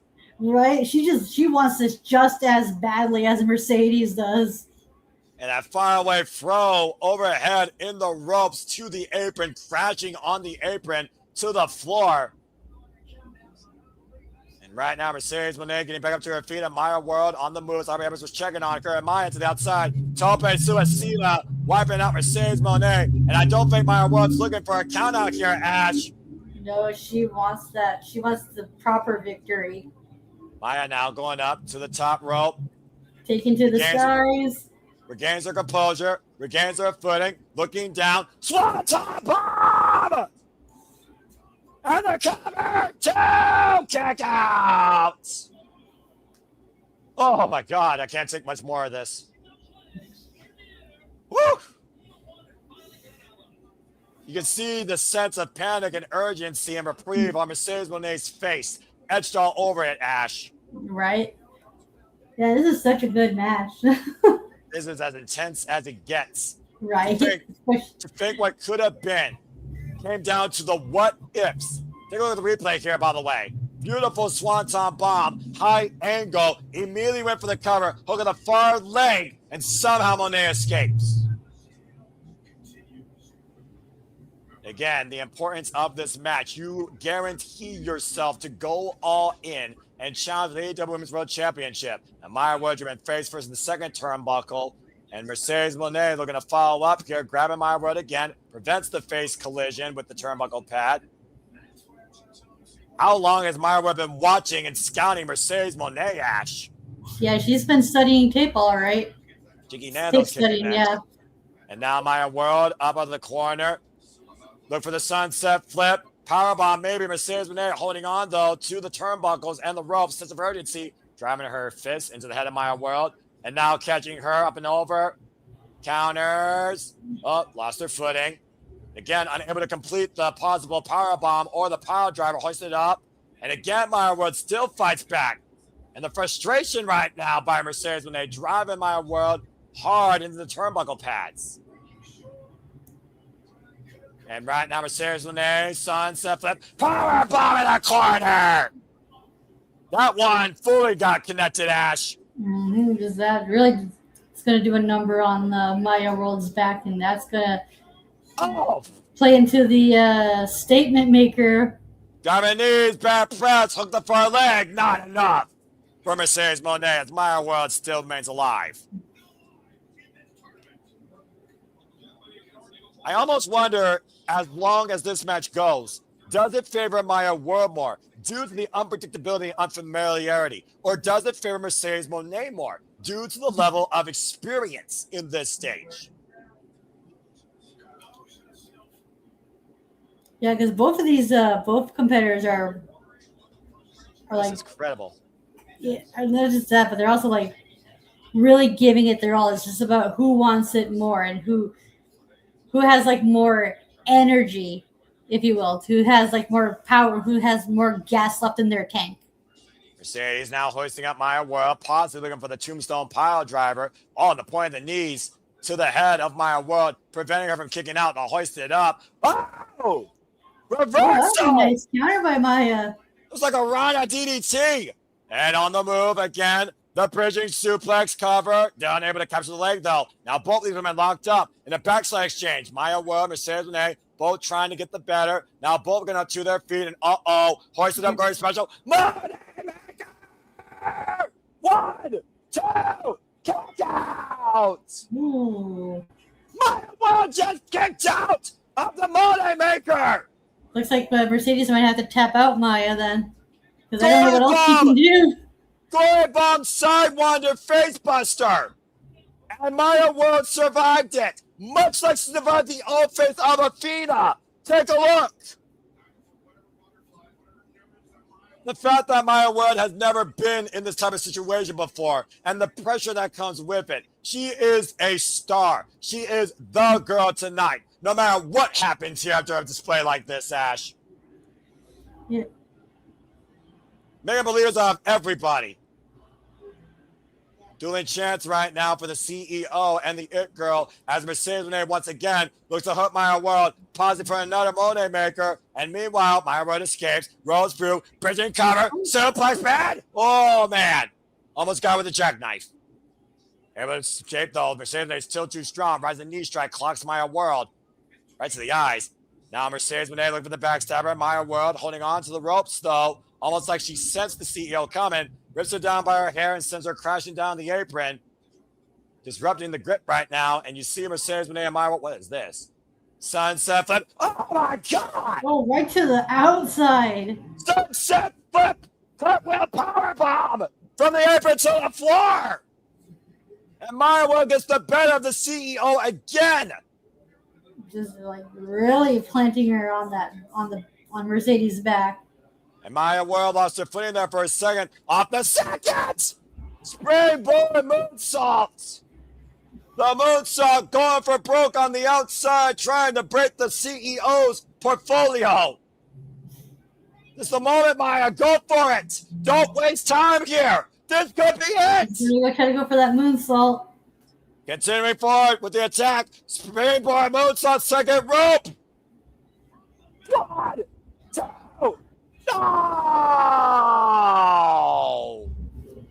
You got me fucking kidding me! What the hell? Absolutely insanity! Impossible! Fucking impossible! This is the damnedest women's match I've ever seen in AEW. This is a really good match and a really good showing for Maya World. This is professional wrestling, damn it. Look at this. Maya World hit that second rope moonsault perfectly after all that added onslaught to the outside, and somehow Monet still fucking escapes. Maya World is there on the doorstep of greatness. Mercedes Monet, though, inside leg clutch sprint. And Maya World able to escape. Now Maya World rolling through into her own statement maker. CEO in trouble. Maya World's body in between Mercedes Monet and the ropes, where Mercedes tap out for the first time ever in her AEW career. To her own move, nonetheless. Over the nose, the bridge, the S-grip, compromising the breathing, but the vision still not impaired, reaching back as hard as she can. Is her escape for the It Girl tonight to Wembley? Desperately crawling over! The hardest spot that bullies have ever been in their entire career. And Maya World rolls her towards center by Mercedes Monet. Now Champion Maya World into the statement maker. The reversal. Will Maya World tap out to her own hero? Will her greatest hero be her number one villain? I can't imagine Maya World losing like that. And Mercedes Monet again, sense of urgency, reaching back as hard as she can. It might be a matter of time before Maya World passes out. She's got it firmly locked in, but Maya World's still trying to fight back. Bottom rope, literally within inches of Maya World's perseverance. Slowly Can but she get surely. there? Can she get there? Come on. Jack, no, crucifix! Oh, Maya World at the near leg! Oh my God. Oh, that was close. I'm gonna die here tonight. Oh my gosh. And Maya World again unable to hoist up Mercedes. Mercedes trying to hoist Maya World up again. Backstabber! And Mercedes take over again into the statement maker. Fully applied. And Maya World, oh my God! And that is it! That is it! That's fucking it! Rich like a horse show! Mercedes Monet fucking wins! Did you see JJ's comment here? What a fucking incredible, once in a lifetime opportunity, world championship caliber effort by a 3-year young upstart, future prodigy of this business by Maya World against her idol Mercedes Monet, as the CEO is moving on up to Wembley Stadium and is now the first 2-time consecutive Owen Hart Foundation tournament winner. Mercedes made history tonight by being the first back-to-back Owen Hart winner, and she cements her place as a #1 contender for that women's title at All In. The CEO is once again going all in for the AEW Women's World Championship. Now And the question remains, will Tekla be champion going into All In? Because that could all change before then. I have no fucking idea. All I know is that is the greatest women's professional wrestling match I have called in AEW history. That's professional wrestling, damn it, and immortality. That was an instant classic, and Maya World has nothing to be ashamed of. While Mercedes Monet, maybe on her last opportunity, to your point, Ash, Maya World opened the door to an endless possibility of future opportunities. We are not going to forget the name of that It Girl. But for now, the Owen Hart Foundation tournament stands for CEO. And also, Maya World, because she has a win over Athena, she might be next in line for that ROH women's title. Mercedes Monet, the biggest career win thus far, and only one thing remains to cement her legacy and immortality. The AEW Women's World Championship to go to Renee Paquette with Athena. And let's not forget, Athena and Mercedes Moné were looking to take over AEW last year, and they both lost in doing that. Athena showing no love to Maya World. Go figure. I get the character, but come on. Can you be humble for once in your damn life?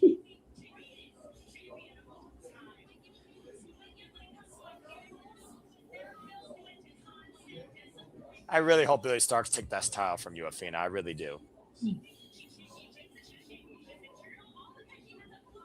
Athena apparently mad about the flip victory over me.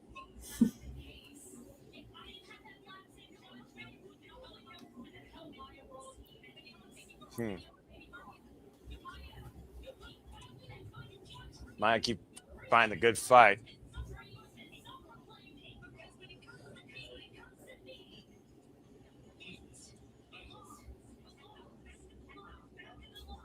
Damn. Well, Athena no love lost that Maya World was the one that eliminated her clearly and showing no humility towards what her greatest student demonstrated in the Women's Own Heart Foundation tournament. I mean, again, a phenomenal effort off a tragedy season, this golden opportunity willingly. How can you not be proud of that with somebody you trained in professional wrestling and for somebody else that truly looked up to you as an idol for professional wrestling in this business? Are you fucking kidding me? Like, seriously. What a tremendous matchup, though. My God. So rats like that. All right.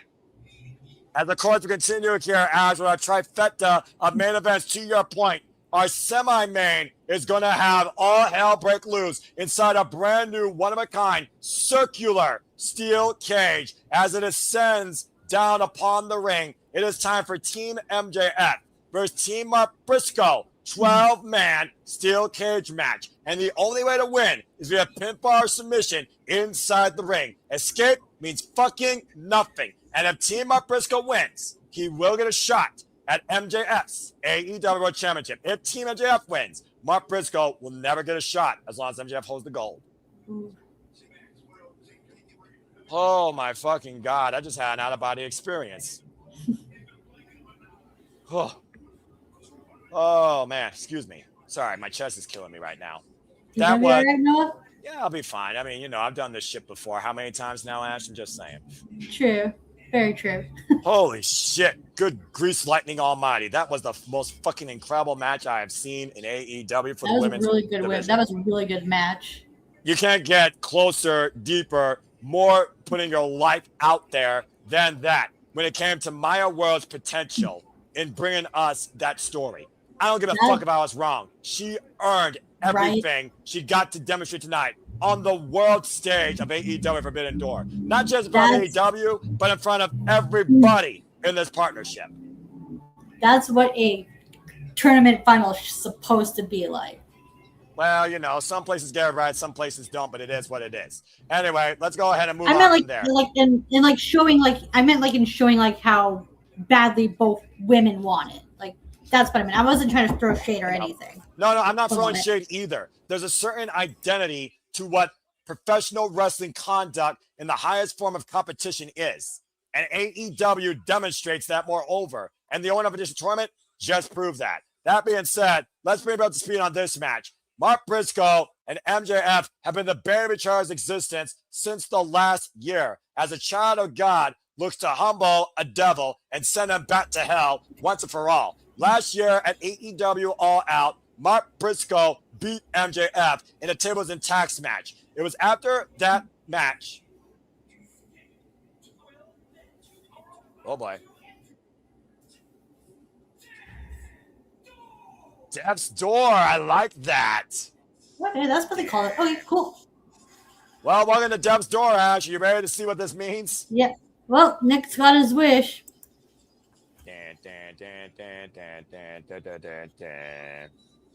Anyway, as of course MJF lost against Mark Briscoe and went on hiatus, he brought forward his new world at World's End last year. Since MJF regained the Triple B against Darby Allin, Mark Briscoe has been claiming for this density, asking for it, to actually seize the AEW World Championship against his greatest rival. One of the last men to beat MJF one-on-one in the ring. The last man outside Kevin Knight to pin him.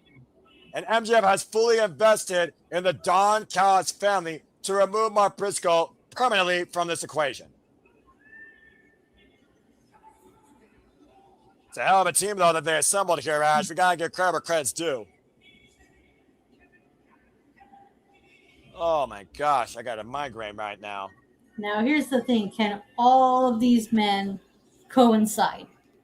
Well, let's go ahead and run down, shall we? MJF invested in a big case of money in the Don Callis family and picked the following players. Protostar Kyle Fletcher, who is hell-bent on getting back after Konosuke Takeshita and returning the AEW National Championship to the Don Callis family. The Jet, Kevin Knight, who not only negotiated if the MJF team wins, he will get a future shot at the AEW World Championship, but Kyle Fletcher has not been looking eye to eye with Kevin Knight, considering he holds his previous prize, the TNT title. Kazuchika Okada, Proto Okada on the same page, it seems, but Okada very much wants that AEW International Championship as well. Jake Doyle, the anomaly, coming off a great singles winning streak, was brought into here because he is a power brutalizer. And Andrade El Idolo at most odds ends with MJF. How you know? Because he wants MJF's AEW World Championship, does not want to work with this man.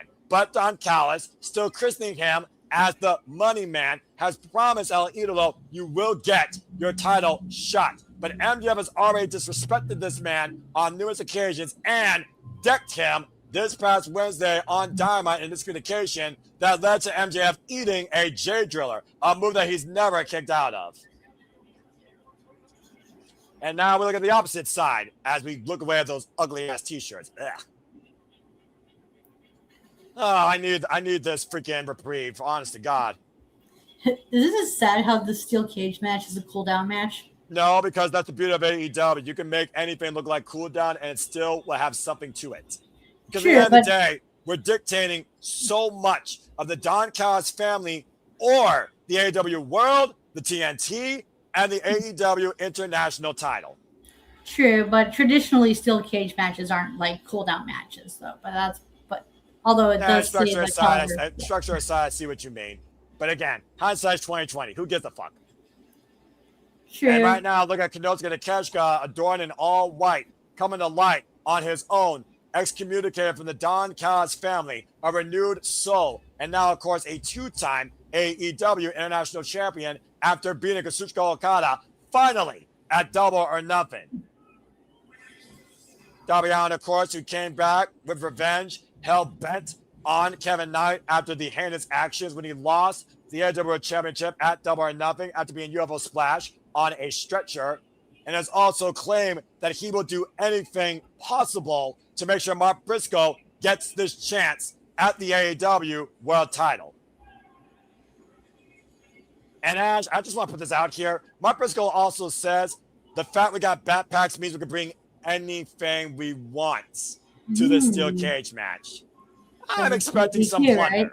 Right? Yeah. They're going to see some ridiculousness. And of course, the conglomeration, still AEW World Trios champions, Don Callis family, have set their sights on that gold as well, and have welcomed Konosuke Takeshita as the newest member of the conglomeration. And the man spearheading it all is, of course, Mark Briscoe. So Takesha's officially part of the conglomeration? I would say so. He has a backpack. What's Darby Allin doing at the top of the steel cage? He's just being Darby Allin. I mean, it's nothing out of the ordinary. Yeah, you know what? That's a fair point. But that boy's probably going to jump off it at some point. Let's be real. That's a scary sight, seeing Darby Allin on this rounded Doom's Door structure. Welcome to Death's Door, folks. The first ever round steel cage match in AEW history.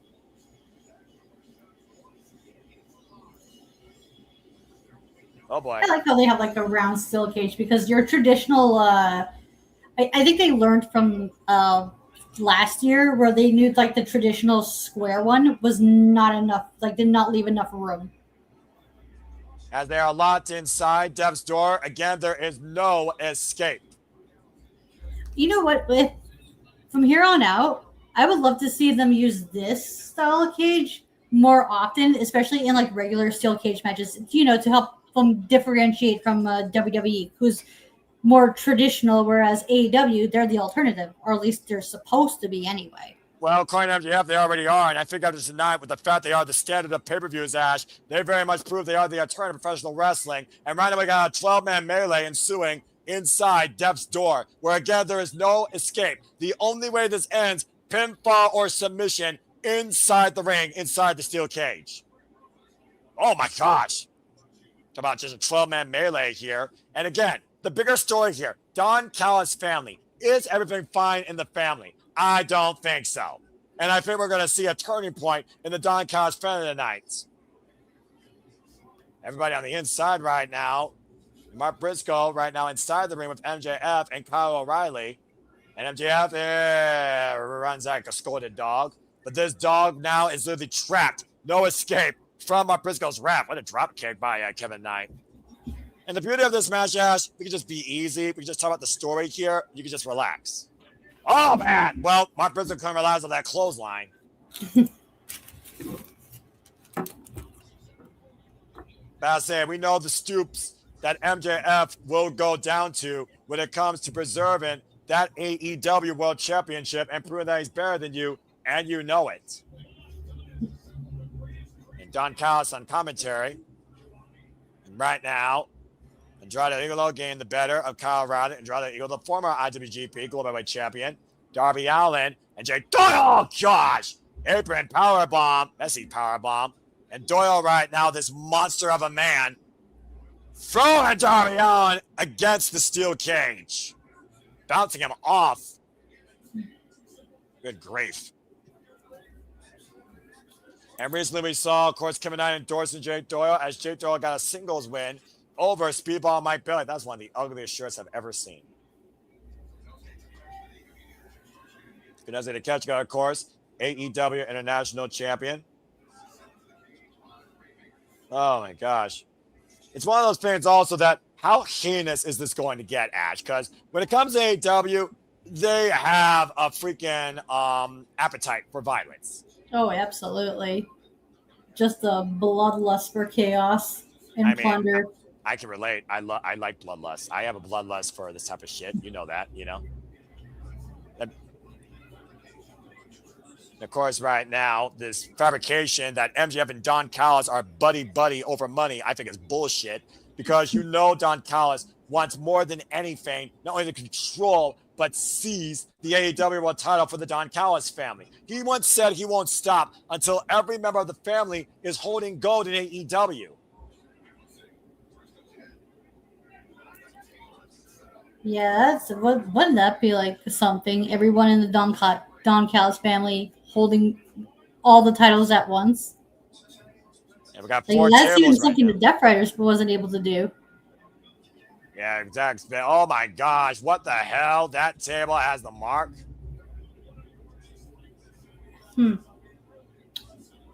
Interesting. Okay. Yeah, I mean, we've seen it all. We've seen the that endorsement. I mean, we've seen Slim Jims. What's next? Well, I guess at least with this, a one-time freaking promotion for an ugly-ass shirt that might as well die in a dumpster fire. Don Callis fan right now going to work and in control so far of Team Mark Briscoe as we have tables set all over the outer ring area of this unique round structure. MJF just literally just standing in the ring like a deity trying to be worshipped. And Andrade Igolo. I don't want to. But who do you like better, Ash? Andrade Igolo's posing or MJF's posing? About to say I was about to say something really bad, but I'm like, Andrade wanted to get the ladies. Uh-oh. What did I tell you? Again, right now, Okada, Jay Doyle trying to play peacemaker, and Kyle Fletcher. We know how much Andrade wants to take MJF's block off here. I mean, I'll say this. Who entertains me the most, I have to see Andrade does. What the hell's in that bag? Right now, Roderick Strong swinging a giant ass duffel bag against the Don Callis family. Big boots in there. Yeah, like it's square, but what kind of like square object is in there?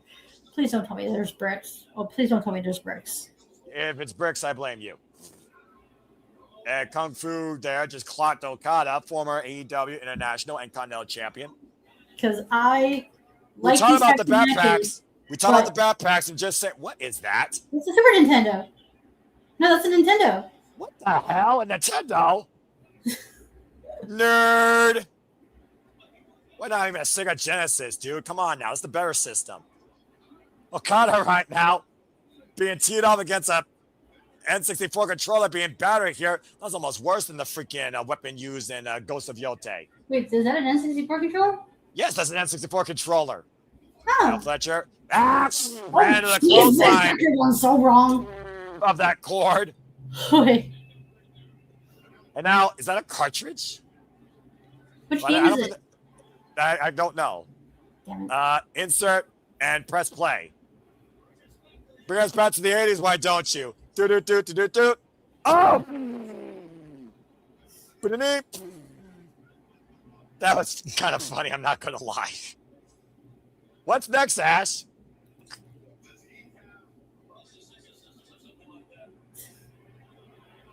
There's Oh, the thumbtack. no! Thumbtacks!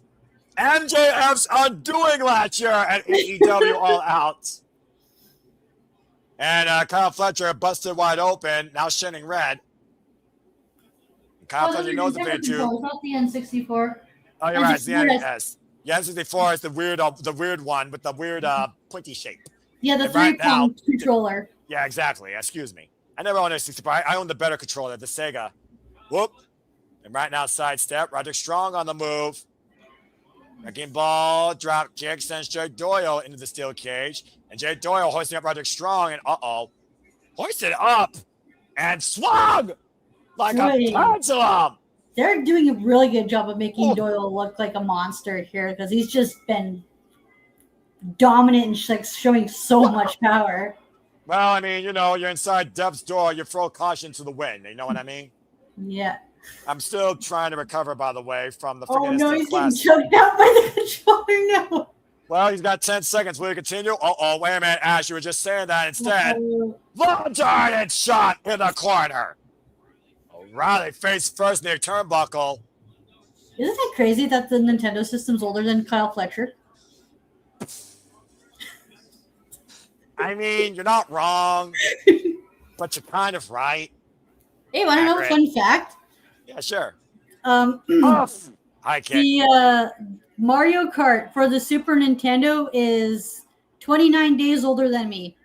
Oh, God! And Ooh. 29 plus tax with the overhead bill, and Moppers goes back. Oh, you're coming out with the very skateboard. smart. Yeah, shots midsection. Oh, jeez! Almost snapped that damn thing in half.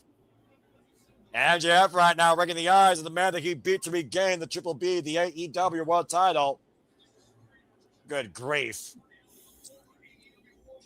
Now MJF might be looking to send Darby Allin into the tax. Irish whip. Oh, point toe kick. MJF staggering. This Darby might not Allin end well for MJF. pushing MJF closer towards his undoing. And Darby Allin on the move. And Oh, Jesus. 360 flip. Face first in the tax. MJF with the counter kick at two. Darby, Darby's a crazy boy. Oh my God. Oh my gosh. 360 face first in the tax ash. Look at the replay. Right. That was. Overhead 360 back body drop. Face first, chest first into the tax. Golly. And hands first. Oh my gosh. Look at his hand. Look He's at gonna his sweep away the thumbtacks. Oh my gosh. Well, clearly MJF wants nothing to do with tax as he tries to sweep away the punishment that could have been for him. Okay, that's funny. That's pretty funny. But that's also very smart when you think about it, Ash. Right? He knows how bad those fiends are. Remember, he went for 10,000 plus of them in Canada last year at All Out. You're right. That was crazy. Good Lord. Hey, I mean, if nothing else, he's also saving the cleanup crew a little bit of work. Mhm. Not the kind Nick usually talks about either. Yeah, accurate. But now that Florida's coming in tax, I don't think MJF realizes the dangers he's imposing the outside of the ring. Oh, someone's going to go land in those, and it's probably MJF. And right now, MJF claiming the ring all for himself. Orange Cassidy. Uh-oh. Oh!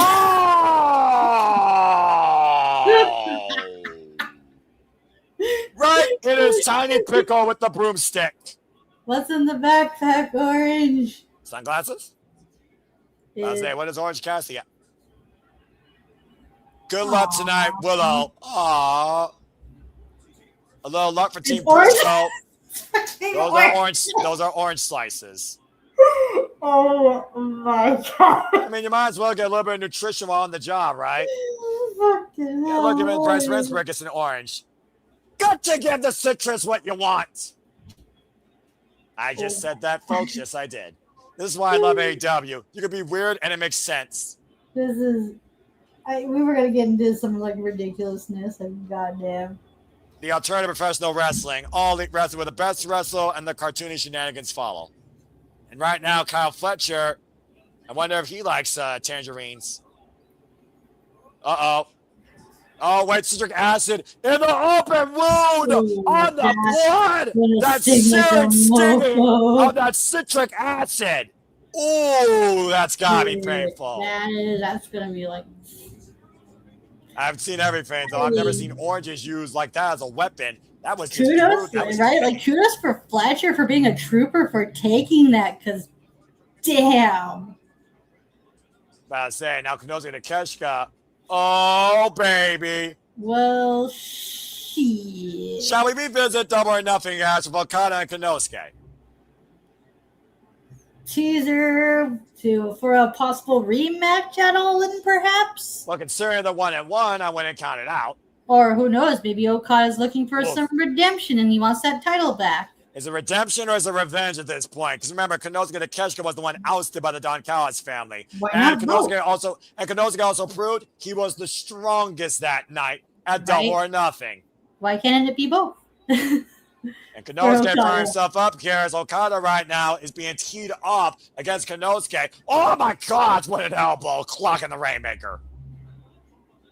Man, what a haymaker and a half to the Rainmaker. How ironic. What's in that backpack? Let's find out. What's in the bag? What's in the bag? What's in the bag? It is.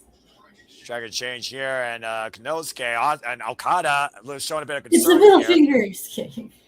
I'm about to say, Kenosuke, what's he looking for? Oh, he found it. What is it? And it's middle finger. I was just joking. I think it actually was one. Cheeky! Dude! Oh, that was fucking brilliant. That was fucking brilliant. Uh-oh. That was so damn brilliant. Oh, my God. We're going to do that next time with somebody. I swear that was brilliant. Swing and miss, and Kyle Fletcher now half and half. Head and shoulder capture suplex and following through with a flying kick in the corner. The two men that define the Don Callis family birth up and over. And Kenosuke now in the clutches of Okada. Whoa. Yeah, that was a close call. Me out of the minds right now. Kenosuke taking advantage up and around. Okada. But instead, Blue Thunder counter. Okada hoisting up Kenosuke. And Kenosuke hoisting up Okada. Fireman's carry up on the shoulder. Tombstone power driver attempt. Kenosuke. Oh, no! Friendly fire by Kyle Fletcher. Standing switch exchange now between Fletcher and Kenosuke. Both men. Oh, no way. No way. No way. There's no way. What the hell? 10-1 for Kenosuke off the death of Jack. I fucking love AEW. And the definition, like I said, Ash, Kenosuke, the strongest. My God. Take a look at the replay, Ash. Look at this. The power of Kenosuke deadlifting two men at once in a German suplex tower. Oh, shit. We got a Darby and Kevin Knives, trade bombs. uncorking his fury that has been waiting to get his hands on the Jet since the Jet kamikazed him at Double or Nothing. Why was stretcher. And now Kevin Knight just driving the boots forward into Darby Allin here. And of course, Kevin Knight says that he betrayed me. He failed me. This is about me now. I'm the one that's bear him. I'm the one to rise and shine. The just the one to look up to. And now Darby Allin up and over, falling through. Shotgun dropkick sends the Jet flying into the corner. And Kevin Knight once again on the move. And go by Darby Allin to the TNT champion. This could be a teaser for a possible TNT title match. I told you what was this collision. This is what happens when you make Darby Allin your mortal enemy, all right? I'm just saying. And Doyle now. Chair to the spine. And right now, Jake Doyle, pretty much the one man that's been unscathed most of this match. And Kevin Knight, remember what happened during the Continental Classic, Ash, that sent Darby Allin out of the tournament? Coast to coast! Into a chair against a draped Darby Allin. And Kevin Knight connects. Now Kevin Knight going to the cover, over the front leg on Darby Allin. And Mark Briscoe with the save. So yeah, how many storylines are we teasing right now for the future of AEW, Ash? I'll wait. Oh, so we got Kevin Knight versus Darby. Awesome, and I agree. Fletcher, Okada, Takeshita.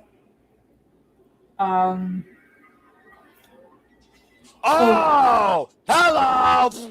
And yeah, I've seen 3 so far, but there might be more on the way. But especially with the trios as the conglomerate trio. As MJF just brained Mark Briscoe with a flying chair. Good grief.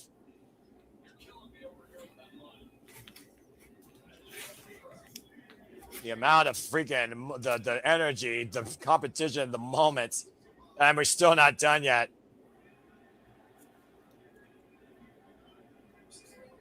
And we're still not done with this show. And right now, Mark Briscoe busted wide open. And the Devil's looking to drink blood tonight at the hands of someone he never wants to face for the AEW Championship. Literally wrenching away at that open wound. This match can't end yet because we haven't found out what's in the other bag. And Darby has yet to jump off the cage. Why would you wish that into existence? And right now, MJF directing traffic, telling Okada to get Orange Cassidy as MJF dons the Dynamite Diamond ring, looking for a 100K against Mark Briscoe. What is in that bag? And what the hell? Okay. Rush. Sure. Why not? Why not? Fine. It's all fine. Okada's scared out of his wits. Wait, why is he looking up? Is it rain? The rain? Because it's the rain, because the rain, and he's the rainmaker. Fair enough. And now we got Leo Rush in here. I didn't expect that tonight. Handspring. Although he's had a weird obsession with Orange Cassidy. Kevin Knight springing in. Whoa.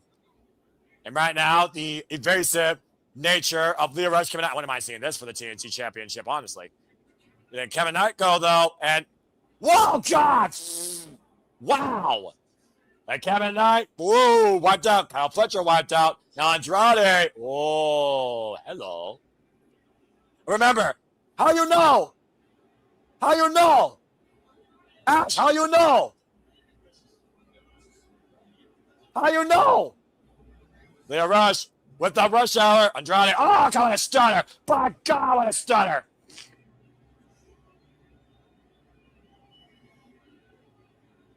And right now, Leo Rush in the move with a low bang. Suicida wiping out Kevin Knight. My goodness. You know, of all things I thought I was going to see tonight, I didn't put Leo Rush in a duffel bag. And now MJF squaring up the 100K Diamond ring against the Blackheart Leo Rush, who wants it. AEW chants ran out loud and proud where this is the best wrestle. And right now MJF, wait, he wants the ring? He wants the precious, Ash. He wants the precious. Interesting. I mean, the precious will calm Leo Rush down. I mean, would you say no to Gollum if he's face-to-face with you? Actually, I wouldn't know what to do in that situation, to be honest. You know what? That's an honest answer right now. Okada hooking up Leo Rush. Rainmaker! Might have flatlined the Black Heart for now. That was just disturbing. And now Jay Doyle putting Leo Rush back in the bag. As MJF says, put him back in the bag, put him back in the bag. Meanwhile, the Don Callis family are trying to neutralize the Blackheart and send him back to rest. First class, or maybe coach, I'm not sure. And MJF right now stopping to lay out Leo Rush, making sure that he remains incapacitated. What the hell is Jake Doyle doing with that chain? He's gonna lock it up to make sure he doesn't escape. Again, the way Orange Cassidy trying to come back in the fray here. Of all people to come after Leo Rush's aid, Orange Cassidy was not on my radar as they chain closed that duffel bag with Leo Rush and Sabre underneath the ring. Meanwhile, Bloody Mark Briscoe, as this match continues, I thought Charles' brain was broken last night. I couldn't imagine where his brain is right now. Kyle Fletcher and Mark Briscoe squaring off in the middle of the ring. This show's giving me every fucking thing I want. That's why I love professional wrestling, and AEW just does it right on pay-per-view. They are unmatched, damn it, on this stage. I don't care what the fuck anyone says. Oh, yeah, well, I mean, it wouldn't be an extreme match on a ladder, right? Oh, Andrade, as the Warrior Bird action's underway, with Mark Briscoe forming a helicopter, wiping out the Don Callis family. Mark Briscoe right now, he knows how to use a ladder, as we know. You've seen his countless ladder wars here. Andrade just dodging his face. Oh, but gets rammed into the ladder. And Mark Briscoe right now, in his elements. And MJF, the only one left standing for the Don Callis family, literally barking for MJF to stand eye to eye with him in the ring, as Mark Briscoe is the only man left standing for his team. What's going to happen here? Oh my gosh. Death Door is insane. And right now, MJF and Mark Briscoe renewing hostilities. And once again, bringing back history here. And Mark Briscoe just teeing off, driving down MJF like a fucking railroad spike. And here it comes again, Ash. Possible Jay Doyle. Oh, Jay Doyle clubbing shot from behind. And now Kyle Fletcher, combination offense with a Taekwondo background. Jay Doyle clocking the Bayne arse with an elbow. Oof. And now Kyle Fletcher answers in kind with a rising knee strike, run into the midsection. It's hard to keep Jay Doyle down. That's what we're learning here. Oh, there's a team routine on display with O'Reilly and Strong. Oh, there goes one table. Now we gotta watch the other tables. With the Olympic slam, driving to come in Jay Doyle through a table. Axe and smash to a chair, though. And Andrade fake out. Oh, instead, I thought he was going to do that back elbow strike. Instead, just popping knee, and Kyle O'Reilly busted open the hard way. Now Andrade El Idolo in the driver's seat. And O'Reilly down, and Evolve was staying in the corner, showing the scarlet red, that Kristen Cam MVP and blood and guts. Let's forget Ash. Mm-hmm. Andrade, oh, God. Who do you think that hurt more, Kyle or freaking Andrade? Dorada to Andrade by Konosuke. Okada, wrist control, backslide, roll through. Right, nope, hold that fight, Ash. Konosuke, drop kick. Kyle O'Reilly, because he got driven to the outside of the ring, and he also was busted open already, and he got steeled to exposed flesh. I mean, that had done some damage to Andrade's knees, though. Oh, no doubt. But he's also probably wearing knee pads. He's not like New Japan Tomoyoshi E. I'm just saying, you know? Fair enough, yeah. And and Okada and Konosuke up on the I Sense disaster. We've never asked for a tombstone pile driver through that table. Konosuke finding back, though. Back body drop to the Rainmaker on the apron. And right now, bang, power drive knee. Catches Okada flush. Super kick by Kyle Fletcher. Catching Konosuke flush. And Kyle Fletcher right now might be looking to do what he did to Hangman Page and Kenny Omega in his pursuit last year for the AEW World title. Hoisting up Konosuke. Oh, dear God. Nope. Konosuke fighting back, though. Armringer, capture, and... Through the table! elbow. Holy shit! Well, shut the fuck up, Jade, on the outside, so your comment means nothing. Konosuke and Kyle Fletcher in a heap with a blue thunderbomb off the apron through a table, and neither man is moving. Meanwhile, back inside the ring, Mark Briscoe and MJF as Mark for the J Driller. MJF fighting back though. Armor. Oh, that kick in the upright. Damn. And the 100K Diamond Ring getting an Orange Cassidy. Wait. Slowly but surely, as you'd expect. Hold that thought, Ash. Hands in the pockets, Orange Cassidy engaged. Oh, and takes the 100K shot. Wait, Darby Allin! Scorpion death drop! Remember, Darby Allin said he will do anything to make sure that Mark Briscoe has his opportunity. Coffin drop! But MJF got the friggin' elbow up, I think. Look at the cover. Yo, man! Kevin Knight crashed at MJF! Oh. The splash on literally his team captain that he negotiated an AEW World Championship opportunity with, and we're down to Kevin Knight and Darby Allin. This match has been fucking nuts. And Kevin Knight fighting off Darby Allin here. And Darby just keeps coming back. The guy, like the Energizer Bite, that you can't stop. What is the word is Knight figuring here? And Kevin Knight off the ring post. Oh, my Lord. Jumping off the ring post and grabbing the top ring of Death's Door in the steel cage. Trying to pull himself up, trying to literally run away from Darby Allin, and now Knight is literally perched at the top of the steel this cage. Is part of the match I was looking for. This is extremely dangerous, especially because on a round edge, you could very easily misstep. Oh! What the fuck? Oh my God! Okay. What the fuck just happened? Darby Allin! Remember, Darby Allin planted that bag! Oh, well, okay. Drop! Well, shit, that could have gone so horribly wrong. It's Darby Allin. You think he gives a fuck? Oh my gosh, in heaven. No, but still, especially on like Kevin Knight's end, like damn. Take a look at the replay, Ash. Look at this. Inside that bag was some sort of explosive, and Kevin Knight was blinded and fell off the top of Doom's door into hell, into those tables, crashing only through two of them, while Darby Allin just coffin dropped on the rest of the field. And again, the two men defined by this match, MJF and Mark Briscoe, the only two men left. Yeah, how fitting. Briscoe once again, hooking up MJF. Driller! Right on the oranges too. Jack Doyle saves it. Wow. Again, to your point, Ash, MVP.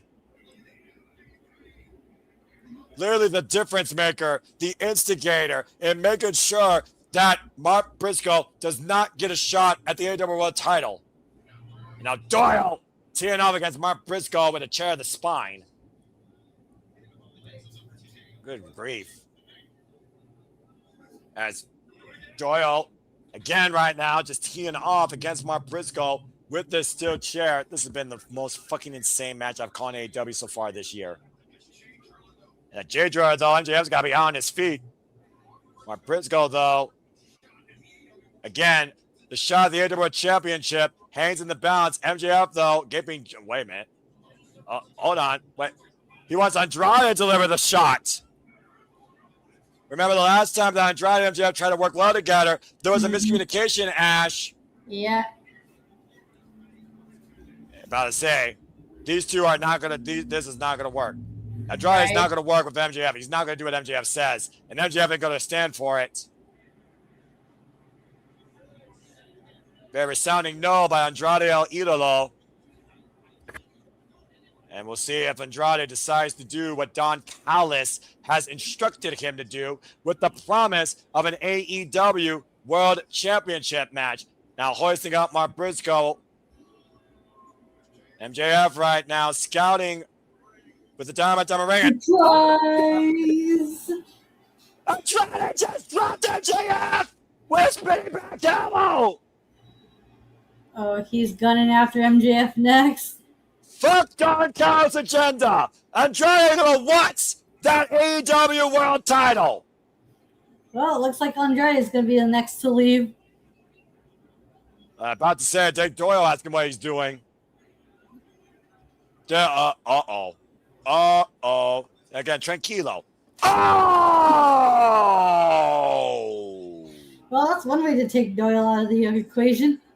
Right in the Doyles. Oh! Look at that shit, Ash!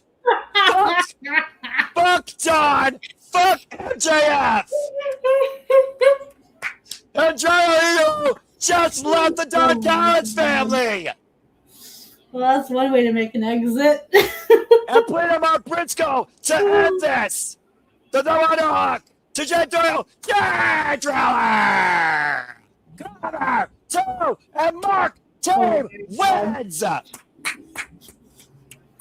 This was the most funniest steel cage match I've ever seen. I fucking loved it. Top to bottom. The first of its kind, as only AEW can bring. And we just saw another member leave, the Don Callis family. Doom's door opens up with Mark Briscoe now guaranteed a shot at the AEW World Title. As Andrade said, fuck Don, fuck MJF. Do you think they're gonna sell those shirts on a shop AEW or AEW shop? I'm pretty sure it'd probably be a bestseller because we both can't stand on Callis. MJF, the jury is out. Congratulations to Mark Briscoe, Kyle O'Reilly, Roderick Strong, Orange Cassidy, Leo Rush for that matter, and Kenobi the Cash Cow, and Andrade El Hilo for that matter. The winners of the first ever Death's Door Steel Cage match. We got like multiple stories going. We got Darby versus Kevin Knight. The possible three-way between Andrade. Couldn't be happier. Oh, they're gonna free Leo from that. Look at that. I mean, why not? Let's see what else they got. The three-way between Okada, Takeshita, Fletcher, possibly. We got Andrade, MJF, even if it's non-title. We got Briscoe, MJF coming up soon. It's just, my God. Look at they're trying to drag the back out of the cage and try to find a way to free Leo Rush from within it. Yeah. That's the damnedest thing I've ever seen. Congratulations again to Darby on the conglomeration, Mark Briscoe, and Kenobi the Cash Cow, the winners of this 12-man steel cage match. And I fucking loved it, top to bottom. You almost wonder, is MJF going to get his money back from Don Callis since they lost? He's going to ask for a refund. Well, Ash, let's go ahead and take a moment here to remind people what's coming up this Wednesday night as we have a brand new TBS champion in the first ever Survivor Affairs in AEW. Queen Aminata, Chris Statlander, Persephone, Hikaru Shida, Harley Karen, and Stardom's Maika will fight in a six-way eliminator for a brand new TBS champion this Wednesday on Dynamite. As we look at Willow Nightingale in her, of course, Road to Recovery. And again, folks, that is here live Wednesday, July 1st. I don't know if we're covering that, but I am a crazy fucking madman. Should I? How you know? Ash, how you know? I don't know. I just do what I'm told, all right? No, uh-oh. What did I start? Do-do-do. JJ, what are you doing? Producer man ain't gonna force nothing. But if you wanna, we can make it happen. Well, I'm sure we would love to see Will Nightingale back in contention for this title as we got a moment to breathe and regroup here. But, folks, stay tuned. I will officially decide on my Superman's brand tomorrow on YouTube. Well, Ash, first and foremost, holy hell, what a Death's Door that we walked in on and saw the gates of hell open upon. We go backstage with Mark Briscoe. Go ahead and lend your thoughts while we listen to our favorite man on the mic speak. The most motivational man in professional wrestling business. He's gonna call a shot. Oh, my boys. Like I said, you ain't got no friends, Max.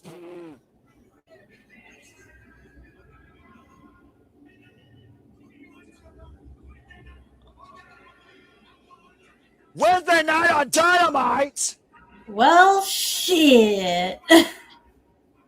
Damn, this guy's not wasting any time. Fuck it. Let's do it. Man, Mark, you a goofy, crazy motherfucker. But we And I wouldn't will have you follow- any other way. I will follow that crazy motherfucker through any AEW ring. I figured Briscoe would at least wait for Beach Blast. Right? But Beach Blast is next week. But this Wednesday, Mark Briscoe's calling his shots. I know. I figured he'd at least wait till the following week. Well, Mark Briscoe is a man that looks to live. You know? I mean, regardless, it's going to be something special.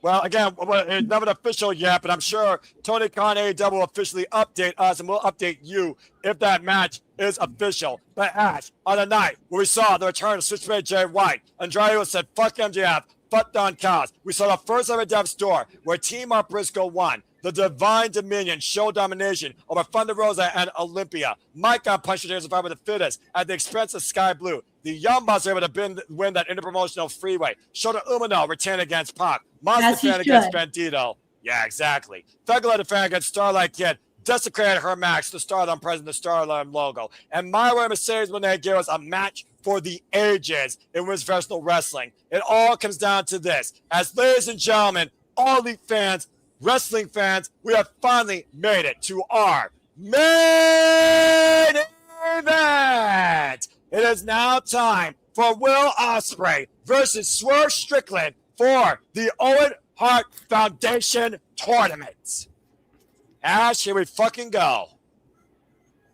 And also, Kenny Omega beats Destiny Jr. Much to your point earlier, I'm not going to forget that. And holy hell, that was a match. 3 matches tonight earned the silver match. Thank God I'm not a chain. Thank God I don't smoke, because if I was, I would have been smoking a whole pack after that match. I think tonight 3 matches have given me that's professional wrestling. Damn it! All right, and this one very well could do it. But let's go ahead and bring him up to speed because first off, thank you to everybody that's watching. Please subscribe, comment, tell a friend. Follow us at SR Studios 24. Subscribe to Data Barrier for Wrestling. Subscribe to all the outlets here. No DQ Galaxy YouTube channel, as well as all outlets here across the Bubba Studios. And now we get ready for Will Ospreay versus Strickland. The most dangerous, the most determined, the most hungry, the most deserving, the most willing, the most that needs it. Last time that Ospreay said he needed to win this was last year in the finals against him and Adam Page at Double or Nothing. And he said that was his ascension. But him and Adam Page was the better man that night. And now this year is his second chance on life in redemption and a dream, not just for himself, but for his country. But he has to beat a man he hasn't beaten in a decade in Swerve Strickland. It's minute time at Forbidden Door. Oh, boy. The scary thing, Ash, every time these two men meet in the ring, they set a bar and they raise it each time. And they're the main event of this phenomenal pay-per-view tonight where everything is on the line.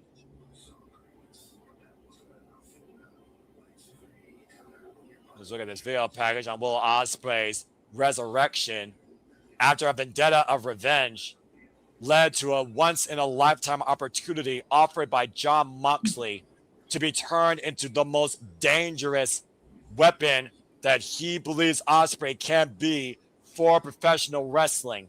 But on Collision, Moxley made a clear-cut statement. The reason Ospreay is more dangerous than ever is he's willing to take the shot. And you know what that shot might need to be, Ash. The Tiger Driver 91. If he does decide to do it, guess. When was the last time he's done that? Against MJF at Wembley Stadium in his pursuit of regaining the AEW International Championship. And now the Ariel says and looks to rise one more time in what could be his last time to become the ace of all elite wrestling. Let's Shit! Oh boy. It's do or die for the Bruv tonight. Yep. Will Ospreay, who came back at Revolution in California, hell-bent on revenge at the expense of John Moxley, trying to break his neck and nearly lost his own well-being and neck in the process after coming back less than 100% and losing to Mark Davis. It was John Moxley that offered him an olive branch or get his revenge, and he chose the sooner. Now training with the Death Riders, condition and disciplining his neck and shoulders, where he has not used the Stormbreaker, but he has used the Hidden Blade, and more importantly, this new submission, the Flying Armbar Takeover, Death Ground, to punch his ticket to the finals tonight, beating Samoa Joe and Mark Davis. Once again, Will Ospreay finds himself in the same spot as last year, but this time against Swerve Strickland, who has beaten him on the stage before. Mm-hmm. He's looking to do it again, too, tonight. Last time these two men faced each other one-on-one, of course, at Forbidden Door, was over the AEW World Championship, and Swerve Strickland prevailed that night. Swerve Strickland, though, who might be more dangerous than ever, as he's been talking about, will you change? But Will says, I haven't changed, and maybe I have, but I still do not forgive them. I am simply utilizing what they are offering to bring me forward in what I believe is finally my ascension. A dream for a bruv, a dream for a country, and it all comes down, if Will Ospreay wins tonight, to finally go all in at Wembley. There's a certain point in this industry, Ash, where you look at yourself and wonder, can you still go? Can you still be that guy? And Will Ospreay is truly all or nothing tonight. Oh boy. You thought that Death's Door was dangerous. Here comes Swerve Strickland. Ever since Swerve Strickland donned this moniker of going to business for himself with a lust and drive for power and glory at the expense of Bandito, at the expense of Brody King, at the expense of Kenny Omega in a short pursuit of AEW World Title opportunities, Swerve Strickland has been a one-man army, nearly unstoppable. And very well, the undoing of his first dynasty might be the calling card to the second one coming.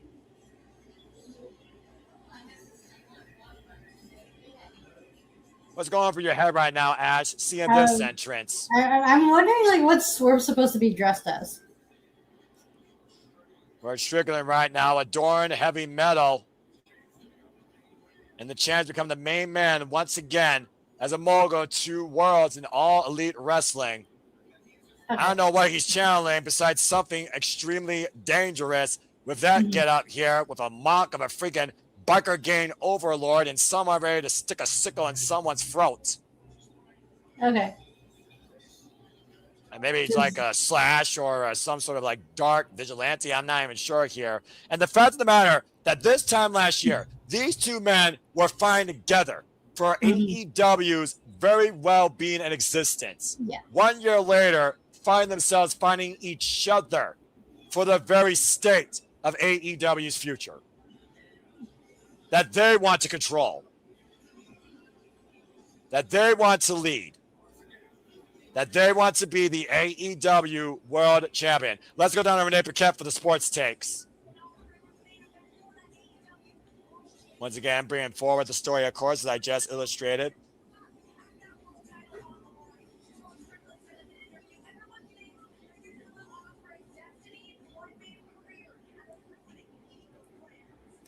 Yeah, about to say, Swerve Strickland has been a man to change the narrative his whole entire life. He's been a disruptor in this business, and the disruptor might ruin Will Ospreay's destiny. For the last of the night, Ash, let's go down to Justin Roberts for our introductions of our men's Owen Hart Foundation Tournament Finals.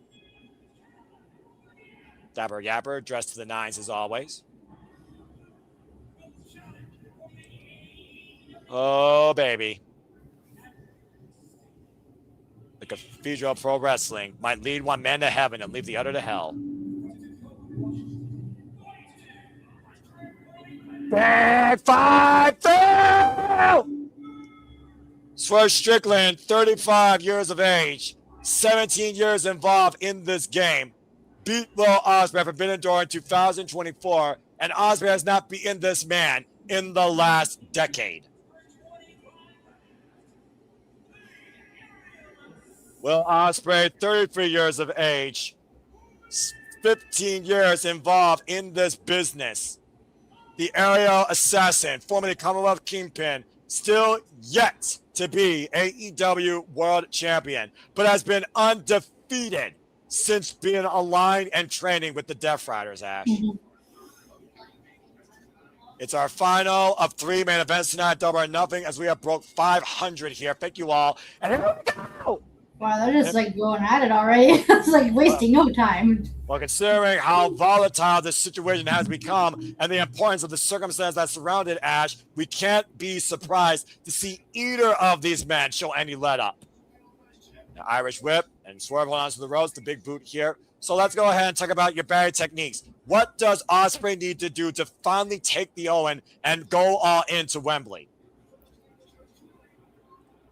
I mean, it's freaking Will Ospreay. He's just going to do Ospreay things and hope it works. Like, there's no analyzing this man. Whoa! Hidden Blade, house call, phenomenal form, to your point, stalemate in the early going. Right, just like how, same way with Swerve Strickland, like this man will go, like, Swerve, like, how can you prepare for someone, against someone, or you're prepared for someone who's, like, super unpredictable, and that's what both these men are. Yeah, Paul Turner's going to show a lot of leniency here. I mean, sure, a lot of people could have, like, air out their grievances, and I share them too. Like how people often say, if you see one Will Ospreay match, you've seen them all because they are like very similar or samey. Although you can make the argument to that about like any other professional wrestler. But here's the difference. I'm just going to shut down that stupid, idiotic, mundane audience right there. That's more mid than freaking Midwest. Because I'm going to tell you this. The evolution of the Bruv, if you followed his career, has been anything but a similarity. Every match Will Ospreay has adapted to against his opponent, whether it's high aerial offense, brutal, blunt force assault, and now he has a submission in play. He's always taken a different dynamic forward to get his name toward the end of the day. Take over to Harris right now to Swerve Strickland. If there's anyone that's been more adapted in this business than Will Ospreay, it is Swerve Strickland. And that's what Will Ospreay needs to do, because now that he has more grounded technique, he needs to use that to his advantage and pick and choose when he is going to do his aerial offense that he's known for.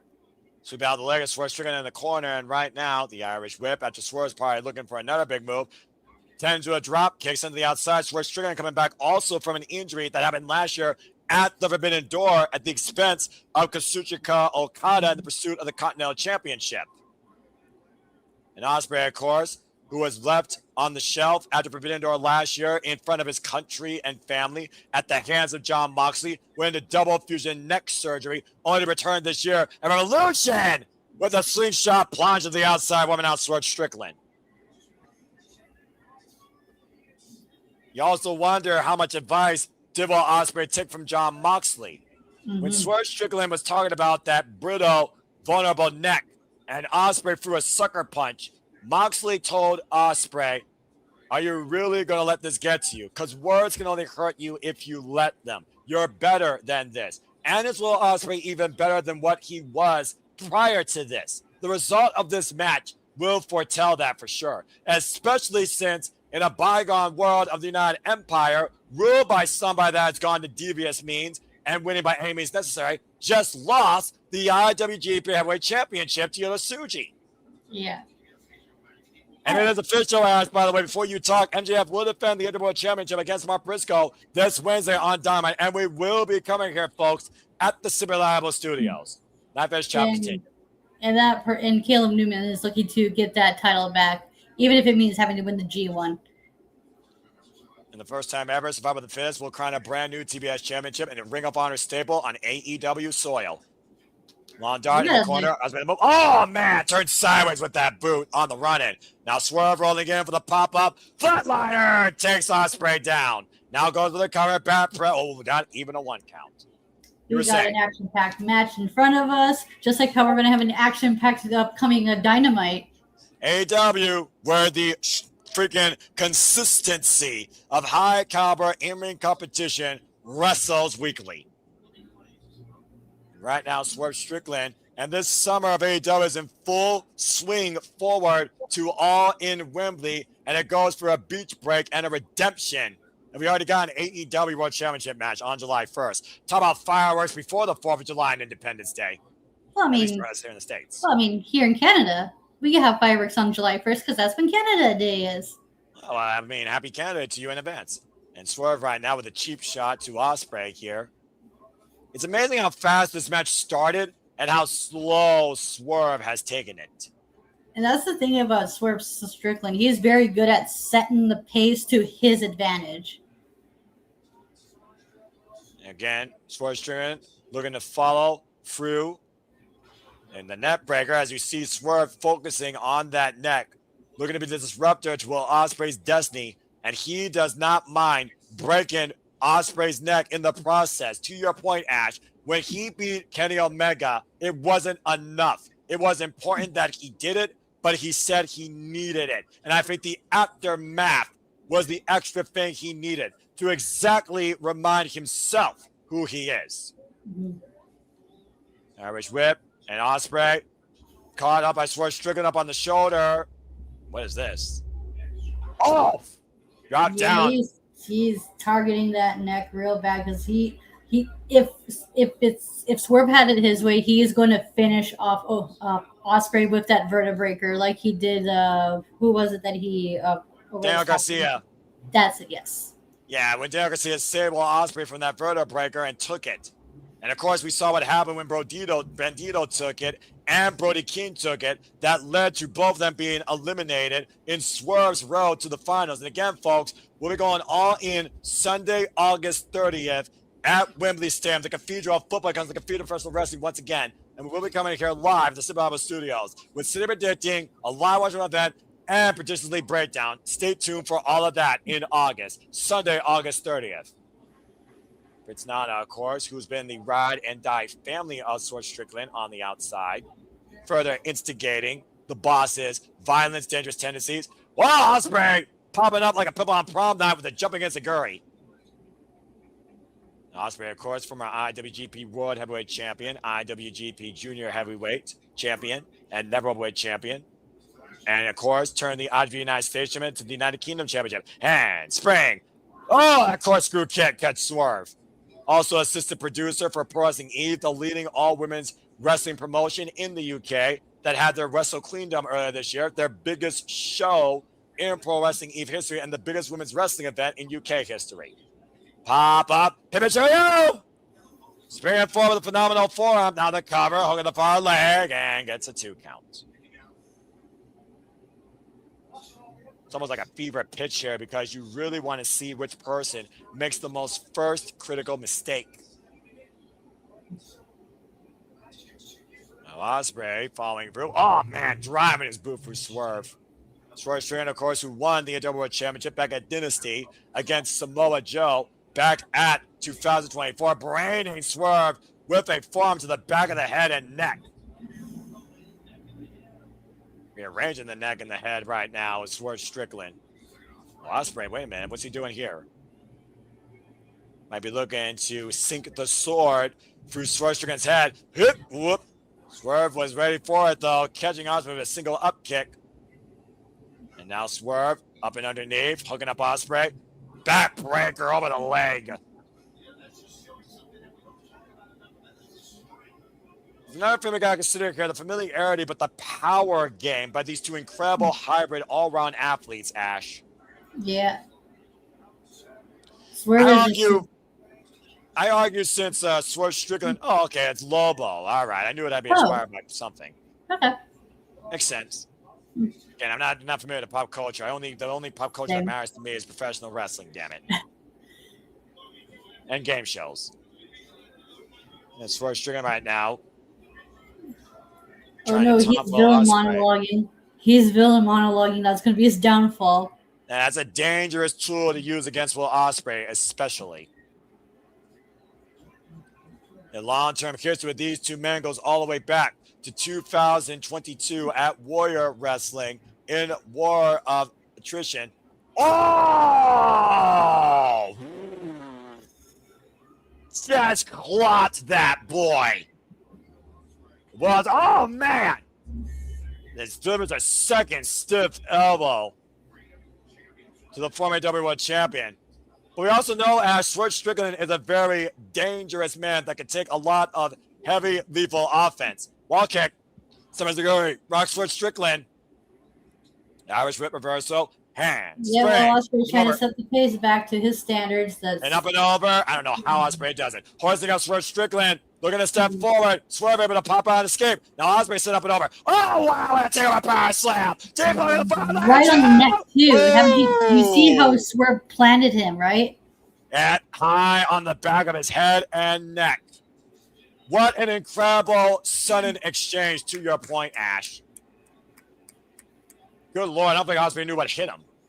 Oh, that's what Lobo's from. Okay, good to know, Charles. Oh! Supergirl movie and Bayne from Dark Knight. That explains why Will Ospreay was Bayne. So is the definition of Superman versus Batman, except this one's better. But with villains. I mean, you know, Vigilante is not necessarily a full-blown hero, but he still is respected. I'm just saying. Fair enough. And right now, Swerve Strickland, what is he scouting and thinking here? Uh-oh. Exposing the turnbuckle steel underneath that padding. He's gonna try to plant freaking Ospreay's neck on that shit.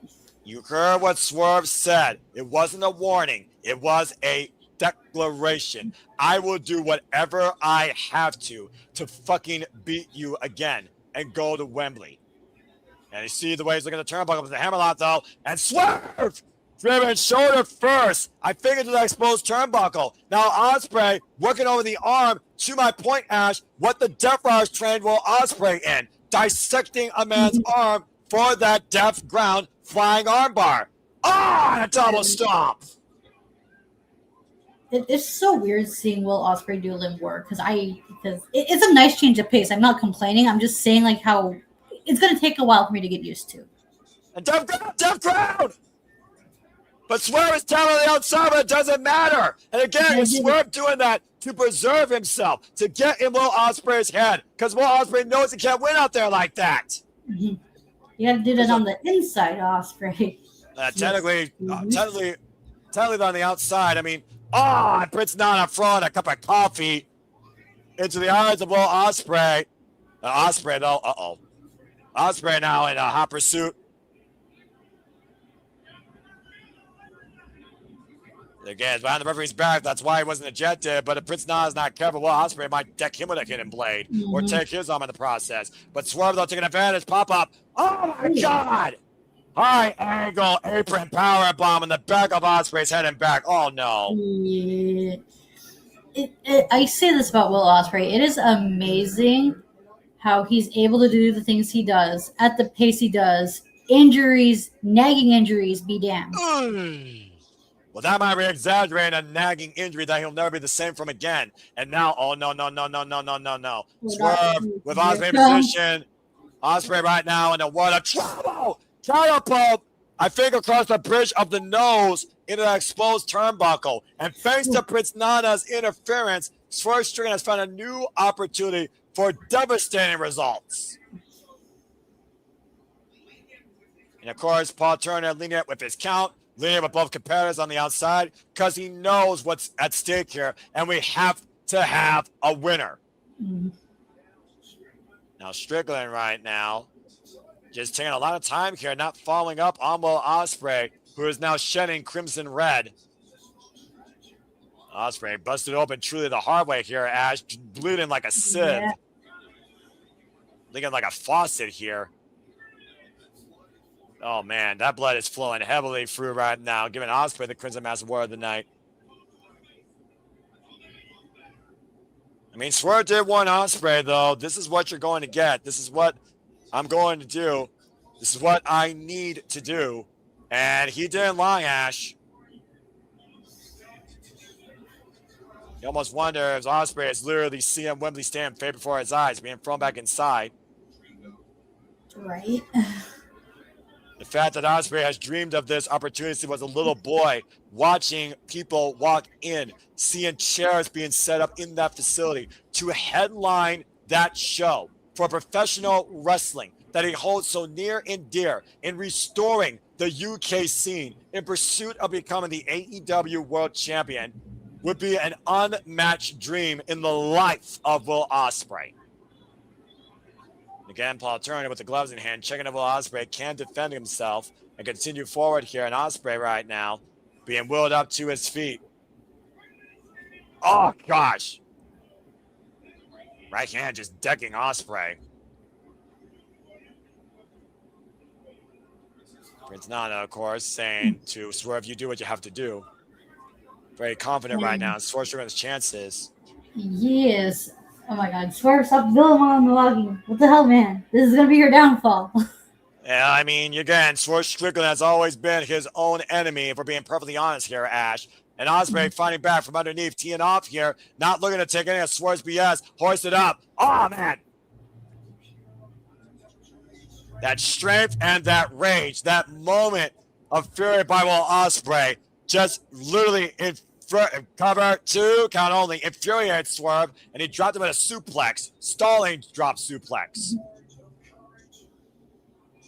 You said before how much value the drug adrenaline is, Ash, and I don't know how much more Will Ospreay has left in him for that. We've seen him taken to this spot before against some of the all-time best in this business, included MJF to a 60-minute damn near time limit. Yeah, that was a crazy ass match. Swerve it. Oh, God.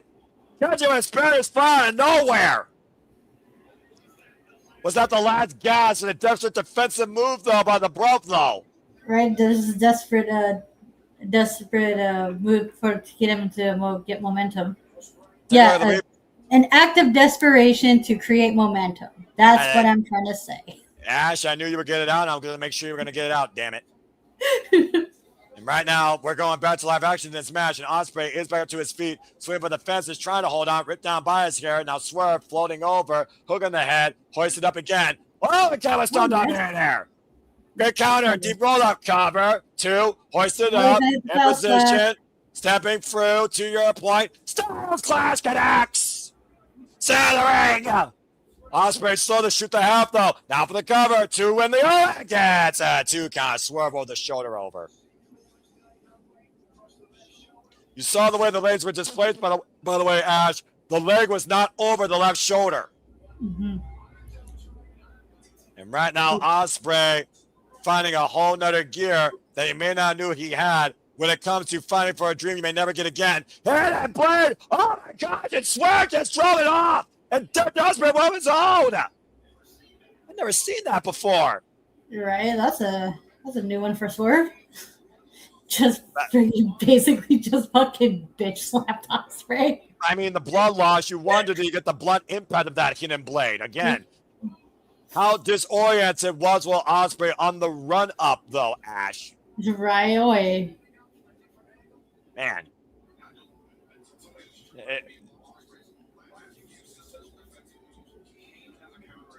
The fact of the matter, though, that Will Ospreay has basically used counter offense to gain the advantage, and the wins in his matches here has been literally the story of the Brother's rise back to AEW. Dropping the base off of Swerve Strickland, perching him on the top turnbuckle, giving him a moment of reprieve to regroup and regain his footing. The first time these two-man featured each other one-on-one, by the way, Ash, was back in Progress Wrestling 2016. 17 minutes. Swerve Strickland won that night. AEW World Title, June 2024. Swerve Strickland beat Will Ospreay that night. It took 27 minutes. Their last one-on-one went to a 20-minute draw time limit. Again, to Swerve's point, Ospreay has never beaten Swerve Strickland in the last decade since they first met in a four-way. This is their fourth match they have one-on-one together? That's correct. A reverse run! Robinson special! No! Oh my God, so close. Have a breath away from Will Ospreay, looking to achieve his dream and punching his ticket to Wembley. And right now, teeing off. Oh man, clocking Swerve, first kick. And Ospreay looking to take to the skies for the Oscar off the second. And Swerve catching him. Oh dear God. Oh no. Oh! Down from Swerve Strickland too! A move from Swerve's greatest rival, Heyman Adam Page.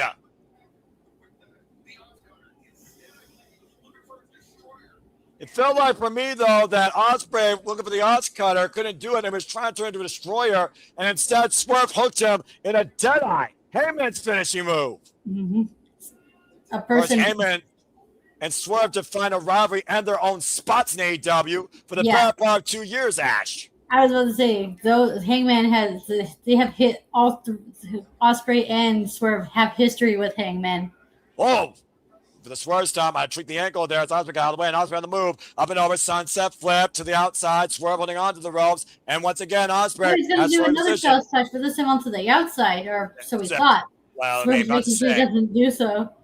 Oh, he's Zack gets swung face first in the steel ring steps. The unforgiving I think Swerve cut the corner of the steps as well. This match is taking lethal proportions right now on both these competitors, and we knew how dangerous this could become, Ash, when it was made official. Take a look at the replay here. Watch the way Swerve's head hits.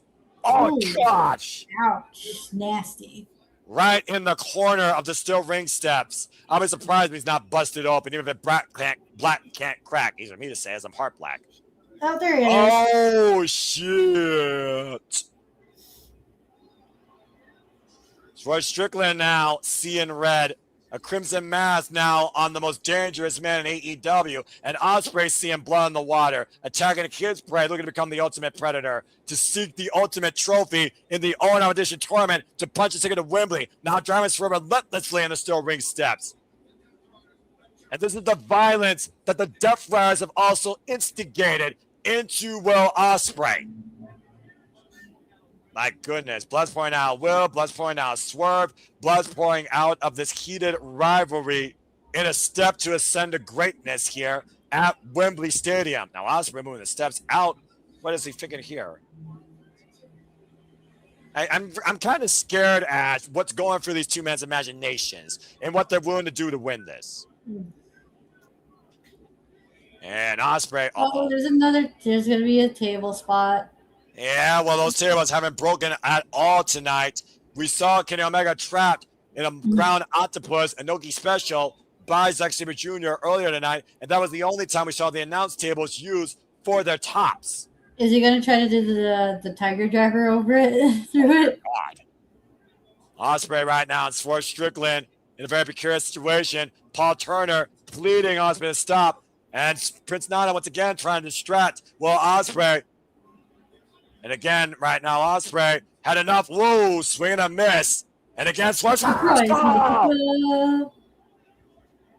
Flying house call on target off the steel ring steps. Use the momentum of Ospreay off the swing and a miss to Prince Nana, the most distracting neck here tonight.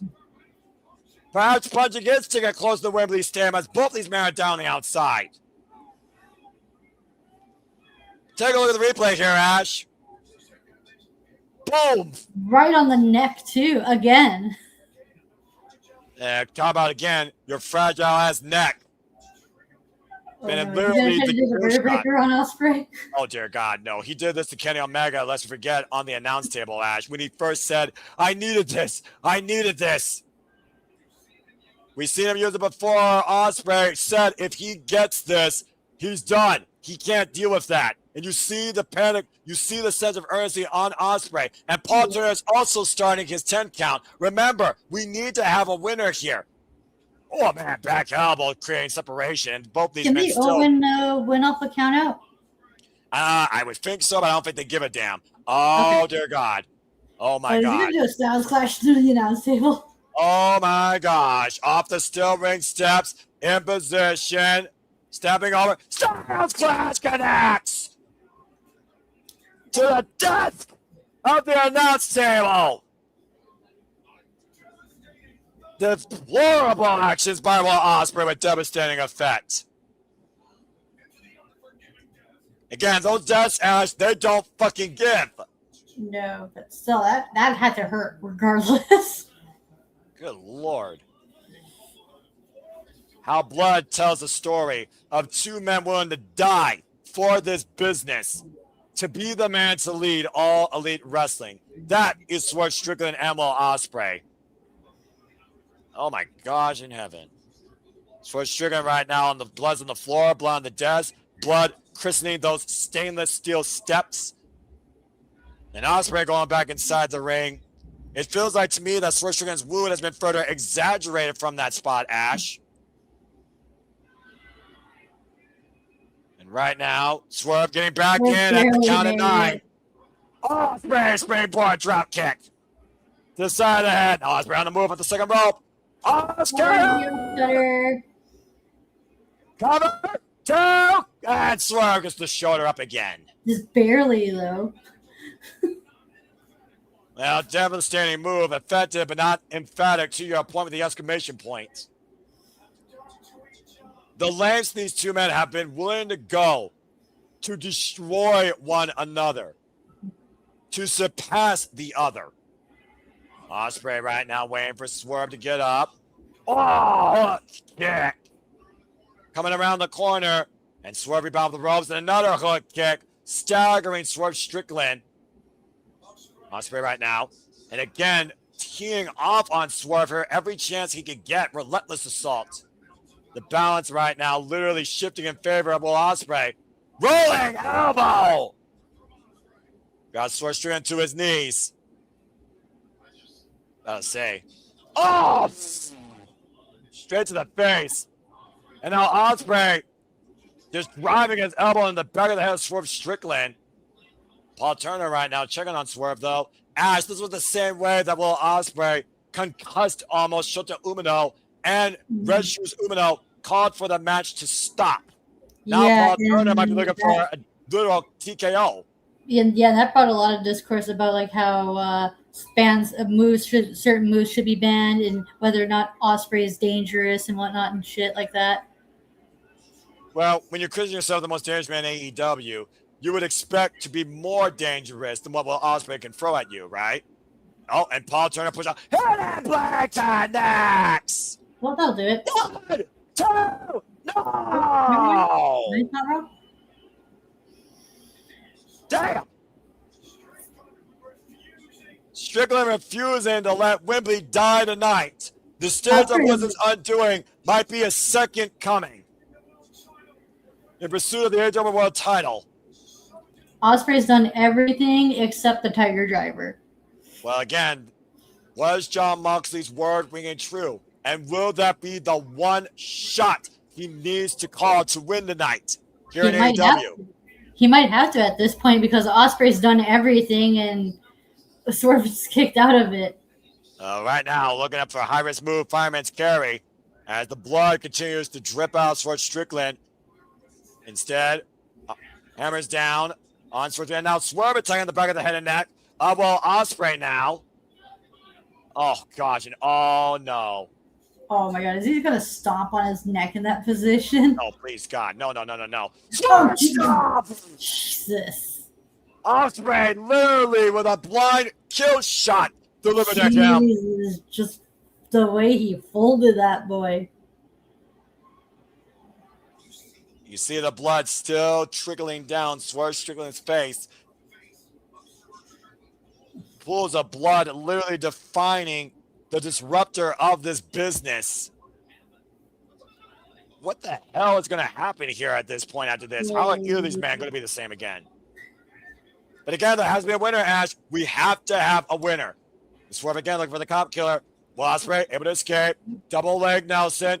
The clutch. Gato clutch. Oh! Swerve house call. In the center ring, cover. Kick out one by Ospreay. Black axe. Cover. Kick out Swerve by one. Oh, shit. Going to another gear. Bulldog collide. Middle of the ring, and both men down.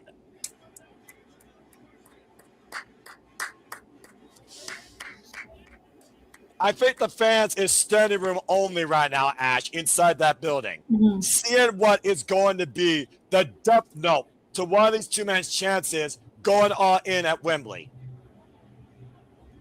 This crowd's been red hot tonight, too. Kudos to the All Elite Fleet. Capacity crowd attendance here tonight at Forbidden Door in San Jose, California. Capacity crowd watching us virtually tonight at Survival Studios. Thank you all again so much. You continue to allow this passion to persist, pursue, be perpetual, and for our coverage of all these incredible professional wrestling events to be possible. Paul Turner starting his staying 10 count. If nothing else, encouraging one of these men to get up to their feet and be declared the winner. Count of 6. Up to 7 now. They count to 8. And somehow, Will Ospreay has found a way back up to his feet, as well as Swerve Strickland. You might as well kill one another to defeat one another. And right now, Swerve Strickland, Will Ospreay, the immortal pillars of AEW Wrestling Standard. And right now, Swerve, crowd chanting, fight forever. What do you think's going through Ospreay's mind right now? Just locking eyes with Swerve here. What's this standoff mean, Ash? I think he's contemplating whether or not he should use a Tiger Driver or go to the use Old Faithful with the Hidden Blade.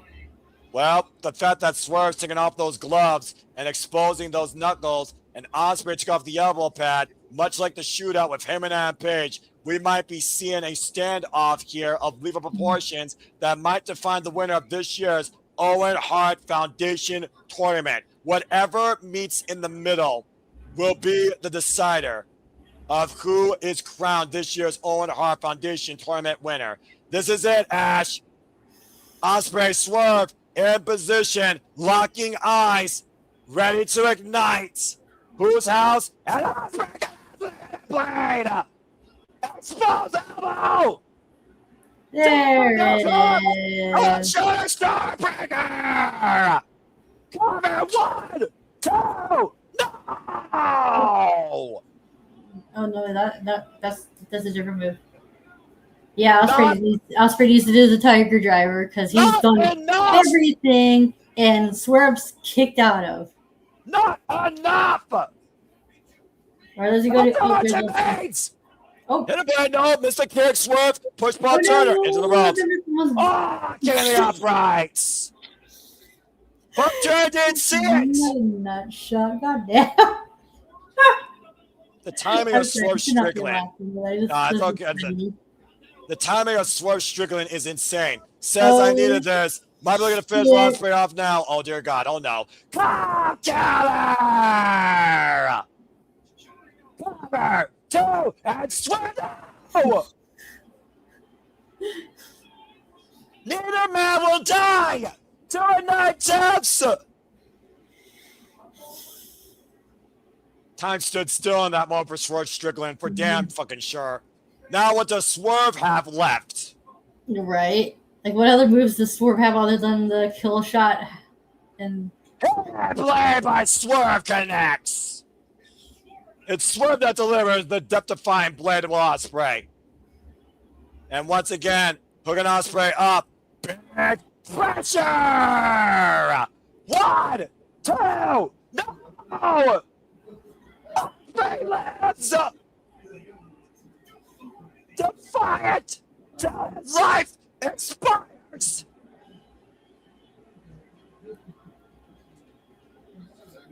Wait a second, Swerve Strickland and John Moxley and the Death Riders now at ringside here. Oh, well then, this is Look at, they're the ones that will Ospreay into the second chance at freaking Resurgence. They're gonna try to persuade Ospreay to be like, you know what you need to do, man. Just have you changed? Are you willing? Can you do it? Yeah. The Death Riders right now has been instrumental in Will Ospreay's second coming to All Elite Wrestling. That have helped him try to pursue his destiny. House call. It just doesn't lock sides with Moxley. And it's almost like John Moxley. It's Will Ospreay on. Ospreay rising back from the dead. Play connects.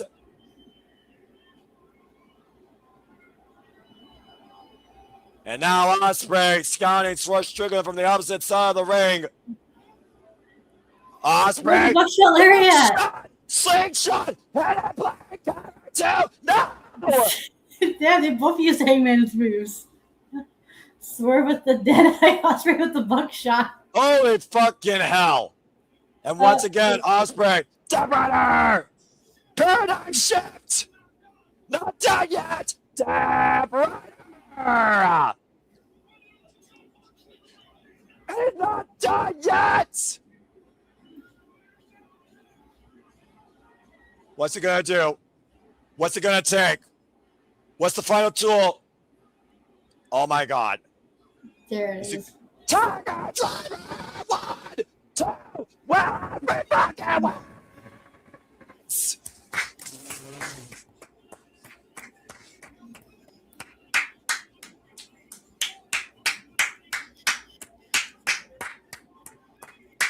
You know what's the sad part, Noah? You know what's the really sad part?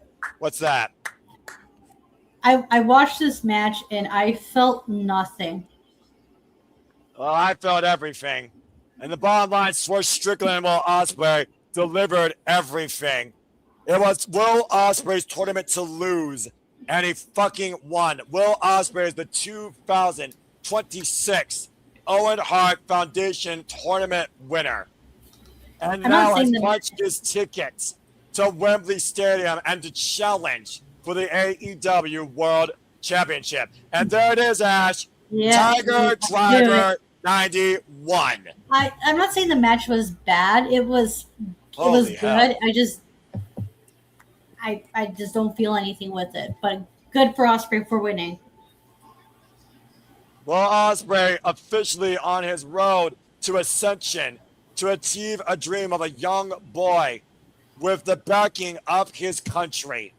Only one win remains for Will Ospreay to become the ace in season the AEW World Championship as he defeated Swerve Strickland for the first time ever in singles action in their decade-long history. Once again, Swerve and Ospreay raised the bar to measure your will in all elite wrestling, where the damnedest wrestle. Destiny not disrupted. Destiny defined. The road to be determined who's on the other side of that marquee, as we'll see who seeks a redemption, as Ospreay and Swerve share words in humble humility. Man. I can only imagine what words are being exchanged there between Will Ospreay and Swerve Strickland, how these two men have tested each other's mental and shaped each other in this business. As Will Ospreay, folks, is officially homebound brubs for the AEW World title. John Moxley said, Ash, he looks to follow this through to the end. The end is not here, but the end may well be at Wembley Stadium.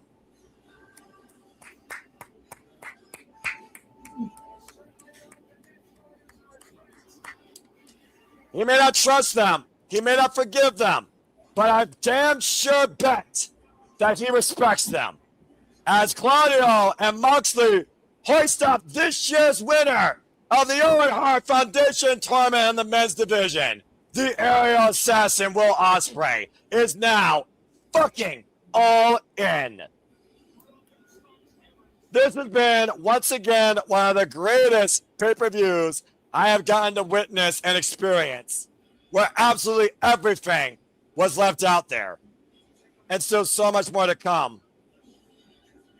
As Ospreay relishes this victory with Maria Shafir, Derek Garcia, Clark Asnoli, Pac, and John Moxley, and Willa Yuta, all the hard work, all the discipline, all the neck conditioning, and the listening to John Moxley on deaf ground leads towards heaven abound for Will Ospreay. Professional Flag Dance. Congratulations to Will Ospreay, who adds his name to Bryan Danielson, Heyman Adam Page, Ricky Starks, and Adam Cole, baby. One thing's for sure, the 2026 Owen Hart Edition tournament raised the bar in honoring what Owen Hart demonstrated in that ring, bringing the most heart and the best in technique, as Will Ospreay embraces who he recently married, Mrs. Brav, Alex Windsor. For Mrs. Brav, the dream may have died, but for her husband, the dream stays alive.